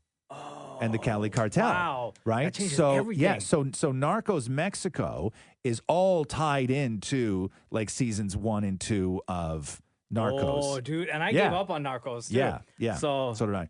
I might jump into that. Are you big on Netflix right now, Maury? Yeah, I like the show called You've Got to Live Here, which is where these two designers help Airbnb, which is funny because it makes me a hypocrite. Because I'm not a fan of Airbnbers. Yeah. But they redesign their Airbnbs to help them get people to stay there. Yeah. Really? And it's super cool. Yeah. You? Oh God, I'm not really too much on Netflix right now. I mean, the last thing that we watched was The Haunting of Hill House, and I've been every now and then dipping back into old episodes of The Office because I just love that show. Right. Oh, geez, man. On Netflix, Nailed It is a fun cooking show for your kids. The other cooking show that we watch is Zumbo's Just Desserts, and then The Final Table is really good on Netflix. What's that? Final Table? The Final Table. It's another cooking show. It's awesome. It's a cooking competition show on Netflix. It's amazing. And there's another dessert one that we watch called Sugar Rush, which is great. Ooh. I just finished the new She-Ra with Roxy on Netflix. Oh, is that good? Which is really fun. Yeah?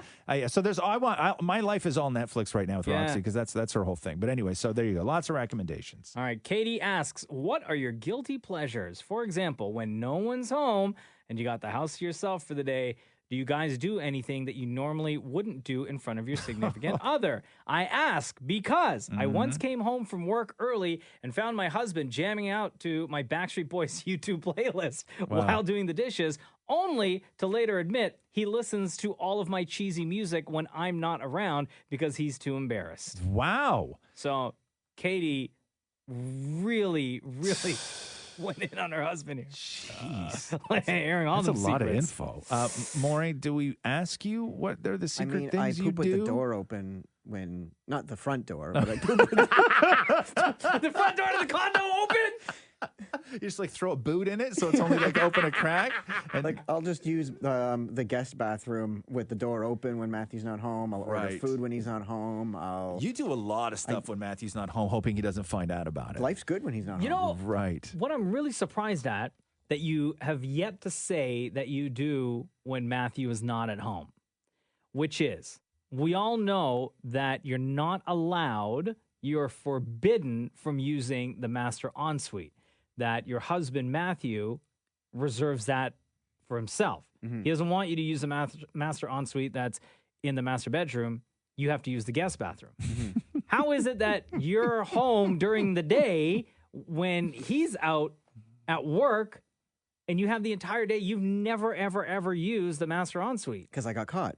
Right. Because What do you mean? 'Cause he knows. No, because he does that old trick where you put like a hair or something on top of the roll of toilet paper. And where'd the hair go? Yeah.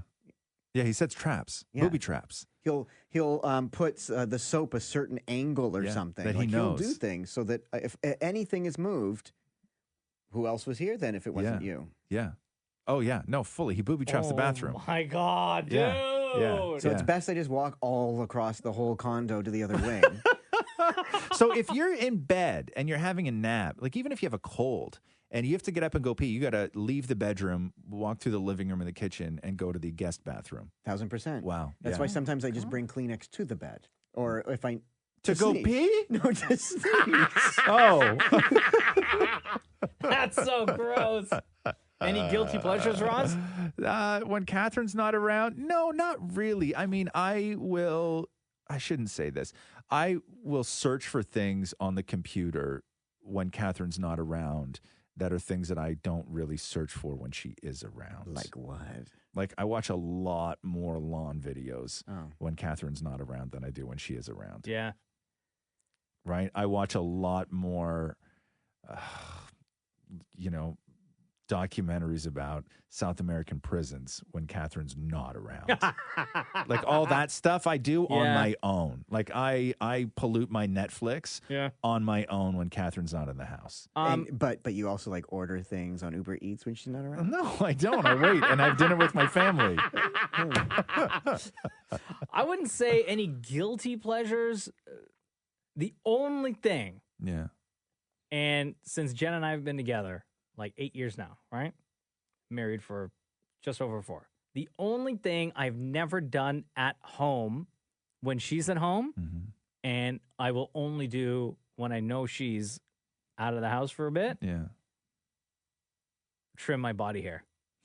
Really? Yeah. You won't do that when she's home? I won't do that when she's home. Why is that? I just don't want her to walk into the bathroom with me standing it's not sexy. in the tub naked with a shaver in my hand and like, you know, half pubes. Yeah, like half shaved body, right? Yeah. I don't want her to see me like that. No, the process is, it's like watching a hot dog be made, right? They say that you'd never eat a hot dog if you saw how it's made. Yeah, no. Right? No. So I wouldn't. I mean, maybe it would be a guilty pleasure because I like the way my body feels afterwards. Right. I know. I love it. I just did that the other day. I trimmed everything down. It felt so good. Yeah. Freeing almost. Let's see. Mike wants to know how do you guys eat a muffin? Oh. Top, bottom, or from the side? Interesting. What How kind do of you guys- savage eats a muffin from the side? No, I think he means like a hamburger. Because that's how I eat a muffin. I would take no, I'm not like if the muffin's standing up straight, not like tilted to the side, like you're eating corn. Okay. Like the muffin's standing Oh, I see. straight You just up, take a bite. right? Yeah. And I would like try to get the entire like from top and bottom at the same time, No, and man. eat it that way, like a hamburger. Oh wow! I only pick away at the top. Like I'll sort of take chunks of the top, and then I'm done with it. I just like how the top tastes. You don't eat the bottom. No. Okay. Why is that funny, Why? Maury? Why is that funny? It's just dirty. You don't eat the bottom? No, I don't. I only eat the top. Okay. How about you? I've actually never seen you eat a muffin. Dude, Roz. I eat the bottom. Do you? Yeah, Only? baby. Yeah, I eat the Wait. bottom all day. So you leave the top? What's that? You leave the top. No, I save the top for that's the best part, right? Yeah. So I'll eat the bottom, right? First. And then first, and then I go back and then I eat the Whereas top. Mocha eats the top and bottom at the same time. Right? Yeah, I don't do that. How do you guys eat your cupcakes? I don't eat cupcakes. I don't eat cupcakes. I mean, don't get me wrong. I don't eat muffins either. Yeah. But if I did eat a muffin, that's how I would. That's Can I how tell you I my would eat it. secret? Actually, I learned this from somebody else. I can't remember who. Yeah. But somebody else showed this to me. So if you have, let's say, like a red velvet that's got like frosting or whatever on top, right? Yeah. Because it's basically a muffin. Mm-hmm. So I take it, I separate the top from the bottom. I then take the bottom, put it on top, and make like a sandwich. So what traditionally on a cupcake would be on the top is now the middle of your cupcake sandwich. So that way, when you take a bite, you're getting the cupcake and like the frosting, let's say, all in one bite. Some people only want just the frosting. I'm trying to visualize that. So cupcake, Here, I'll right? draw it for you. Here, cupcake. Yeah. Frosting. Yeah. I'll split it right down here Like that. and take this part here Yeah. and put it up here and then hold it like a hamburger. Oh, I got you. Okay, Maury. I don't know what you just drew, buddy. Let me see. Okay, I don't know what that is. What the hell is that? It looks like a mushroom. It's three ovals that you just drew. What is that? Okay. It's the anyway, moving part on. of the top, part of the bottom. Moving on.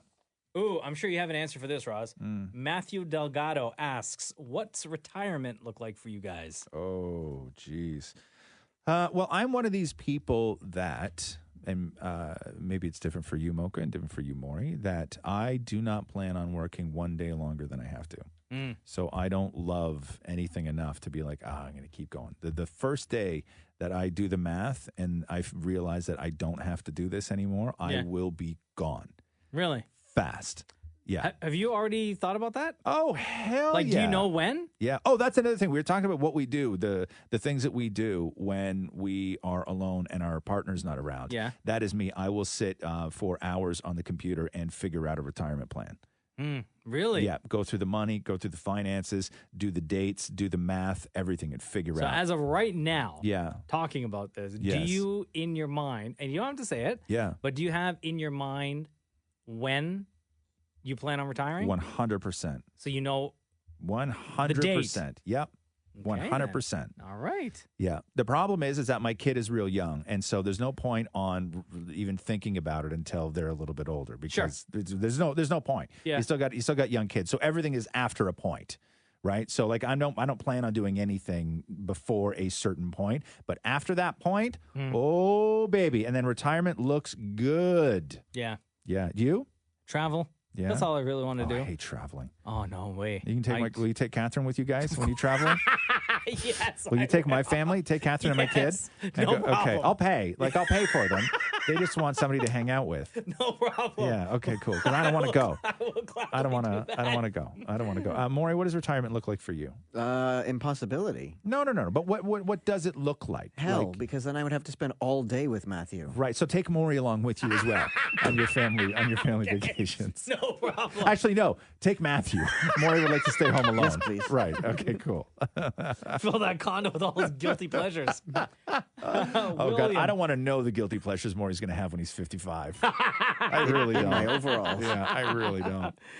This is a Roz specific question. This comes to us from William. Why does Roz hate smooth, cool dudes so much? Shut up. We've gone over this 1,000 times on this bloody podcast. I know.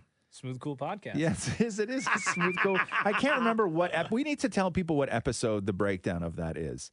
It was the last one, episode 55. Oh, go listen to 55, and then the original phone call was from which episode? Oh, God. Well, that's what I mean. We need to have people hear the original phone call. So please just go listen to episode 55, okay? Thank you. Breaks it all down right there. Yeah. Ann McPherson Sasu asks, when did the transformation happen of producer Maury to Damnit Maurie? I don't know if you were ever called producer Maury. No, I think you were just Maury. When you started Maury, and then quickly, like within a month, we started calling you Damnit Maurie, and that's how you became Damnit Maurie, because we can't say the F word on the radio. And so how long have you been here now, Maury? Just under 8 years. Right. So Maury's actual full name is Maury Sherman. And Maury worked on another show years ago before us. And he used to go by the name Pee Wee Sherman. I didn't know Maury in the Pee Wee Sherman days. Yeah. How old were you then? I would have been, I guess, mid-20s. Yeah. Did you like that they called you Pee Wee Sherman? I mean, as I always say, as long as the paycheck don't bounce. Right. You know what I mean? Right. Call me whatever you want. Whose show is that? What show was that? Rob Christie. Rob Christie, right. Pee Wee Sherman. Yeah. Did you get along with him? Oh, yeah. Well, except for the time where he was going to give me his old TV. Yeah. Right? He was getting rid of his TV. And he was one of those 80s rich people. And so he's like, why don't you come by when, you're going to walk my dog anyway, and come by and I'll have the walk man's dog? Yeah, I'll have the TV ready for you. So I show up with the little trolley, and he's like, he opened the door. He's like, all right, you got the cashish? Because he's going to charge me $200 for his old TV. He's going to throw it anyway. But did he not say ahead of time that you needed to bring cash? Yeah, but I thought maybe this guy who is rich would just give me the damn TV. And also because you walk his dog. Yeah. Right. And you let him call you Pee Wee Sherman. This business is so cruel sometimes. Here's a question from Harmeet. Do you find shopping for your spouse difficult, or is it easy? Christmas shopping for men is very hard. What are your go-to gift suggestions for men? Yeah. Jeez, man. I'm really difficult to buy for. Catherine has a hell of a time getting stuff for me. Just because the stuff I need, I'll buy myself. And then the stuff that I actually need that you could buy for me, nobody ever wants to. Like I need chainsaw oil. Yeah. Right? But that's a gift. Yeah. Right? That's true. Like that's I tell Catherine all the time. She's like, I can't buy you that. Like the stuff you need. She's like, what do you need? I'm like, I would really like some more chamois for the truck. Yeah. She's like, I'm not buying you chamois for Christmas. But why not? Why can't she buy you? Matthew once wanted a shredder, paper shredder. I got him a paper shredder. Yeah, I guess. Yeah, right? Same thing. Like if there's something that I need for the house, I will just go and buy it for myself. That's the problem, right? Right? Yeah. Like that's for example, I need right now, you mentioned oil for your chainsaw. Yes. I just bought a brand new snowblower. I need oil for the snowblower. Yeah, but you can't say buy that and wrap it up. Yeah. There's cool things for guys though. I get stuff popped up on my, I don't know, on Facebook and everything else, these little ads for things. There's this real cool little wallet that I keep seeing. I think it's by a company called Ridge. I'm not 100% sure. Oh my God, I've seen those. But it's like an Expando wallet. And my brother has one. My brother has one. Loves it, right? And he loves it. Yeah. Like loves it. So I would say stuff like that guys like. They don't need something necessarily that's sentimental. Like guys don't necessarily respond to things that are from the heart. Mm-hmm. Guys will always respond to you understanding their needs for something practical. Sure. Right? And I think that that's same what company, Ridge, I could be wrong, but they make this cool. It's about the size of a USB thumb drive, right? And it's that small, but also works like a pocket knife. You know the pocket knives that will fold into one another, so then it's super compact. Yeah. But this thing is for your keys, right? So you don't have your It's keys awesome. jangling around all the Yes. time. Yes. You attach your keys to it, and they fold Yeah. into this thing that's like the size of a USB thumb drive that you just toss in your your pocket. I like that too. More. Right? I try and think of things outside the box, but it doesn't work always well. Like the time I got Matthew a Miss Piggy doll because he loves Miss Piggy, and then he made me sell it on eBay.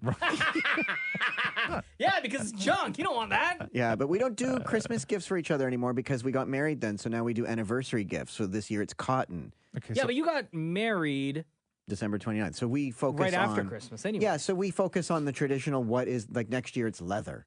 You know, so no. that's gonna be fantastic. Why? Think of chaps. You ever had underpants that are made out of leather? I would Do love you? that. Yeah. Have you ever worn them? No, but I feel like No? they would get really hot and crinkly. I've had underpants that are made out of leather before. And? Yeah, they get hot, but super soft leather. Like it was like really, really, really thin, soft leather. Does it get uncomfortable though after like wearing it for a while? I would assume so. Yeah, but everything gets uncomfortable. Because I feel like after you're a while. walking Wait, how around does in it a bag wash, of water. What's that? How does it wash? You don't. Well, I mean, You kind of have to. Don't wash it? yeah. I mean, yeah. You don't. You're not supposed to wear them all the time. what? Just for like those kind of nights? What kind of nights? What kind of nights more? You know, where you're kind of like, alone together with. Alone. Okay, stop talking. We're done. We're done. Every week on Instagram, you're going to see a picture that says Ask Roz Mocha. Fill up the comment section. We'll invite one of you to join us on the following week's podcast, Apple Podcasts, Google Play. Please remember Do you wear pants over them? Not when I'm rate alone. and review the podcast. We would love you for it. We'll catch you on episode 57. Like I picture the room's dark. Everything's dark. Thanks for listening to the Roz and Mocha Show podcast Catch the guys live weekday mornings from 6 to 10. on Kiss 92.5 Kiss925.com. or on the Kiss 92.5 app.